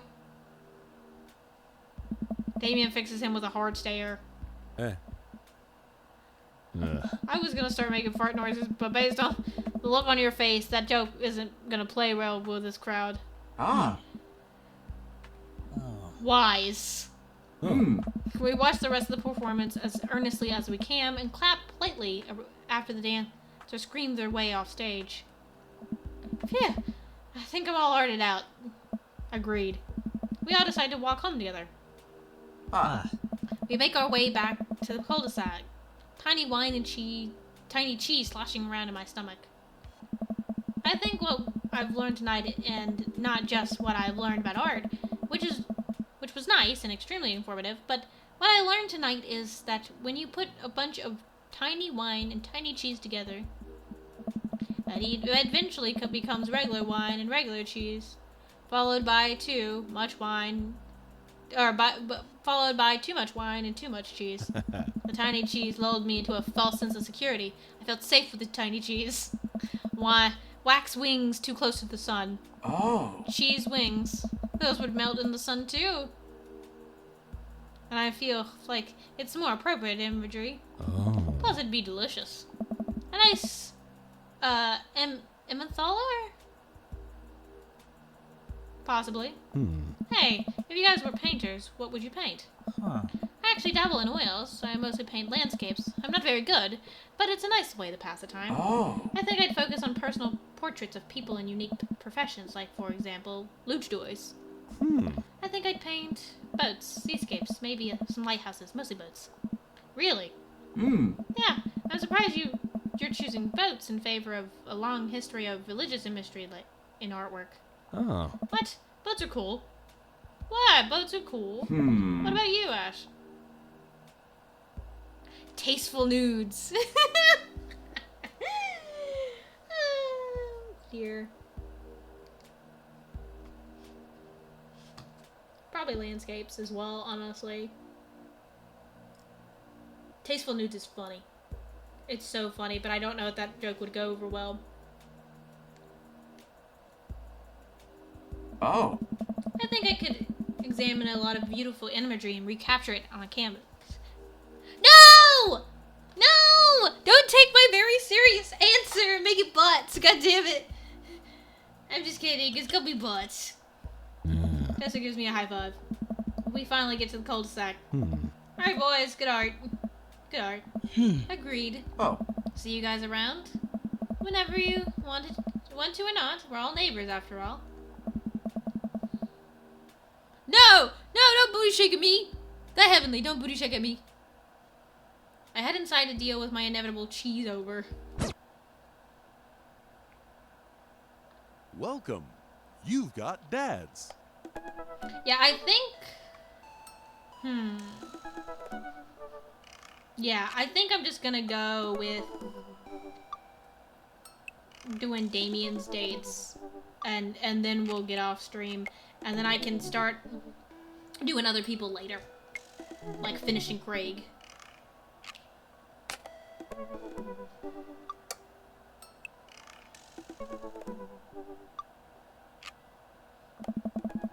I had a lot of fun hanging out with Damien the other day. I wonder what he's... I'm half tempted to start over the other day. I'm not going to, but I want to really bad. I wonder what he's up to. I open up Dad Book and start writing him a message when Amanda walks in the door. Dad, you got a letter. Oh, is it from Grandma? No, it's from Damien. Whoa, can I see it? Amanda hands me a piece of old parchment folded into an envelope and sealed with with purple wax. Damn, this dude goes all out. I pry off the seal and unfold the letter. It's the most beautiful calligraphy. The letter reads, in the most beautiful calligraphy, the letter reads, Dearest Ash, I hope you find my continued correspondence endearing. Oops. I hope you find my continued correspondence endearing. Rather than trying, one can only hope that my use of the slower, more traditional form of communication will showcase my sincere and earnest sentiment that I greatly enjoyed our time together. I write this hastily under the warm embrace of excitement, fearful that I may misstep and speak towards something unwelcome. For now, I hope that you might forgive my boldness. I will simply say that your company has greatly occupied my thoughts. While the afternoon may have been derailed by forces unforeseen, your companionship helped a great deal, not only in the discipline of my child, but in the morale of my spirit. And for that I thank you. That said, should you allow me, it would mean the world to me if I could enjoy more of your time. Perhaps a trip to the cinema followed by a moonlit stroll would be your taste. I equally await your response with great respect. D. Bloodmarch. Amanda and I both look up from the letter. Wow. He's good. So you're gonna attach a movie with him? Yeah, I better message him on that book and let him know. Amanda slaps my laptop shut. What? You have to write him back! A real letter! But my handwriting looks like two toddlers fighting over a crayon. Dad! You have to. He wrote you a letter. That's so cool. Will you help me? I need to class this up. Father, I was made for this. Here's what you do. Find tickets to a show that you two will like, then enclose them in the leather. Oh, that's classy. Amanda and I hop onto my laptop and peruse showtimes. He doesn't seem to like romantic comedy. Seem like a romantic comedy kind of guy. Oh, here's one. Vampire Crusade 2? Yeah. Evil Never Dies. I don't know, that seems kind of stupid. Actually, it's a critically acclaimed exploration into the ennui of existence. It really turns the vampire trope on its head. Really? Nah, there's just lots of blood and vampire titties. Well, let's roll the dice. I purchased the tits. Not vampire titties! Also, saying titties to your dad is crazy. Yeah, finish him. I purchase the tickets and print them out, then sit down at the table with Amanda trying to try drafting a nice letter. I start writing. Damien. Okay, now I'm in full guide mode because I'm not fucking this up again. It's not happening. I do hope that this letter finds you in good health.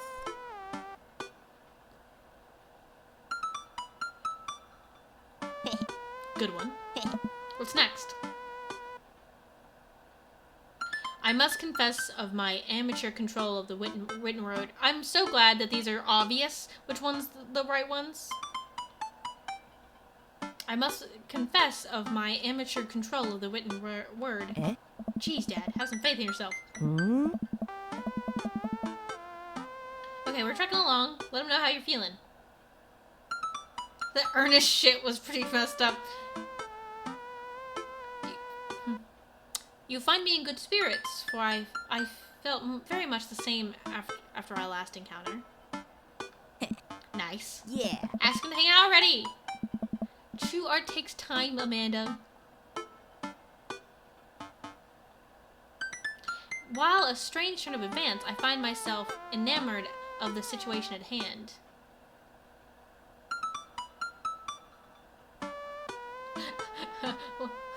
Like Brueghel's Land says with the fall of Icarus, I find myself lost in your details. Let me, get at that. While a strange turn of events, I find myself enamored of the situation at hand. Bring it home, Pops.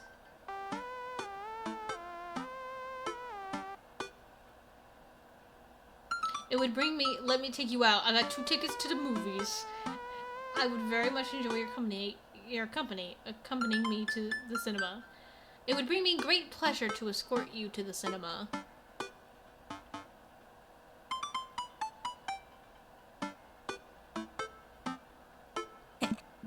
smooth. Calling it the cinema is a classy move. Enclosed, you will find 2 tickets to Vampire Crusade 11. Evil Never Dies. Or not 11. Jesus Christ, 2! I can read Roman numerals, I swear! I swear to God.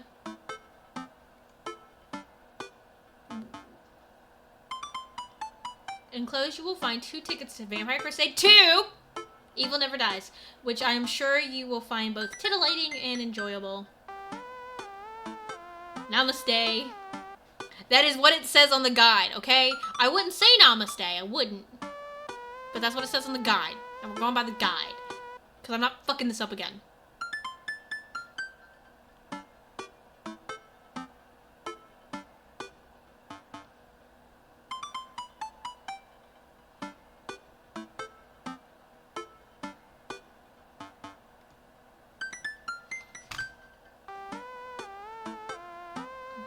Namaste. And then I say my name, my full name, fancier that way.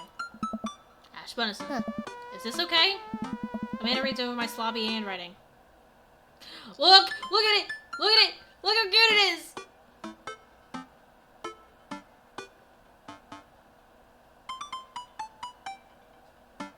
It's not that bad, actually. You spelled his name wrong. What? Nah, just trying to keep you on your toes. Ah. Now all you have to do is seal it and put it in his mailbox. Can I seal it with tape? Alright. That's not authentic enough. I have an idea. I'll be right back. Amanda leaves the room and returns with a candle, a lighter, and a small piece of wood. You gotta have a wax seal. She lights the candle, which starts to burn down and form a pool of melted wax. What's that other thing? Amanda pulls some of the wax on the folded letter and expertly presses a small piece of wood onto it. She lets it dry for a second, then pulls the wood away, revealing, here it is, your sigil. A little kitten with a bow on its head. Awesome. Scrapbooking stuff always comes in clutch. Well, I guess all there is to do is to deliver it on his doorstep now, huh? Oh, I thought we were getting the carrier pigeon to do it. I already called my guy. I have a pigeon guy. Marcus has the good pigeons. Don't get your pigeons from Anthony. They're no good. I don't want to know if any of this is true. I love him!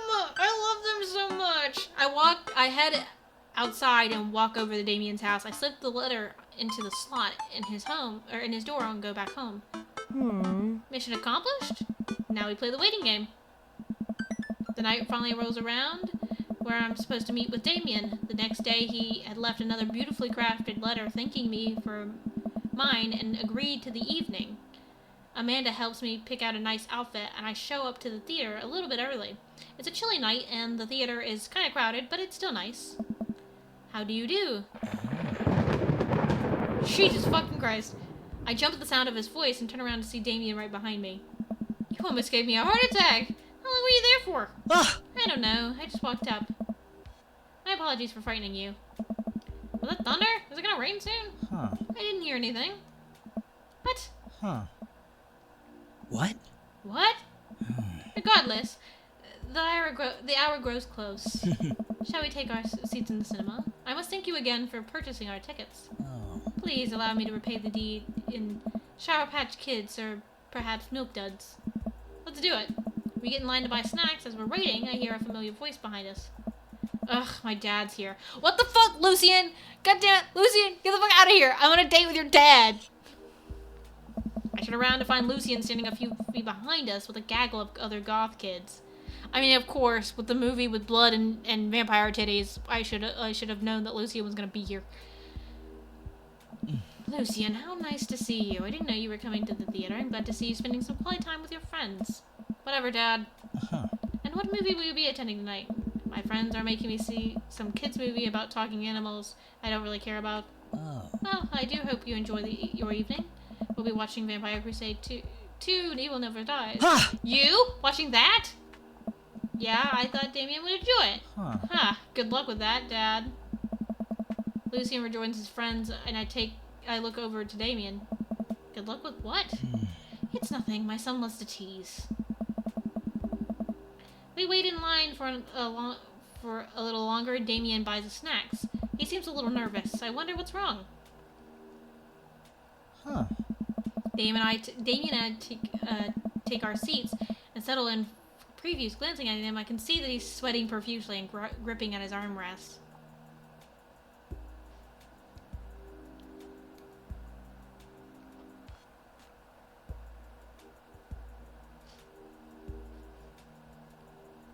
Is everything okay? Everything is perfectly fine. I'm so, excited for this film. I don't know if that's excitement, buddy.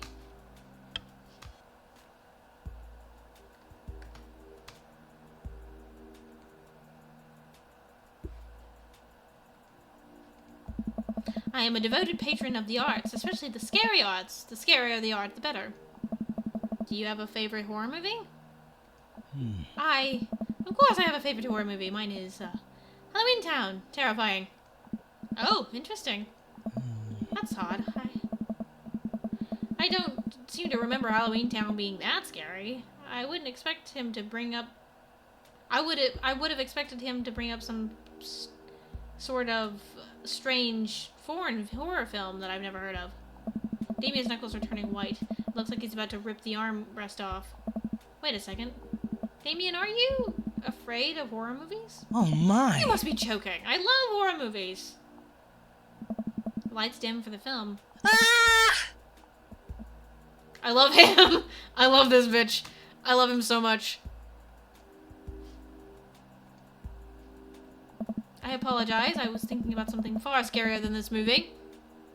Which is not scary at all. We settle in as the film starts. I offer Damien some licorice and he takes one. I take note of how much his hands are shaking. Ugh.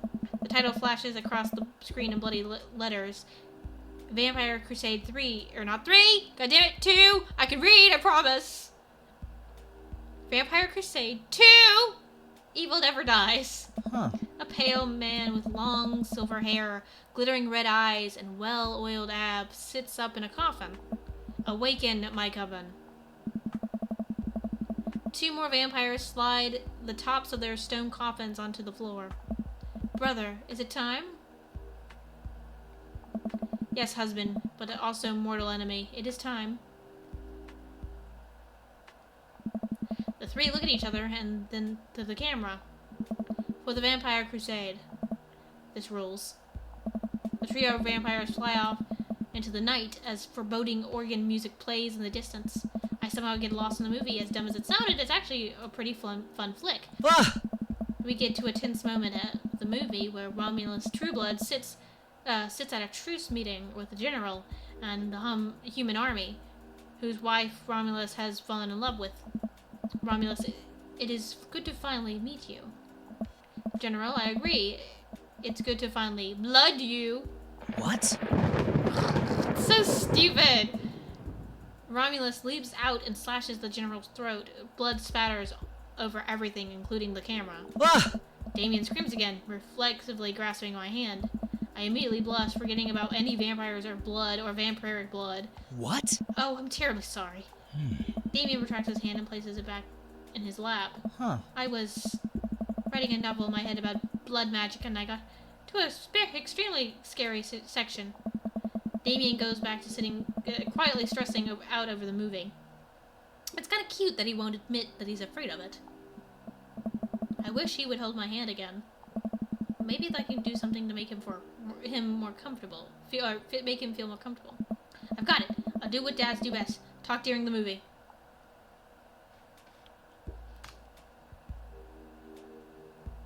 I also, see, this is why I can't go to movie theaters. Like, me and Adrian have talked about this. I cannot, we will talk through we have to pause movies. And, like, we talk about everything. I gotta pause the movie. I gotta take a lap sometimes. It's like, when some out-of-pocket shit or some shit, like some dumb shit happens, I gotta take a lap. Tell a dad joke. Where does a dog go when it loses its tail? What? Where? To the retail store. I yell the last bit a little too loud for a crowded movie theater, but I can see a smile form on Damien's face. Oh. Good one, Ash. The rest of the movie goes by relatively smoothly, with a few more whimpers from Damien. Whimpers? Hey, yo! Maybe he would have liked the romantic comedy better. We get to the final scene of the movie where Romulus, Bad Blood, and the General's wife embrace each other in his crypt. It appears that the true Vampire Crusade was a vampire crusade in our hearts. Awful. Our cold, unbeating hearts. Romulus and the General's wife begin making out hard. What? The film fades to black, and the end appears on the screen, but then it hard cuts to Demetrius and his rival lover, Camilla, who watch the two from afar. Oh no, twist ending. Our bloodline has been pure for 1,000 years. Romulus has betrayed us by loving a human woman. It will only be for a short time before the next Vampire Crusade 3. Evil must die again. More thunder, more ominous organs. The movie fades out again, and a bloody question mark now accompanies the end. Damien and I walk out of the movie theater amidst throngs of chattering moviegoers. He's a little more pale than I remember, but otherwise he survived the encounter. He even seems kind of invigorated. What an interesting film. Well, the premise admittedly struck me as pedestrian. Pedestrian, Jesus Christ. I was intrigued by its harrowing love story and great attention to detail in regards to vampiric lore. Yeah, it was pretty good. A lot more vampire titties than I thought there would be. Oh. Come, the night is young. Let us take a stroll. I love this man. Damien is making a point of not telling me where he's taking me. Still, I'm enjoying the walk and the cool night air. Being alone here with Damien is a lot better than being in a crowded theater. Lovely night, isn't it? As lovely as the company, yes. That's me! He thinks I'm lovely! Damn, okay. Here comes a smooth response. Thanks. I think that's the answer I'm supposed to do. Yep, thanks.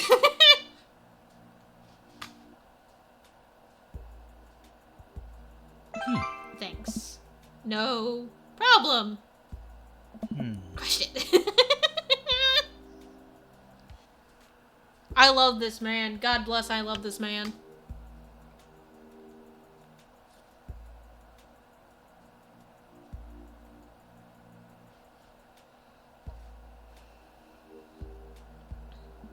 We both stand there feeling a little awkward. I sure am one smooth operator. Are you getting a little hungry? Maybe we can stop off and grab something to eat. Are we not, friend? I have a plan. We turn the corner and greeted by the gates of a cemetery? What? Are we going in there? A little bit of Victorian flavor, Ash. Trust me. Yo, we going bobbin'? We going bobbin'? I'm a bit nervous, but Damien hasn't led me wrong yet. I follow his lead as we walk into the cemetery.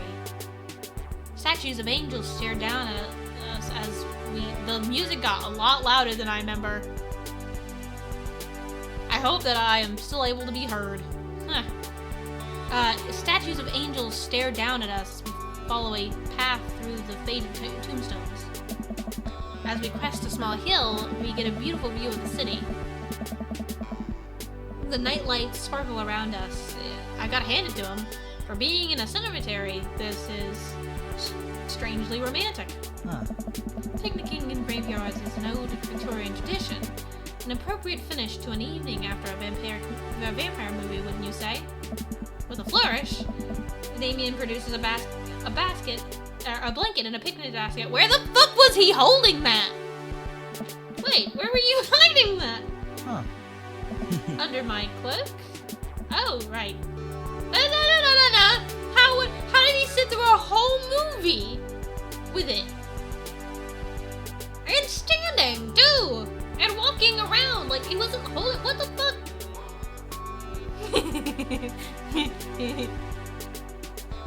Damien unfolds a blanket and we both sit down, gazing at the city lights.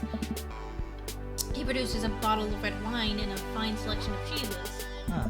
In the Victorian era, there were no public art galleries, parks, or botanical gardens to speak of. Once rural graveyards became a more popular alternative to church burials, they became the only place that people could see beautiful plant life and fine sculptures. That makes sense. This is pretty nice. I have a question though. How are you so okay with being in a graveyard? But you had trouble handling a scary movie. Oh my. I wasn't. He sighs deeply. Okay, yes, I was extremely scared by that movie. I was not writing a book about blood magic in my head. I've never been good at those. I just feel as if, because of how I look and act, people expect me to love horror films, so I must play the part. Truth be told, I don't know if I have the constitution for them at times. Damien, I'm so sorry. If I would have known, I would have suggested another movie.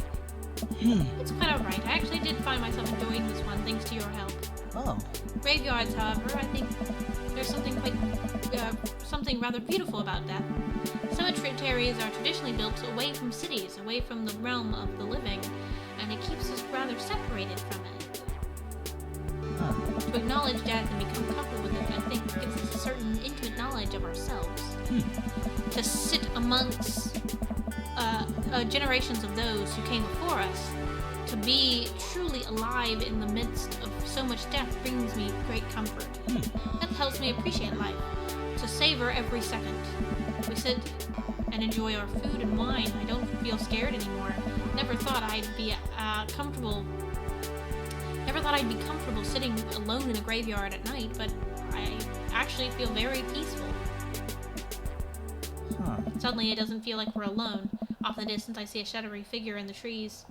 What is that? Ah! I'm not sure. It noticed us. I'm paralyzed with fear as it begins lumbering slowly towards us. It's taking shape. It's shape taking a more animal form, more feral. I look to Damien for help, but he's just as afraid and transfixed as I am. I want to scream, but it's stuck in my throat. The creature is getting closer, moving faster. Ah! Woof! Oh! Oh. Oh, it's a dog. As it finally comes into the light, the friendliest, dumbest looking Boston Terrier I've ever seen pulls its owner towards us. The dog trots over to Damien and sniffs his hands. Damien looks ecstatic. He rubs the dog's fur happily. What a beautiful dog! Hey! We both look up, not expecting to see. Thanks. It's the man! It's the other man. It's the man I fucked the first day I was here.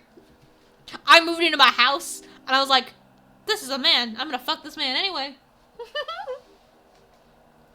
Thanks. Ah, shit. My one night stand and my husband. Oh, no! Robert, what are you doing out here on this lovely evening? Oh? Hunting cryptids? What? What? I didn't know you had a dog. This isn't my dog. I found her wandering the street. I put a leash on her, and now we're walking around this graveyard together. Hunting cryptids. Oh. Cryptids. Damien and I share a look. May I give her a treat? Sure. Wouldn't give her cheese, though. Not to worry. Damien reaches into the depths of his cloak and What the fuck?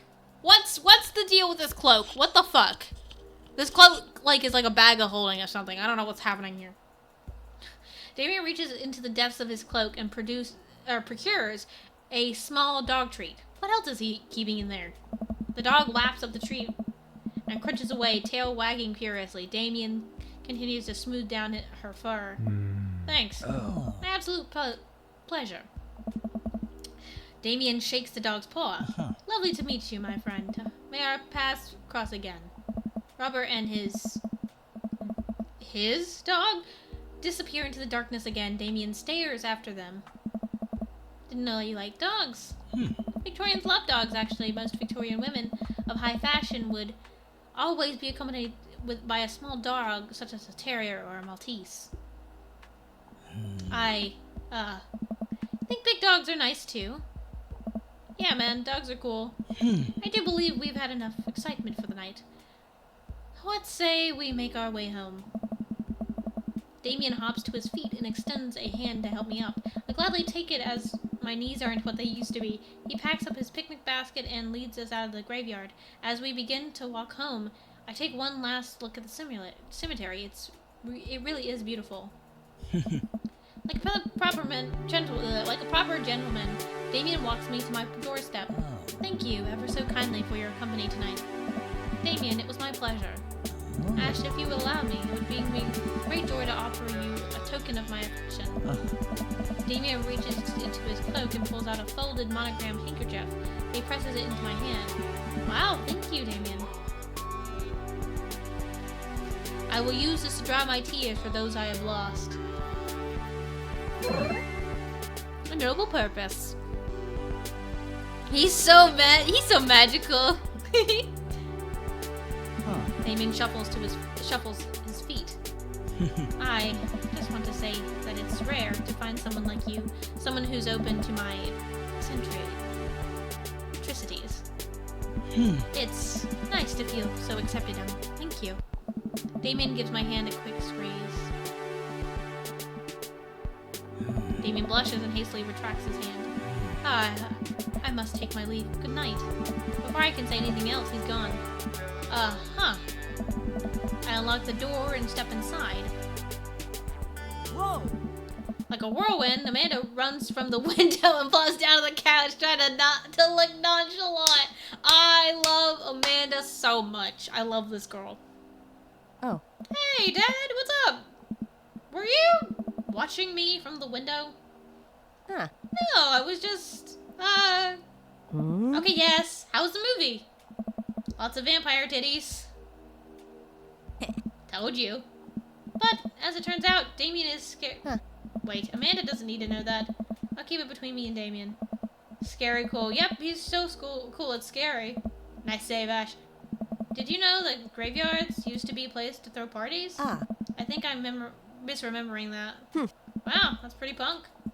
Also, we saw a dog, definitely thought it was a werewolf for a minute, though. How could you be so sure it wasn't a werewolf? How could you be so sure I'm not a werewolf? And how can you be so sure that you're not a werewolf? Amanda's eyes narrow. I don't trust you. Nor I you. We make intense, wary eye contact for a second. Anyway, I'm calling it for the night. Don't stay up too late, will ya? I'll try not to howl at the moon past midnight. Everyone needs to know how to have parrot voice. If this is an S, I'm going to scream at the top of my lungs. I want you to know. Are Okay. you familiar with the works of Corey Feldman? He simply slayed in The Lost Boys. Thanks, buddy. Potty humor. Is it all the titties talk? Is that the potty humor? Well, it's been a long day. I'm just about ready to pack it in. After a few bites of ice cream from the freezer, I turn off all the lights and walk down the hall to my room. I wonder if Amanda's still awake. That kid needs some sleep. When I pass her room, I hear a faint sound. I can't make it out. I can't make out what it is. I get a little closer. Is she crying? I knock gently on the door. Hey, Amanda? The crying immediately stops. Not right now. Her voice sounds strained. She sniffles. I need to make sure she's okay. I open the door. In the dark, I can see Amanda's outline in the middle of her bed, knees hugged up against her body. Is everything okay? I don't want to talk about it.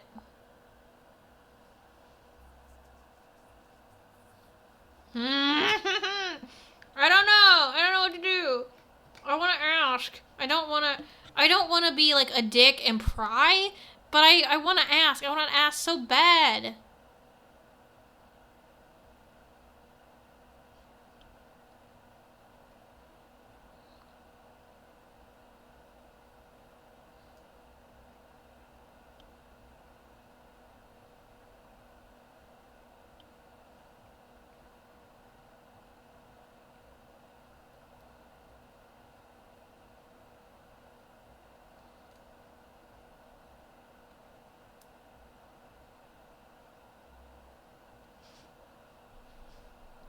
I'm gonna pry. I have to. I have to check on her. I love her. Did something happen? No, nothing happened. Go away. Something must have happened. Amanda. Get out! Okay, okay. I quickly leave her room and shut the door behind me. Once the door closes, I can hear her crying again. Wow. What has her so upset? She seemed fine earlier. She's usually so open with me. Did I do something wrong? Is she mad at me? I guess if she wasn't before, she definitely is now. I can't even remember the last time she snapped at me like that. I have a hard time falling asleep, but when I finally do, I'm still thinking about Amanda. After a long night of very little sleep, I roll out of bed and make myself a pot of coffee. Amanda should be up for school soon, so maybe she'll be willing to talk about whatever's bothering her. Huh? About 10 minutes before she's supposed to leave, Amanda comes out of her room and makes a beeline for the freezer. Morning, Amanda. Morning. She drops a frozen waffle into the toaster and slams the freezer door. She won't look at me. Yikes. So, anything big going on at school today? No. Okay. Do you need a ride to school? No. Want some coffee? Amanda pulls the toaster lever and takes her still freezer-burned waffle out before it's finished cooking. I have to go. Amanda picks up her bag and storms out. Oh. Okay. I haven't seen her act like this in a long time. It's usually short-lived, but it always hurts. Hopefully this blows over and things are back to normal soon. I sit back at the kitchen table and look at a picture of Amanda and I hanging on the wall. In it, I'm teaching her how to ride a bike. Her face is a mixture of excitement and pure, unadulterated fear. I remember how determined she was. Every time she would fall off and scrape her knees, she would get up and try it again. Finally, I had to stop her because she was bleeding everywhere. Then she started to cry because she didn't think she needed bandages and wanted to keep trying. As I put the bike away, she stood in the middle of the street and screamed. Then I took her for ice cream, and it was like nothing ever even happened. After giving it a bit of thought, I decided that if I force her to talk about it, I'm only going to make things worse, but I have an idea. I start rummaging around for ingredients. I hear Amanda walk in the door. Instead of heading for the kitchen like she usually does, she makes a beeline for her room. She's clearly trying to avoid me. Hey, Pumpkin? What? Can you come in here for a sec? There's a moment of silence. Yeah. I wanted to say sorry about last night.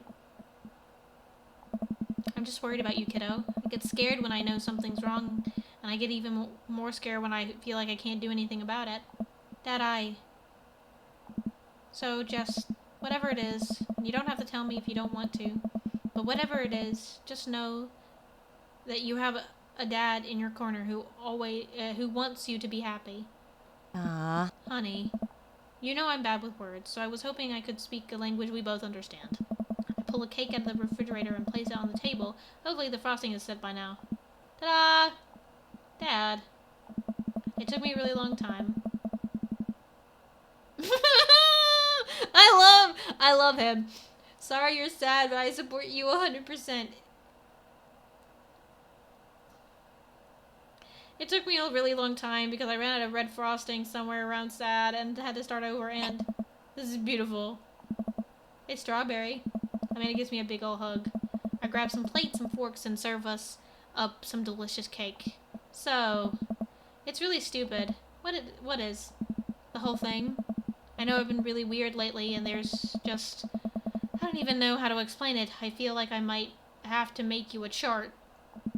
I'm listening. Do you want me to take notes? I guess I should start from the top. So, you know how Emma R is going to the fancy art school in California, right? Emma R.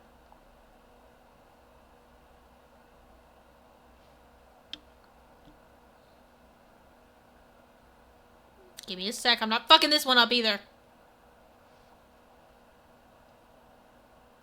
The best friend? You got it! Wow, proud of you. Anyways, maybe since she's got that acceptance letter, I've been feeling like she's drifting away, you know? And she's been spending a lot more time with Grace and Emma P. I just thought it was all in my head for a while, but then I found out from Rosie M that both of the Emmas, Grace and Noah, went out to a party at Mackenzie F's on the same night they told... They all told me that they were busy studying for a Calc AB final.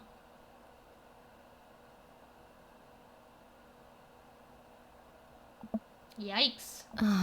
So, another important piece of information is, God, this is embarrassing. I, have a crush on Noah, and,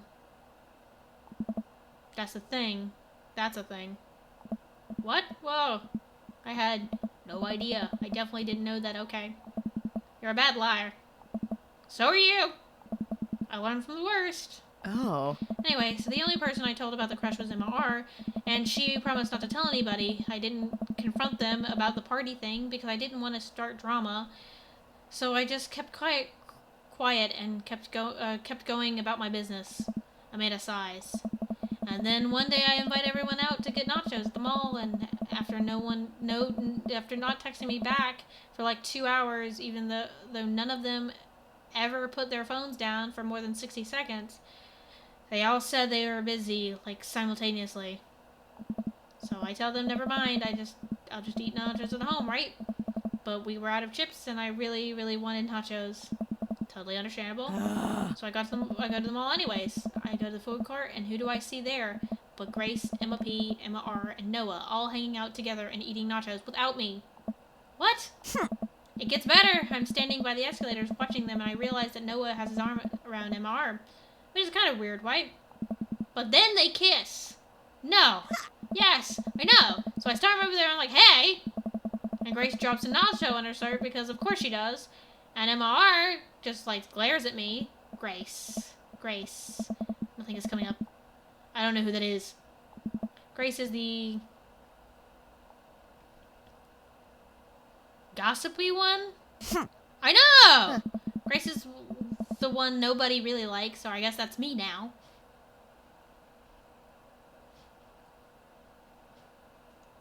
But anyway, nobody will say anything, and I'm just like, you guys suck, which I realize is not the most eloquent thing to say, but I was very angry and really embarrassed, and I just wanted to get out of there. So I left without nachos, might I add, which only further contributed to this shitty day, and immediately drafted a super long text to the group chat asking them why they've been so weird. And I wrote another one to MR asking how long the Noah thing's been going on, and sorry, I know this is a lot. You still following?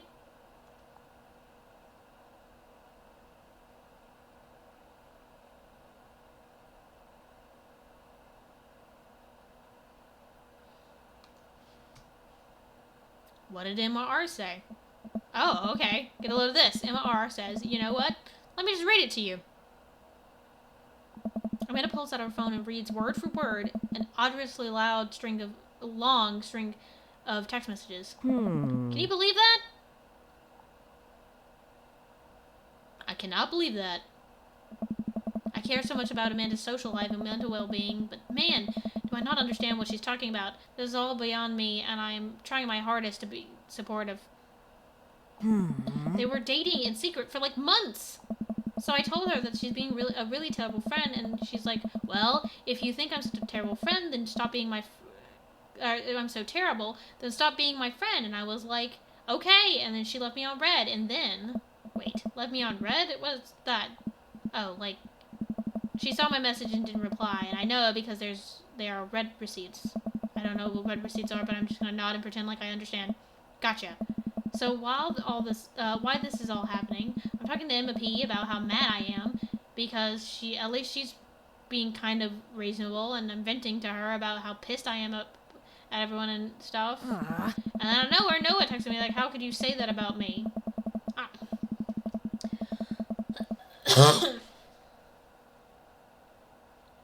And I'm like, say what about you? And he tells me that Emma P sent screenshots of everything I told her to the group chat that I got kicked out of. Alright, I think you lost me at screenshots, but you definitely, that does definitely sound bad. Oh.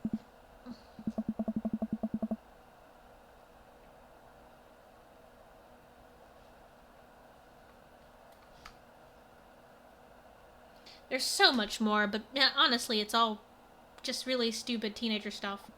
The bottom line is that everyone dropped me, half of my grade hates me, and now I have no friends. Amanda, I'm so sorry. I almost expected it from everybody else, but Oh. MR's been there since Mom died. I can't believe she would just stab me in the back like that. I'm not even that mad that she's dating Noah. I'm just upset that she lied to me about it for so long. Amanda stabs at the remnants of her cake. Okay, I take it back. I'm kind of mad she's dating Noah. Like, what did I do wrong? Why did everyone just suddenly decide I'm not cool anymore? Why wasn't I enough? I don't understand.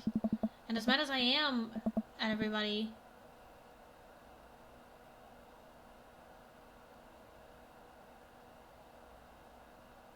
time to go the way of to be the. And as mad as I am at everybody, like, I miss them, Dad. Amanda looks so dejected, I almost can't take it. What could I possibly say to help? Anyways, that's it. That's the whole sword tell. Thanks for listening. Tune in next week for more hot gossip. Wow. I know it's pretty dumb. It's not dumb.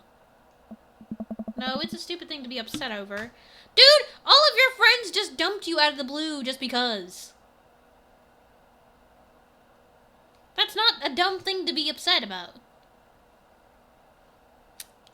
All of her friends decided just to drop her for no reason.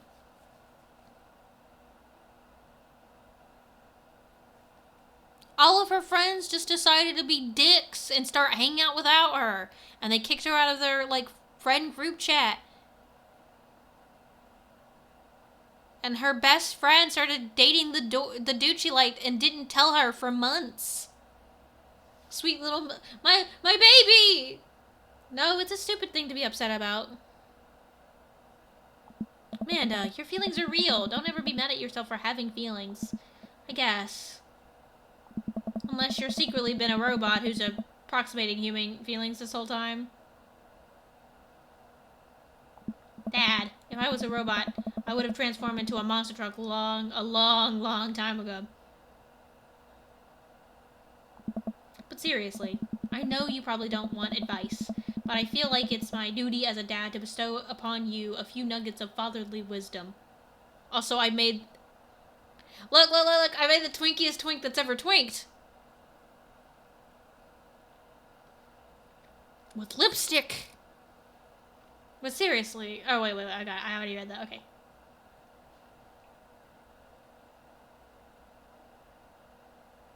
Real friends don't do that. When you get older and you start realizing the sort of people... Hold on, I hope I didn't fuck that up. I think there's no more for me. Okay. When you get older, you start realizing the sort of people you want to associate yourself with. Do you really want to surround yourself with people who would do something like that to their friend? It takes a lot of work to find and maintain meaningful friendships.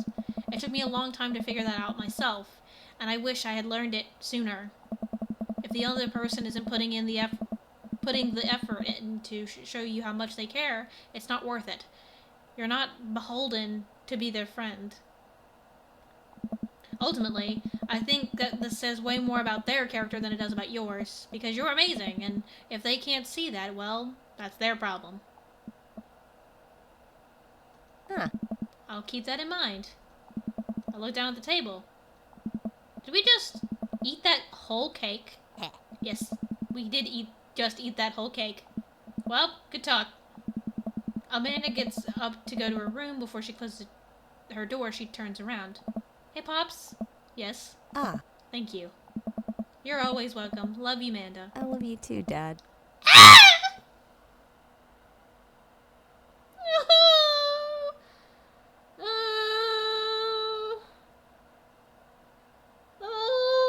I didn't expect them to have her voice the whole line. Oh, that was so cute. I didn't expect that. I didn't expect them, because they haven't voiced a whole line this whole game. Oh, I've been playing for 5 hours. We gotta get through this. Luckily, I shouldn't have too much more with Damien.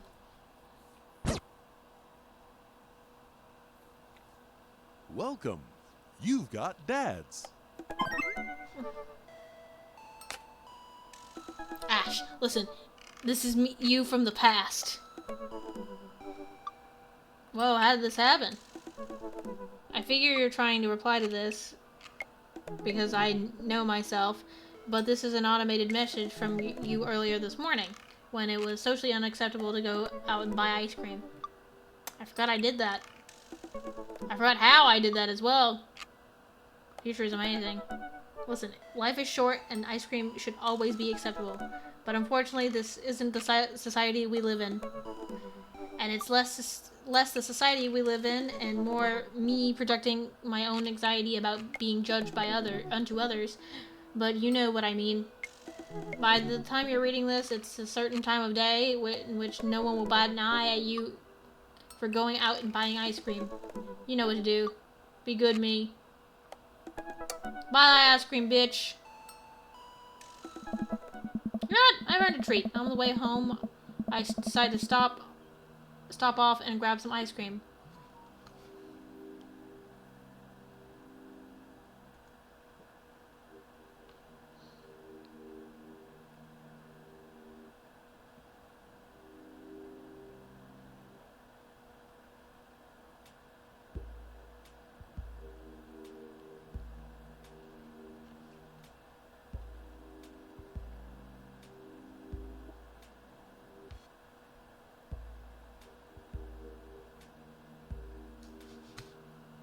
Sorry, I'm getting the guide ready for later Damien shenanigans. Nom nom ice cream. You know what? I've earned a treat. On the way home, I decide to stop off and grab some ice cream, which I fully plan to eat directly from the tub. I spent a lot of time trying to figure out just what type of ice cream I'd like to eat directly from the tub. Rocky Road? Pistachio? Oh, Amanda's probably gonna want some too. Better grab 2 tubs. She loves cookie dough ice cream, right? Hey, mister. I turn around to see Ernest, leaning up against the wall of the convenience store. Ernest? You're cool, right? I'm cool. But I don't see what that has to do with anything. Well, you're cool. You help me out, right? Help you out? There's no fire involved, is there? Just clouds. Just leave you $20. Will you buy me an e-liquid? Hell no! Hell no! Hell no! Hell no, I'm not buying this kid a fucking vape. Fuck you. Ernest. What? See liquid? It's like, Gatorade, you know? Electrolyte liquid. I get it myself, but I'm banned from here from trying to run a grift on the cashier. A classic fiddle game. You know the deal. Oh, if you're talking about balanced electrolytes, I got you, little buddy. I didn't know you played the fiddle. Just ask the... No, fuck you. Just ask the clerk for a blue Grand's Apple Vortex. He'll know what it is. I pick up a tub of pistachio ice cream for myself and a tub of cookie dough for Amanda. I search around for some blue crazed and void star. But can't seem to find anything. I turn to the cashier. Say, where's your financing? Behind the counter. You got ID? First of all, my daughter is older than you. Second of all, I'm flattered. I switched shampoo recently. Is that taking some years off? Look, you need to be 21 to buy vape juice. Your hair doesn't look a day over 20. Wait a minute. Are you trying to butter me? Are you trying to butter me up to get me to buy more ice cream because it's working? I glance outside. The spot on is staring at me. Double, wait a minute. So you're telling me that e-liquid is not a sports drink? It's for bathing. Ernest is watching us intently through the window. I better go give the kid a piece of my mind. I see. Okay, look, I'm not gonna pretend you didn't try to trick me into buying you the old Baphomet's cough syrup, and then go inside here to purchase ice cream. Oh wait. Oh look, I'm gonna pretend. Okay, look, I'm gonna pretend that you didn't try to trick me into buying you the old Baphomet's cough syrup, and then go inside here to purchase my ice cream. I won't tell your dad if you promise to scram and stop vaping. You get popcorn lung. What if I give you $25? Go home, Ernest. As I'm walking back inside, Ernest calls after me. You can get popcorn lump from Microwave Popcorn, you know. I no longer trust this child, but the mere notion strikes fear into my heart. I go back inside to complete my purchase with a good cashier. Thank you, kind sir, for your time and generous hair compliments. You got it, bub. I glance out the window while to see Ernest still outside. Looks like he's talking to some other poor sap. Guess I should go outside and save this other guy some grief. Wait a minute. That's definitely a cop. Oh boy. I grab my tubs of ice cream and bolt outside. Ernest is already face down on the hood of a squad car. Ernest, did you seriously just try to get a cop to buy you e-liquid? Do you know this kid? Shit. I'm friends with his dad. Yeah, we live in the same cul-de-sac. I know his dad. Listen, he's a good kid, and I'm this boy's father. I turn around and see Robert walking up the street and toward... Hello? What's happening here? And toward the convenience store. Ernest, what are you doing? I want a lawyer. First of all, good first instinct. Remember that you're not required to answer any questions from a police officer without a lawyer present. You're this boy's father? Hey. Yes, sir. Ernest likes to lash out at me like this ever since the accident. Oh, I don't like talking about it. That's fine. Robert gets a wistful twinkle in his eye. Hey. It all started 7 summers ago. My hair was long then. New Meadow was still in style. Ernest and I were down in Florida, swampland, scavenging for... Sir, I can leave you to take it from here. Huh. Sounds good. Thanks, officer. Oh. Ernest, come along now. You'll be cleaning grout from the rain gutter for a week thanks to this transgression. The police officer gets in his car and drives off. I'm stunned by how cool Robert was just there. Thanks, I want to say... Richard? Ouch. Don't mention it, Hemingway. Got in trouble plenty of times in my life. Just trying to do a good deed for the day. Do my good deed for the day. Will you buy me e-liquid if I give you $20? Child, I will end you. Huh. Hey, Ash. Will you walk Ernest home with me? Sure. Hey. Ernest runs ahead, presumably so he won't be seen with us, which is a thing that I think kids do.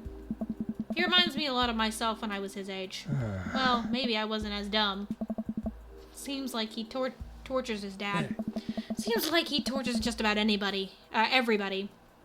He even stole your wallet. What? No, he didn't. I pat my back pocket. I pat the rest of my pockets. He stole my wallet. Why are you doing this by yourself? Or why are you doing this to yourself, sorry? What? Huh. Robert points to my tubs of ice cream. One of them's for Amanda. Oh. I have no qualms with the quantity of ice cream you purchase. It's perfectly reasonable amount of ice cream. It's the quality I'm talking about. You work hard, Ash. You're a good dad. Don't you think you deserve top shelf ice cream? But these were on sale. If you're gonna treat yourself, go big or go home. Real vanilla bean. Real pistachio. You deserve it. Hey. We arrive at the cul-de-sac and Ernest runs into his home. That boy is the reason why we don't have prizes in cereal anymore. Oh. Catch you around, Ash. Robert tosses me my wallet. I catch it with a surprised look on my face. I stole it back. Keep it in your front pocket. Or use a chain like back in your ska days. Motherfucker! How does he know about that? See ya, Robert. I go back in my home, ready to spend the rest of my night with 2 tubs of ice cream and also Amanda. Welcome. You've got dads. I got dads. All right. The picture of Amanda is hilarious. All right, Damien time. Last date with Damien.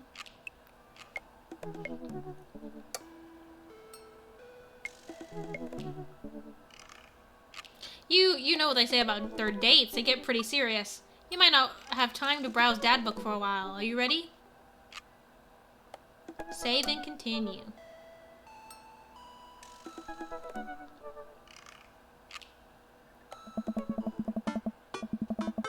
Ever since we had the picnic in the graveyard, Damien and I have been spending a lot of time together. We go on nighttime strolls pretty regularly. He was so impressed with the first letter I wrote him that he insisted we only communicate by post instead of through Dad Book. I initially protested, but he gave me one of his old signet rings to use as a seal for my letters, and I just couldn't say no. Hanging out with that goth dad again? Please, Amanda, you know his name. And yes. Be honest with me here, Pops. Is he actually a vampire? I remember you inviting him into our household that one time, and I've seen The Lost Boys, and I honestly would have preferred trying to see if he could have walked through the threshold of our home under his own power. Yes, Amanda, I have become Damien's familiar. I am compelled under his curse. I'm sorry, sweetie. Ugh. Turn into a bat. I don't think... Dad. What's the point of being a vampire if you can't turn into a bat? Well, okay, I'm off. Are you taking the car, or are you flying off into the night on the leathery wings of a bat? One of those. While I'm out, can you throw away the garlic bread that's in the freezer so I don't die? That would be great. I'll keep it in there as insurance. You understand, right? That's my girl. Damien and I walk along the water's edge, chatting. Damien's cloak. He hates it when people call it a cape. Damien's cloak flutters behind him in the breeze. This is gonna be a silly question, but why do goths wear black? Gothic subculture has always been associated with death, so it would make sense that the style surrounding it would be greatly influenced by mourning. Huh. Interestingly enough, though, was that in Victorian era Queen Victoria herself mourned the death of her late husband for 10 whole years, wearing black for the rest of her life. If that's not a goth, I don't know what is. I have another question. Go ahead. How are you so comfortable with death? You mentioned in the graveyard that it helps you appreciate your life or something. I've experienced several losses over the course of my life, and I truly believe that the only manageable way to cope with it is to accept that death is simply a part of living. It's the single universal truth for every human who has ever lived. I'm going to die. You are going to die, and life carries on without us. Doesn't that make you feel scared? Not at all. Without the advances of modern science, death was everywhere in the Victorian era, and yet funerals were major social functions. Victorians were obsessed with the mementos of their loved ones, even going so far as to take elaborately staged photographs of their dead relatives. Is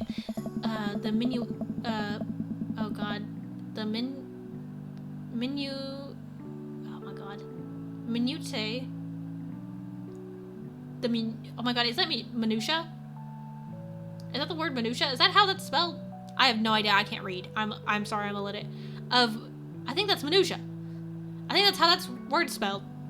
I don't know. Of mourning was so complex that there were set periods of grieving that were deemed acceptable based on who in your life had passed.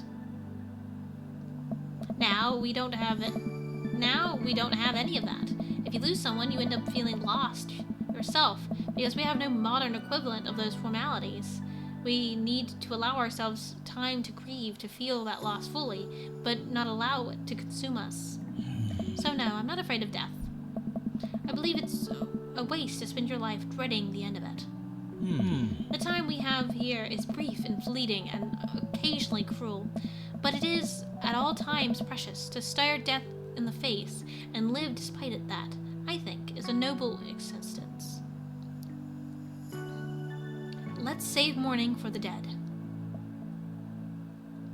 Wow, that's beautiful. I can see the moonlight and the bay glint off Damien's eyes. He smiles. We turn to the harbor and watch ships pass, breathing the salty sea air. I look to Damien again, and can't help but be entranced by his charm, his mystery. I find everything about him so fascinating. I lean in closer to Damien, closing my eyes as I do so. I'm so sorry. I have to take this. Damien sits away from me to answer his phone. Oh no, I hope it isn't Lucien again. After speaking in hushed tones for a few moments, Damien returns to me. Everything okay? There's an emergency. Lucien? No, thankfully. But I must take my leave. Oh, okay. Is there anything I can do to help? Dads do have to stick together, right? You know it. Then come. There isn't time to waste. After a short drive in silence, we arrive at a rundown building on the outskirts of town. Where are we? It's better if I just show you. I push the surprisingly heavy door open and find myself in a dimly lit waiting room. A few rickety chairs line the walls, and there doesn't seem to be anyone behind the front desk. There are a few paintings and pictures on the wall, but they're so nondescript. I'm still unaware of what kind of place this even is. Wait here for a moment. I'll be right back. Damien walks off down a corridor, his boot heels echoing through the halls of this seemingly empty building. Distant howls echo from some place I can't see, and there's a faint scratching sound like claws on tile. I cautiously peek down the hall and find stall after stall of scared-looking dogs. A few of them notice me and skitter up to the chain link fence, sticking their noses through to sniff at the air. What have I gotten myself into? Suddenly, the lights shut off. I panic, unsure of where I am or how I can get out. I stumble through the darkness, my breathing getting heavier and heavier. Damien? The lights finally turn back on. Hey, sailor. Mary, what are you doing here? Give it a rest, buddy. You aren't here for the fight club. I don't want to get punched in the face. Great, because this is an animal shelter. A what? We take care of stray animals, and people adopt the stray animals. Didn't you see the pets when you walked in? Oh, sorry, I didn't really expect you to see you volunteering at an animal shelter. Wow. Okay, kid, way to put me in a box. Dames, you hear this baloney? Just one moment. Thunder cracks and a door bursts open. Appearing from the shadows, I see Damien? Ah! Look at him! Look at him! Look at him! Look at him! Look at him!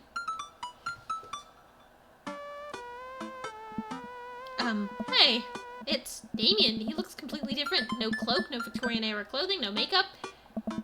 I wasn't planning to share this side of me until much later, but I'm not as goth as you think. I'm a systems administrator for the IT department of a realty company. I wear tennis shoes to work, and I listen to Bruce Springsteen. I enjoy going to the hardware store and looking at storage solutions, and I volunteer at this animal shelter in my spare time.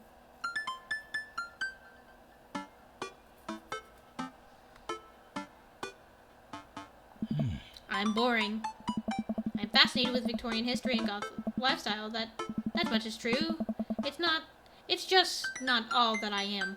And I need you to know that. Oh, I hate to kill the moment here, but there's some pressing business that needs attending to. What? Oh, right. It's Duchess Cordella. Again? Who's Duchess Cordella? Oh my. She's one of the pups. Gets out all the time. She's somehow learned how to open doors, and now she's unstoppable. When did she get out? This morning. I went to go sing she shanties to the cats, and when I came back, she had already bolted. I have to stay here with the pets, so I need you to go find her. Of course. Where could she be? She always ends up running off to the same places. Here, let me draw you a map. Mary starts scribbling on the back of a pet adoption form. She's very smart, ruthless even. You need to stay on your toes and get her back by sundown, or else she'll turn into a werewolf and start eating people. What? You're a perfect little peach, Ash. We just don't want her to get stuck outside when it's cold. Oh. I'll grab some treats and we can hit the road. Dave and I look over the map Mary created for us.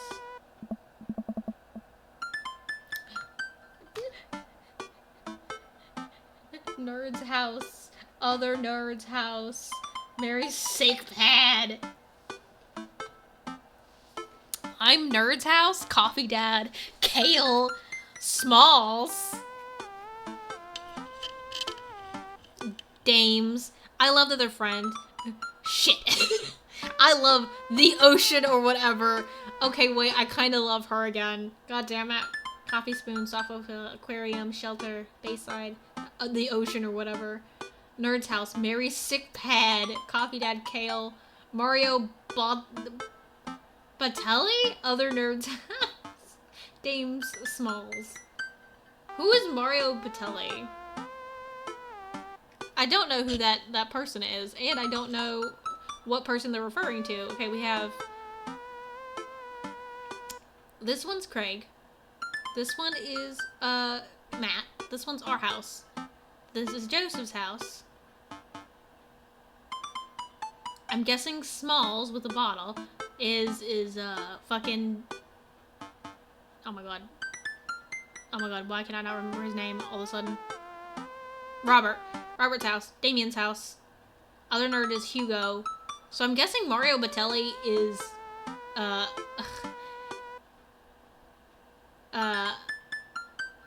is Brian.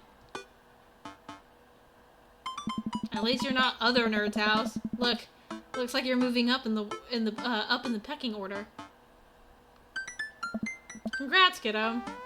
Where should we head first? I love that she mixed up east and west. Shit. Cul-de-sac.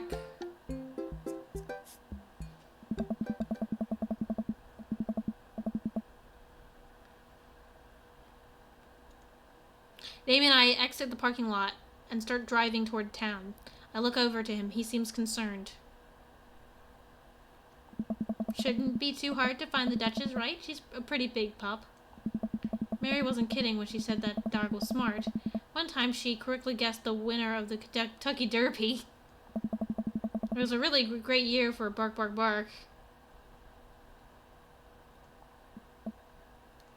I don't know. What do you think our odds are, Ash? Abandon all hope, ye who enter here. But lo, look upon God's creation, and retch with horror at what he hath forsaken. Hell is empty, and the devils are all here.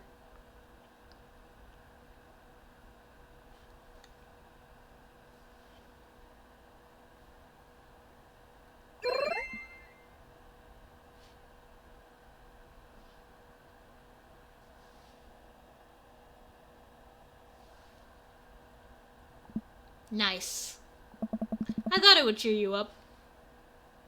I love this man. I love this man.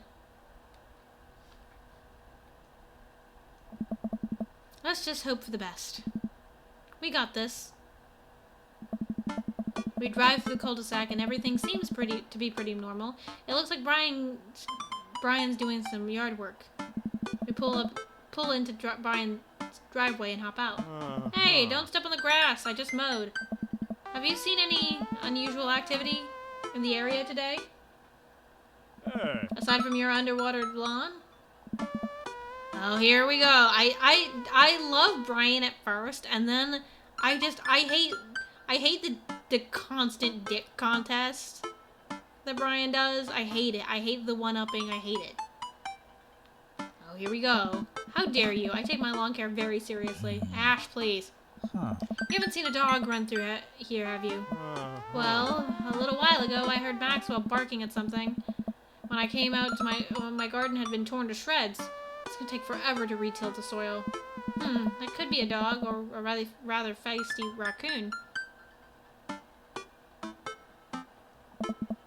Whatever it was, it must have been hungry. Ate all my tomatoes. I'm very sorry to hear about your garden. If you need assistance restoring it to its former glory, please don't hesitate to contact me.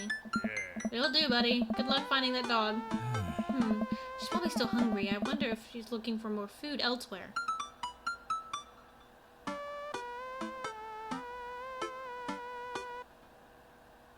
Coffee spoon. park in front of Matt's coffee shop and walk inside. It seems like a slow day. Matt sits behind the counter reading a book. Hey, Matt. Didn't expect to see you two today. What's up? Have you seen any stray dogs around? Actually, yeah. I caught one digging through the trash earlier. It ran away when I tried to get closer, though. Did you see what direction it ran in? Matt thinks for a second. Hey. Might have been running east, I think. I tore through 3 pans of old grateful banana bread. Want to take some of the road just in case? Sure thing. Matt packages up a slice. Thanks for the slice. The road slice. This banana bread is gonna be so good. I think he meant to give it to you for the dog. Right, I meant. It's gonna be so good for the dog to eat. I feel like we're on the right track. You think? If we keep this up, we'll find the Duchess in no time. Hey, if you like dogs this much, if you like dogs so much, why don't you have any? Lucian is severely allergic. I wouldn't put him through that. But there's still dogs in my life, so for that I'm grateful. There's about to be one more dog in your life, buddy. There's about to be one more dog in your life, buddy. Splendid attitude. Let's not waste any more time. Barely. Softball field. Or we're just going down the line, huh?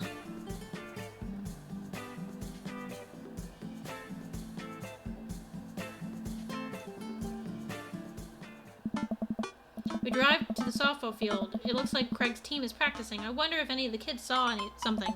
Craig spots us and jogs over. Softball bat slung over his shoulder.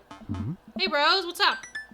Craig, you wouldn't have happened to see a dog around here, have you? One escaped from the animal shelter and we're trying to locate her. I don't think so. Maybe one of the girls saw something. Girls! Hi, Amanda's dad. Hi, Lucian's dad. We have names. Girls, have you seen any dogs around? There was a big dog here earlier. She ran off a while ago, though. I don't think she had an owner, but it really wanted to play. We tried to play fetch with her, but she just took the softball and ran. I think she ate it, actually. She was a lot of dog. Here, take another softball. Might come in handy later. Many thanks, Craig.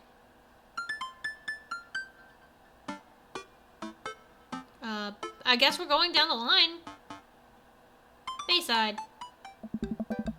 We arrived back at the Bayside. Just like old times, eh? I remember it as if it was yesterday. I mean, earlier today. So what do you think? Any sign of the pooch? None yet. Although who knows if she's made it onto any of these ships. The Duchess would do that? I wouldn't put it past her to know how to navigate in rough seas and without a compass. Very smart. Pops? Amy and I turned to see our daughter. To see my daughter. Amanda, what are you doing here? Did you think I'd stayed inside all day, vegging out on the couch and watching TV? Oh, sorry.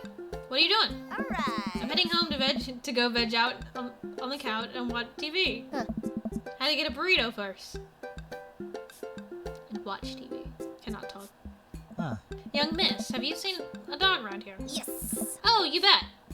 I saw a Pomeranian with a bow around his neck. I saw a big old Doberman named Henry. There was a stroller full of Yorkies, a Greyhound, and a Golden Retriever. Did you see a Mastiff anywhere? No dice. I would have definitely remembered that. I gotta run though. This burrito has about 10 minutes before the cheese breaks down the molecular structure of the tortilla and makes it all soggy. You understand? I do? Of course. Have a lovely evening, Miss Munison. Matt said the Duchess went east from the coffee spoon, but there's no sign of her here. I suppose we need to go not so east? I fear that the hours are growing short. We must make haste if we are to find the Duchess by sundown.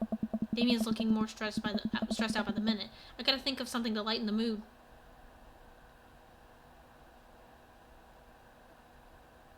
How many gauze did it take to screw in a light bulb? I don't know. How many? 1. Gauze are very capable, especially when looking for a dog. I love him. Damien smiles to himself. I keep reading Damien's directions from the maps as we... Or keep reading Damien directions from the map as we drive around town. And there's only one left. Aquarium, which I have not been to yet. Damien and I stop by the aquarium. Everything looks in order here, but it might help to get out of the car and take a look. You see anything? No dog here, not even any sign of her. Did you know that penguins are considered the goths of the sea? Damien, I want to believe you so badly.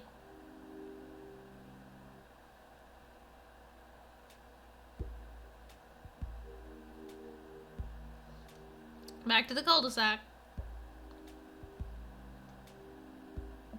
We arrive at the cul-de-sac to find everything looking normal, except, uh-oh, Hugo's front door is wide open. She can open doors. This is classic Dutch Cordella. A telltale sign. We should approach with caution. Whatever goes down in there, I've got your back. We creep up onto the porch and step inside. They're sitting in the center of Hugo's living room, like she owns the damn place, is one of the biggest dogs I've ever seen. Woof. Well, she hasn't broken anything in here yet. Huh. Wonderful. Now all we have to do is get this leash on her before she tries to escape again, and get out of here before Hugo comes home. Easy peasy. Duchess, come here. The Duchess eyes Damien warily. As she approaches, she begins to growl. She's on her guard. We'll need another plan.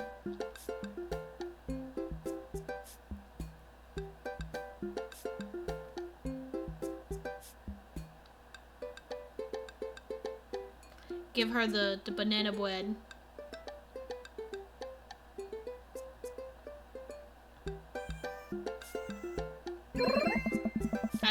Gee, why?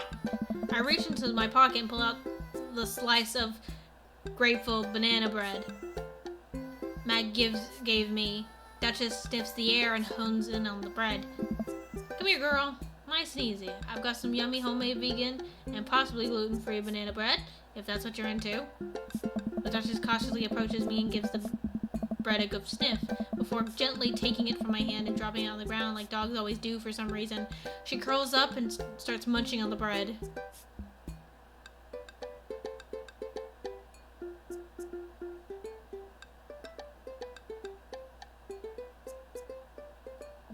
Success! Damien walks up behind the Duchess and attaches the leash to her collar. She immediately notices and starts whining. It's time to go home now, Duchess. Damien gives a tug on the leash, but she won't move. Duchess, what happened to our rapport? You and I used to be bosom buddies. She still doesn't move. She's huge. There's no way we could even try to lift her. Well, this is a weird situation to be put in, but I think we're literally trespassing in our friend's house with this large dog. What are you nerds doing? Ernest stands in the doorway with a plate of pizza rolls.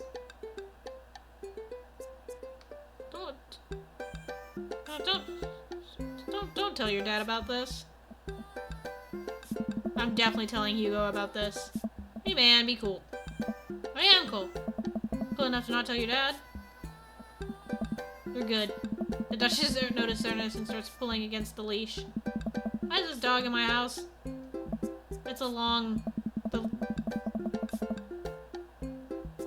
The Duchess suddenly breaks free from Damien's grip and hurtles towards Ernest. Ah! Ernest and the Duchess fall to the ground. Pizza rolls fly everywhere. This is bad. Ernest, are you okay? Ernest feeds the Duchess a pizza roll. Hey, she likes pizza rolls. Ernest sits up with the dog, but the dog keeps licking his face. Oh, hey. Hugo stands at the door looking like he's at a loss for words. Huh? Why are you guys... Whose dog is this? It's a long story, but it involves a large dog who knows how to open doors. Borf. Hugo, may I present to you Duchess Cordella.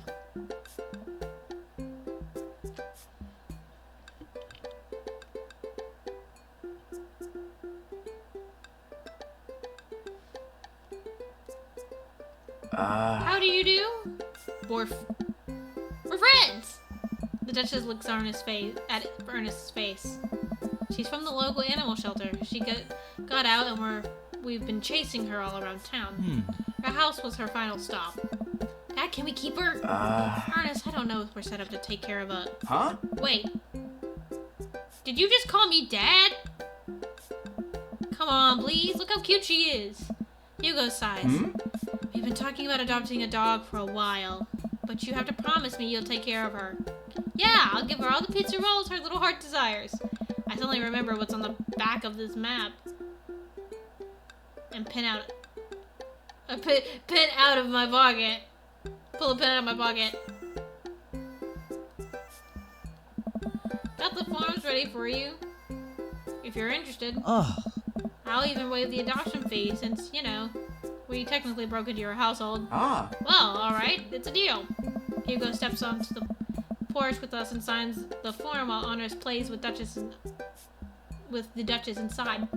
He sure seems to be happy with his new friend. Oh. I know, he called me Dad, can you believe it? Damien places a hand on Hugo's shoulder.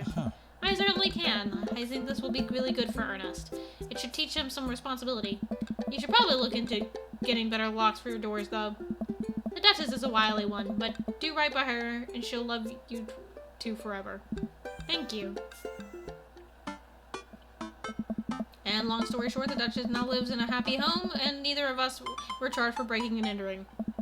So, all in all, I think it was a fine day's work. Nice work, you two. You could be a valuable asset to our team of volunteers, you know. If you feel like petting some puppies, hit me up. Mary, I always feel like petting some puppies. Good to know. Well, I'll catch you fellas later. Mary starts to leave. And one last thing. Damon's been telling me about you. Glad he's finally brought you around. Oh, yeah. Damien's my special boy. I love him. We go way back, and I got a vested interest in his health, success, and well-being. If you ever hurt him, Mary, Hey. you can fill in the blanks. I gulp. Yes, ma'am. Mary leaves me alone with Damien. So, about the whole goth thing. I completely understand that you aren't interested in me anymore. What? Am I missing something here? oh no. I'm not a I'm not a cool goth prince. I'm boring. I own 5 pairs of tennis shoes. I wear dumb glasses. Don't you care? He looks so nervous. Damien, do you really think I only like you because of all the goth stuff? That's all cool, but the best thing about you is how passionate you are about the things you love. History, art, Victorian fashion, dogs, storage solutions. It doesn't matter what it is, you care, and that's awesome. And also, the glasses are very cute. You don't think I'm boring at all? If you're boring, then I don't know what that makes me. I spend too much time online shopping for flashlights. I get excited to mow my lawn on Saturdays. I get cranky about commercials being too loud. I've even been thinking about making my own peanut butter. Then maybe we can be boring together? It would never be boring if it was with you. Damien suddenly closes the gap between us and pulls me into a hug. He buries his face in my shoulder. His hair smells like lavender and rosemary. I was so scared you wouldn't like me. Quite the opposite. Damien pulls away for a second, looks me in the eyes. Without colored contacts, his eyes look so dark and soulful. Oh. May I kiss you? Thou art welcome. Verily, you may take upon yourself the... You know what? Just kiss me. He smiles slightly and leans in, giving me a gentle kiss. Damien pulls away and gives me an intense look. Do you want to help me take care of the puppies? Yes! Damien and I arrive back to the cul-de-sac, our fingers intertwined, like proper gentlemen. Like a proper gentleman. He walks me to my doorstep. This was lovely. Thank you for understanding. Thank you for everything. I'm very happy I can be myself around you. I'm glad. But I have one request. Huh. What's that? Can we keep sending each other letters? But of course. Damien kisses me one last time before turning around and heading home. Amanda runs back to the couch with the window again. Yes! And tries to look as nonchalant as possible. Hello, Father. I was sitting here on the couch the entire time. Hi, Amanda. So, are you guys, like, starting a vampire coven together? Oh, plot twist. Mothman. Damien's actually Mothman. I didn't see it coming either. Genius. Well, whatever's happening, I'm really glad you two are happy. You deserve it, Dad. Aw, shucks. I'm gonna head to Beth. Catch you in the morning? Sure thing. I make my way to my room and fall into my bed with my heart full, excited for the days to come.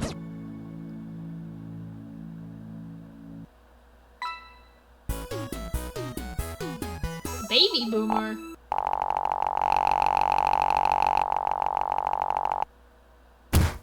Are you familiar with the works of Corey Feldman? He simply slayed in The Lost Boys.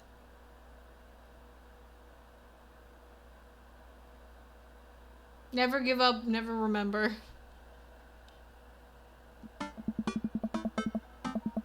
God, I hope there's not much more to this. Jesus Christ. I have to think. I think everything is finally set up. Amanda should be here.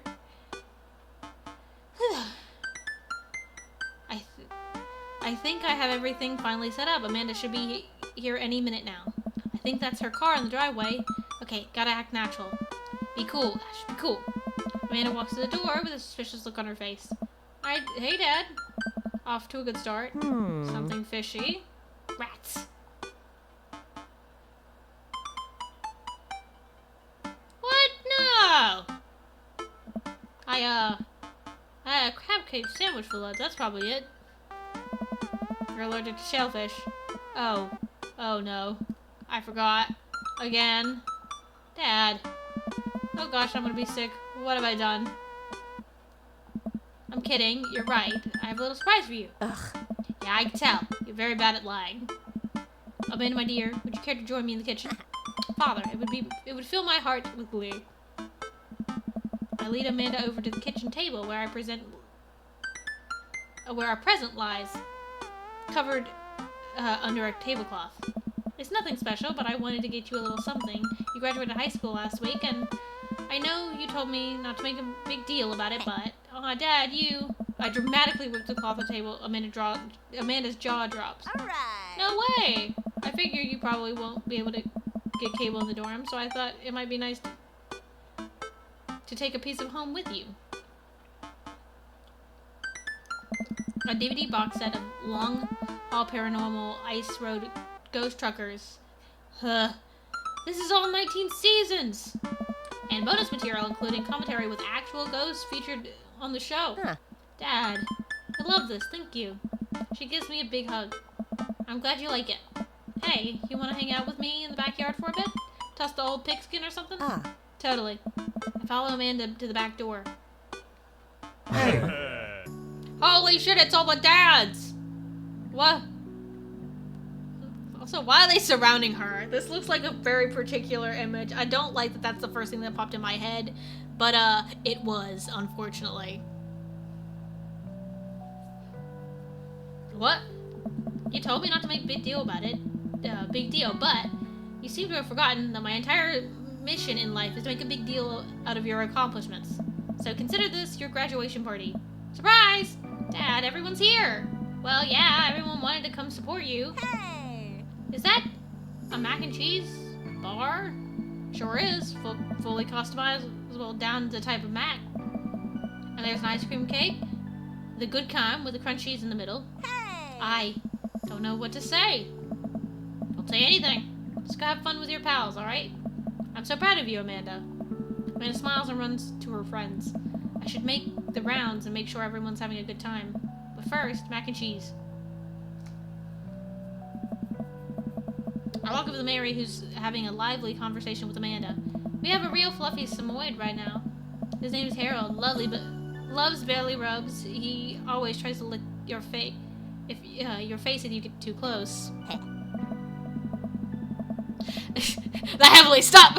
Stop! Stop! You fucking menace. I knew you would know. I knew you would know what I was talking about. I fucking hate it here.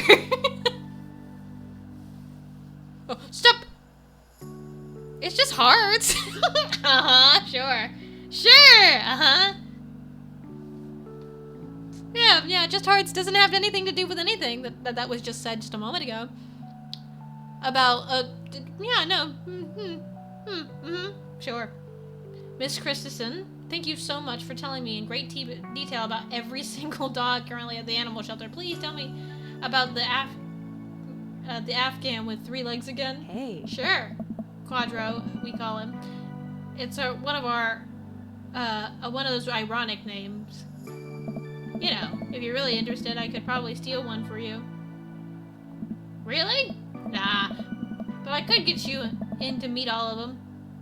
We could use extra hands around the shelter. And if those extra hands also happens to steal a dog.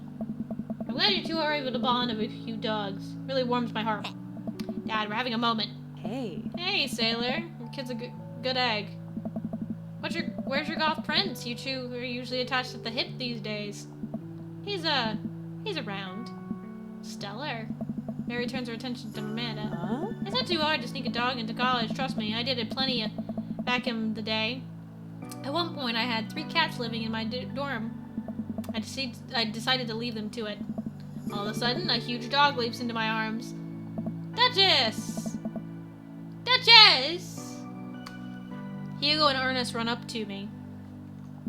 The Duchess gives my face a few broad licks and hops down. We're working on that. Got her in a disciplinary class. She's a wild spirit who runs where she may. I don't mind at all. Looks like the 3 of you are getting along nicely. Hey. She's a valuable addition to the clan. If I hold up my homework in front of her, she'll eat it. Cool. We'll deal with that later. Duchess Cordella spots a squirrel and darts across the yard. Ernest follows her, laughing. He's actually been a lot more manageable lately. I think taking care of the dog is good for him. Thanks for breaking into my house, I guess. Anytime. Ash. Ryan, you made it. Hey. Yeah, don't pass up a good... I don't pass up on a good Mac. On good Mac. What do you think of the party? It's not bad. Just not bad. Yeah, it's not bad. Don't let him bait you. Don't let him bait you. Thank you for the lovely compliment. Daisy trots up. Hi, Amanda's dad. Hey, Ryan's daughter. See how that feels? This is a really great party. Thank you so much for inviting us. You're very welcome, tiny child who knows how to pay a compliment. Brian and I lock eyes. This isn't over. This isn't over. Hey, bro. Bro. Oh. This is a real rager. Taking our older age into consideration. I'm trying to be in bed at a reasonable hour tonight. Don't let me get too wild. Hey. Don't worry, dude. I keep an eye on your fruit punch intake. You know, I'm really glad we're bros again. Me too, dude. Brian and Hazel peek out behind Craig. Hey, little ones. Hello. Hiya. Thank you for all the ice cream cake. Wait, girls, how much of that did you eat? Brian ate 4 pieces. Ask any witnesses. No, I didn't. Hazel ate 4 pieces. Now wants to pin it on me because we look alike. I have your face. No one will ever believe you. Oh boy. I'll let you guys figure this out. Good seeing you, Craig. Let's hang soon, yeah? Hey. Totally. Tell Amanda congrats for us. Looks like you've settled into this neighborhood quite nicely. Yep. Couldn't ask for a better cul-de-sac. Oh. Well, I'm glad. Hopefully we'll see you more at church events. We've got a big schedule planned for the rest of the year. Sure thing, Joseph. And maybe if you aren't doing anything later, we could hang out sometime. Sure, Joseph, that'd be great. Well, see you later. Hugo comes up to me with a plate of mac and cheese. The perfect cheddar to mac ratio. Beautiful work, Ash.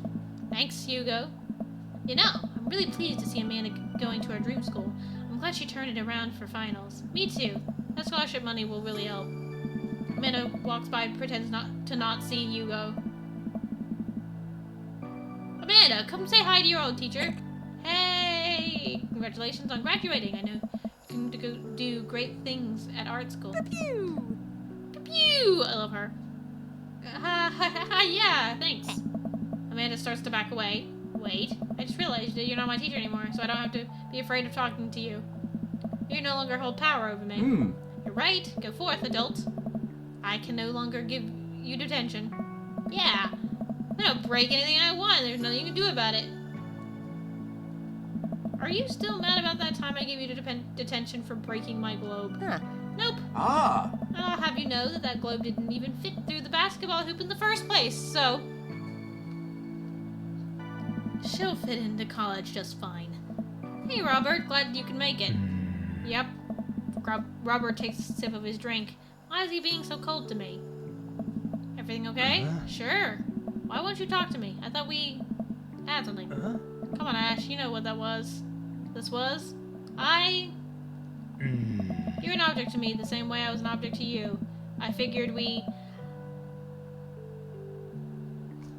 Oops. I wonder how that affects this ending, because I slept with Robert the first day I was here. I hope that doesn't fuck things up. Or I might have to do Damien for a second time, so I don't fuck it up completely. I figured we were on the same page here, at least from how you were acting. Hold on. Let me go on the wiki. I didn't even think about that.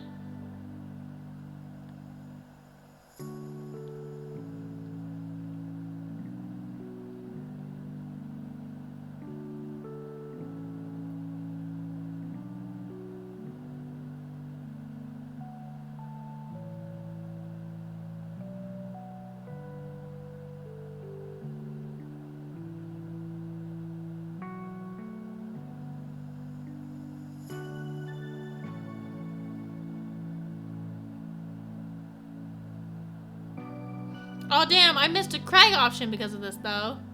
It doesn't seem like anything though. Hoping to God it didn't fuck anything up.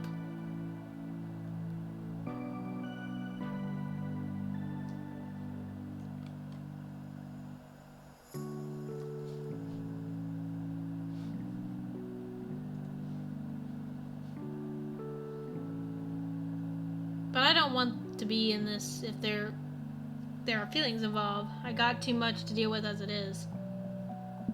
I'll catch you around. Hey. Hey, man. Dad, let me know when Amanda leaves for college. I'll have a fresh batch of grateful banana bread ready for her. Thank you. I know she'll love that. Hey, Amanda's dad. Oh, hey, Amanda's dad. I turned to spot Lucien walking up to me. Oh, no. I'm dating his dad. Yes, Lucien? Thanks for inviting me to your party. Anytime, bud. I know we had a rocky start, but I'm glad to know you. I hope you know how much your dad cares about you. And yeah, my dad's had a rough couple of years, and I know that it must not have been easy to raise me alone. He's kind of a weird guy, but I love him a lot, and it seems like you make him happy. So, you're cool in my book. Thank you, Lucien. That means a lot to me. Sure. And let me know if you want me to give you a stick and poke sometime. Thanks for coming by, Lucien. See you around, Ash.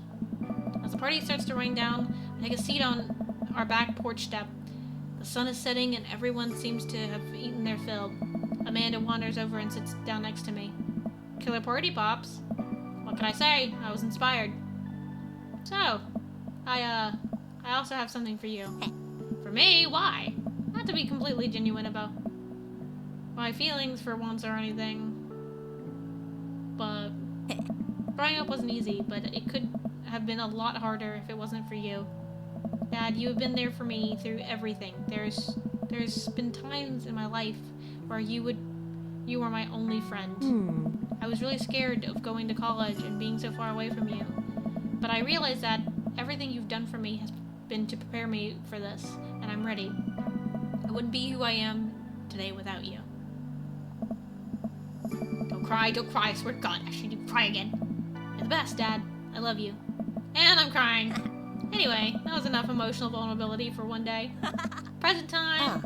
Amanda hands me a tiny wrapped package. I tear the wrapping off to find a framed picture of me and Amanda. It's us. Kind of shocking. All of our photo albums are just pictures of me, huh? I figured we need at least one together before I left. Or before I leave. Amanda, thank you. Watching you grow up has been the happiest experience of my life. You're such a talented and intelligent young woman, and I'm so excited to see what the future holds for you. Knock 'em dead, kid. Always do. Amanda and I share a hug. This is only the beginning, Pops. Plenty more memories for us down the road. Memories to make and stuff to break, right? Ugh. Oh, I'm gonna break so much stuff, intentionally and unintentionally.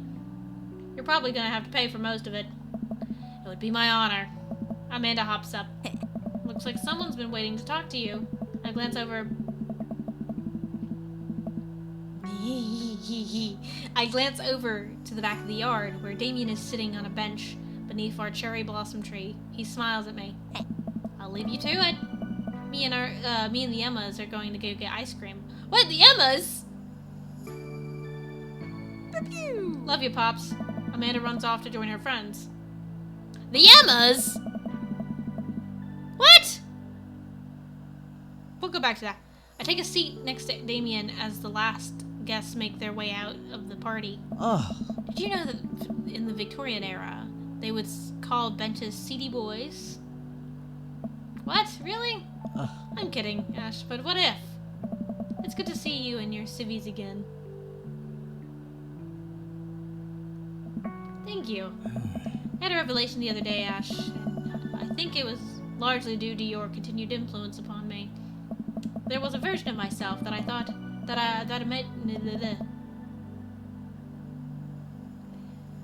There was a version of myself that I might have been embarrassed to show you my true form, my information technology form. But what you said about me, about how my passion was what you truly admired, that emboldened me to feel like myself regardless of how I choose to dress and act. Instead of separate entities, they are simply different facets of myself, a three-dimensional human being with his own thoughts, wants, and needs. I love dressing the way I do, but feeling constricted by what I thought was my own personal brand made me lose sight of why I did this in the first place. To make myself happy. I place my hand on Damien's and feel a light squeeze. Looking up, I'm greeted by Damien's warm smile. I'm trying to be more comfortable with who I am, rather than dwelling on who I could be to other people. I can't stop smiling. I'm so proud of him. Damien, I'm so happy you realized that you can be a dog-loving goth. Me too, Ash, me too. I feel myself inching closer and closer to Damien. I gotta brush a lock of hair out of his face, and I'm shocked at how soft it is. Oops. There you go. I clicked on the game. How is your hair so soft? Dog shampoo. I keep running my hands through his hair as he leans close to me, placing a hand on the side of my face. He strokes my cheek with his thumb. You know, public displays of affection were considered scandalous in the Victorian era. Damien pulls me in for a kiss. But I think I can make an exception for you.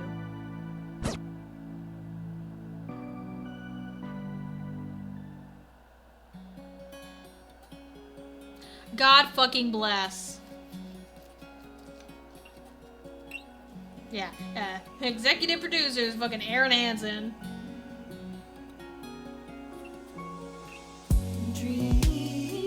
Oh, I didn't know Amanda was Erika Ishii.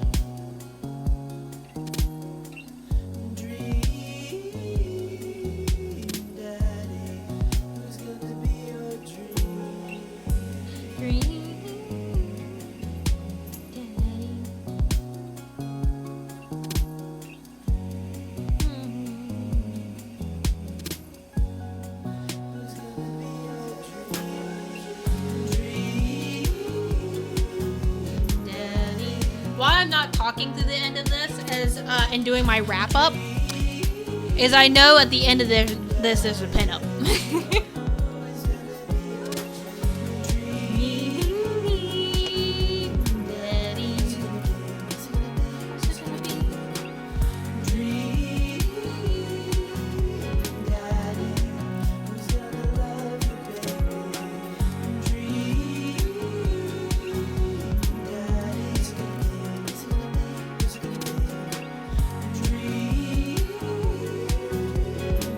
Look at all those mini games that we didn't get to play today.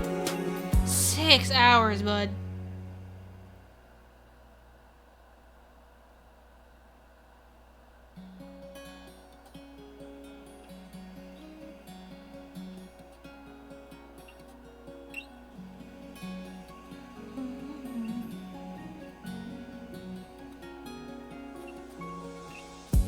Oh, they forgot to add who their quality assurance was. That's funny. I wonder if that's on purpose or not.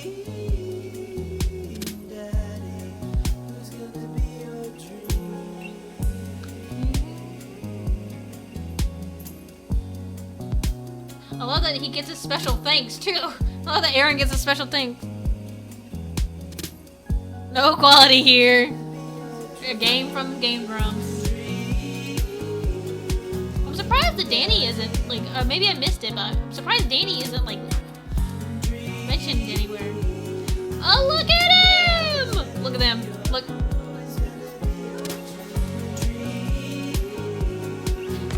Yes! Look at him! Look! Look! Look at him! Look at the man!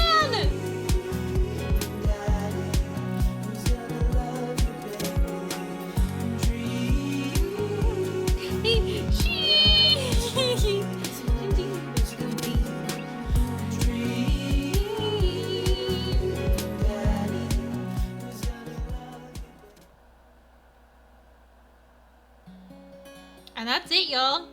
At least for now. That's it for Damien. I love this game so much. I'm probably gonna come back. I did not think that Damien was gonna be the one that I went for first, but I just fell so fucking in love with him. I love him so much. Thank y'all so much for fucking hanging out with me for the long haul. God bless.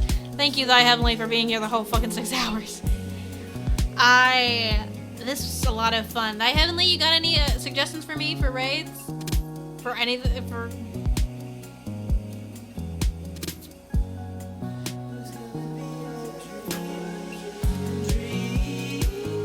And the raid message, because you're a lot more fucking creative than I am.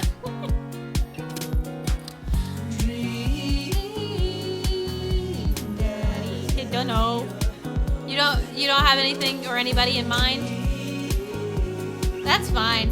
I've leaned way too heavily on you anyway, if that's the case. I could be a big boy. I swear. No one knew. Alright, let's take a look. Let's take a look.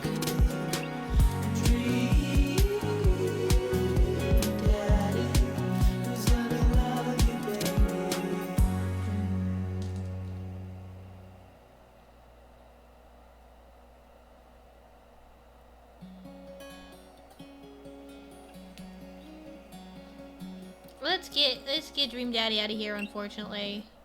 Let's take a look. Well, in the meantime, God damn it, you've come up with multiple. Now I'm trying to think of like a general, like, just like generic bunny brigade ones, but we've done like 3. And now I can't remember what any of them are.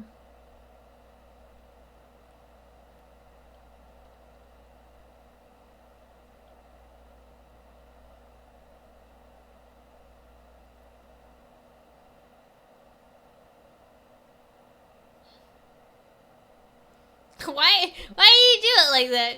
Got new daddy.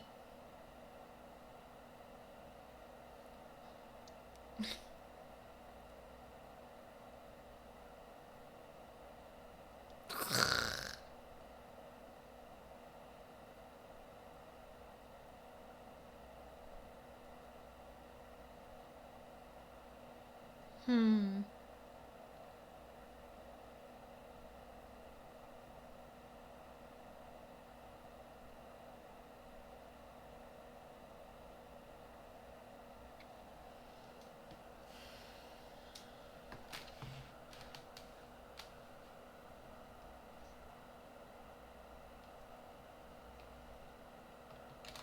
I think I might can think of something actually.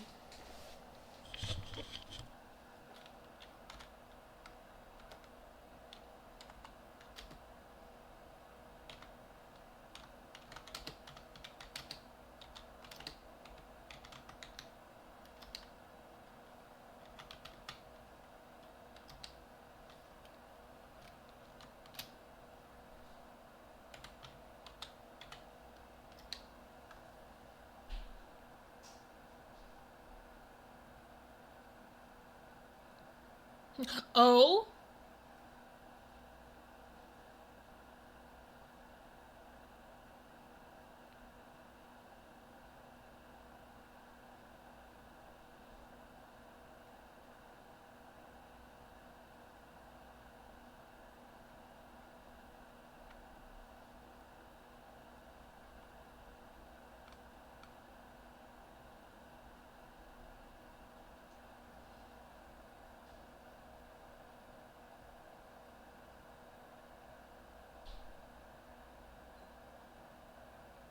If I can type any faster, Jesus Christ.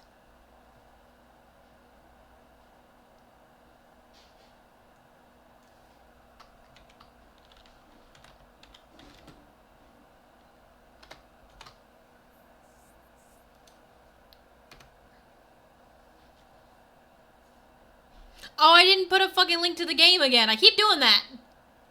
I keep forgetting. Now. Puppy Goth Dad is best dad.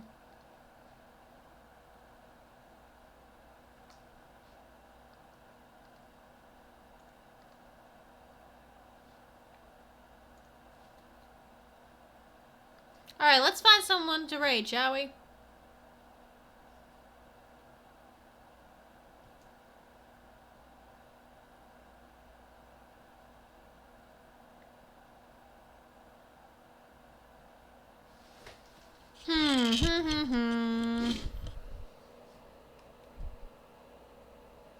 Oh yeah, you really did mean no one knew, huh?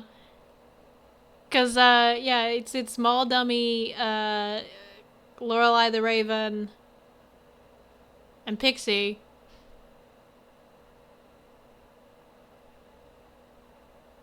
Or Pixie, Pixie Ixie. They're all on right now.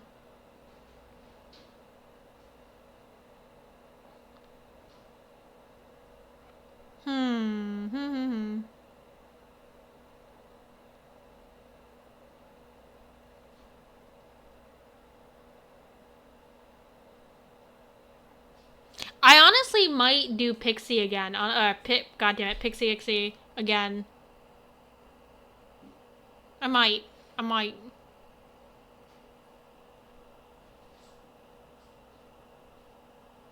gonna do it. Might as well. I'll try. I'll try to look.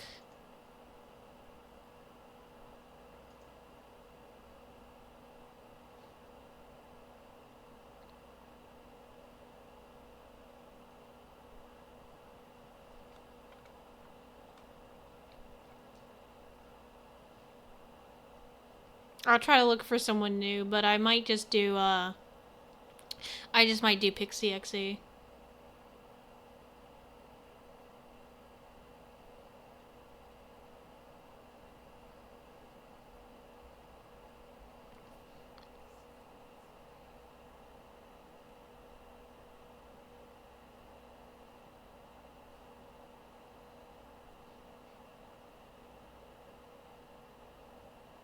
Yeah, I'm just gonna do Pix. It's alright. Alright, thank y'all for hanging out with me. I hope y'all have a fucking wonderful day. With whatever you do, if it's hanging out with the next streamer, or if it's just chilling out. Thank you so much, everybody, for being here, and I fucking love this shit, dude. Love y'all to bits.